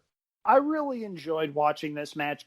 Watching a show, rather. Kidding aside, snarkiness aside, the wrestlers brought it. And from an in-ring perspective, this is as good as you're going to get when it comes to Survivor Series, which, let's not forget, Survivor Series rules is a gimmick match. So there's a lot of ways in which that can go wrong if the story isn't told properly, if somebody's out of place on a botch, whatever. These matches are really good. The only thing I would recommend, as mentioned, hit the freaking mute button before you start. Gino, I look forward to hearing your recon after rewatching this with an emphasis on the commentary, because I guarantee you, in some way, shape, or form, it will sour your opinion on some parts of this show. I will be sending you a couple middle finger emojis afterwards, too, just for... Okay, I appreciate that. That's how I'll know. Okay, I know Darin will be a fan of the show that I'm going to be picking next, and we're going to be heading back in time a while because we're starting to come into that Royal Rumble season, and this is a Royal Rumble that I personally loved. I don't think enough people really like it overall as a show, but there are a couple fun matches on the undercard that I think we'll have a blast talking about. We're going to go to 1994 for the Royal Rumble that has been co-won by Bret Hart and Lex Luger, so we'll be able to talk all about that. We'll be able to talk all about the Luger stuff in 93 and the 94, which we love. We get to talk about the Yokozuna Undertaker match in the casket match, which is great.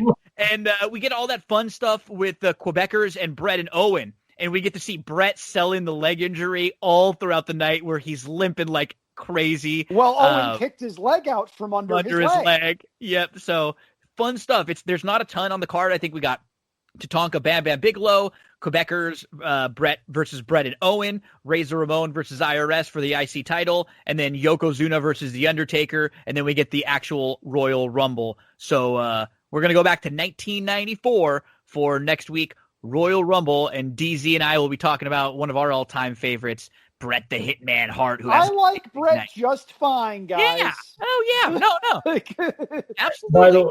By the way, one of the lost treasures of that Royal Rumble, in my opinion, is Ted DiBiase on the microphone. Nice. It's so much fun doing commentary as like the evil, twisted colored commentary guy, just talking down to McMahon the whole time. And just hearing him throughout the Royal Rumble when the eliminations are happening and like when Diesel goes on his run through the match, DiBiase on the commentary is a lot of fun. Okay, so I will have to preface this when we sign off with, we are recording this on Tuesday, December the 1st. Depending on what happens in the next couple of days, this show might air early next week. So if you have anything to plug, just understand that it might be a little time sensitive. But Darin, you and I spoke about a little earlier. I'm excited that you are big into the Star Wars universe. I didn't know that as much because I'm now really into The Mandalorian on Disney Plus, and I'm starting to really go back now and tie everything together with all these characters. So we've been doing recaps on of The Mandalorian, and now I'm going to be bringing in guests because these episodes are heavy and there's a lot to talk about. I'm going to save you, DZ, for episode 8, the final episode, and then we can do a full recap of season 2. How's that sound? No, that's awesome. Yeah, I mean, it's funny because like when I started to talk to people when the first season came out, and I was telling them, no, there's some Easter eggs in there for us Star Wars lovers that but you can really enjoy it like as a separate thing, even if you're not a big Star Wars guy. And while that's still true, it's becoming a lot more heavy into Star Wars canon. And the cool stuff that people still talk about on the internet today, and trying to connect dots still, because in my opinion, one of the great things about Star Wars is that there's so much about it, even though there's so much content out there and so many films and movies and books, and even within canon itself, there's so much there, but there's still so much we don't know that we're still trying to figure out. And figuring out how people fit and certain characters fit into certain parts of the story. And in the second season of The Mandalorian, that's really coming to fruition. So for me, as a Star Wars nut, as a guy that's seen everything there is to see, it's really exciting. And I can't wait to see where they go for the rest of the season and beyond. I'm looking forward to that, Gino. AC, what's going on with you? Oh, well, so I'm still sort of wallowing a little bit. I was supposed to be in Las Vegas for Thanksgiving, my birthday, my dad's birthday. I don't know when this is going to air, but my dad's birthday is December 3rd. So, Dad, if you're somehow listening Shout out. happy birthday. So sorry I couldn't celebrate with you in Vegas. We'll see. Maybe I'll be flying east. Maybe not. Still very much up in the air. But in the interim, if you're interested in anything I have to say, I am doing a daily column over on Racing Picks now with daily pick 4 analysis. Gave out the late pick 3 at Delta Downs on Tuesday that paid a little over $800.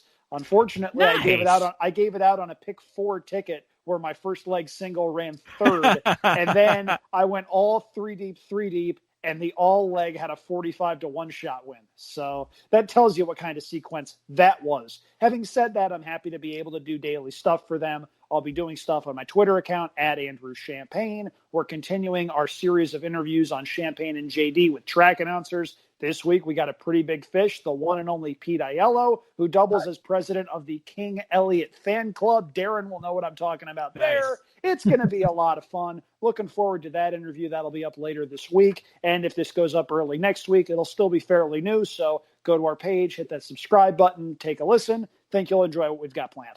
Fellas, this was an absolute blast. Thank you again so much. Last week I had you wearing different hats. Darin and I talked Thanksgiving. Darin was football. He was all over Gibson. That was a great fantasy dish out that you had. Andrew helped me out talking some racing and some stable duel. He was on domestic spending, I believe. So great job last week wearing different hats than the normal old wrestling rewatch that people hear you on weekly. Fellas, you have a great rest of your week, and I will talk to you again real soon. Thanks, Gino. Thanks, guys. Okay, folks, do not go anywhere. We'll be right back with plenty more on That's What G Said. Thank you to DZ, to AC for helping out with the old wrestling rewatch again, and thank you to Emily Gullikson for talking Fairgrounds with us. Thank you to Paul Bovi for talking NFL Week 15. We had 2 massive episodes of That's What She Said podcast out this week, basically right on top of each other. I want to thank all of the guests from both shows. Thank you to all of the sponsors. And we are coming up on the holiday season, folks. I'll probably have 1 episode out next week before Christmas where we'll have some horse racing talk for you. We'll finish up talking about the Mandalorian Season 2. We will talk some NFL, the NBA season starting. So, hey, as even with the holidays coming on and as everything else slows down a little bit, there's always going to be news, there's always going to be content and episodes of That's What G Said pumping out. Thank you, folks. Have a great, great weekend. Make sure to share the show with your friends. Subscribe, rate, and review. Joey Cleveland, take it away.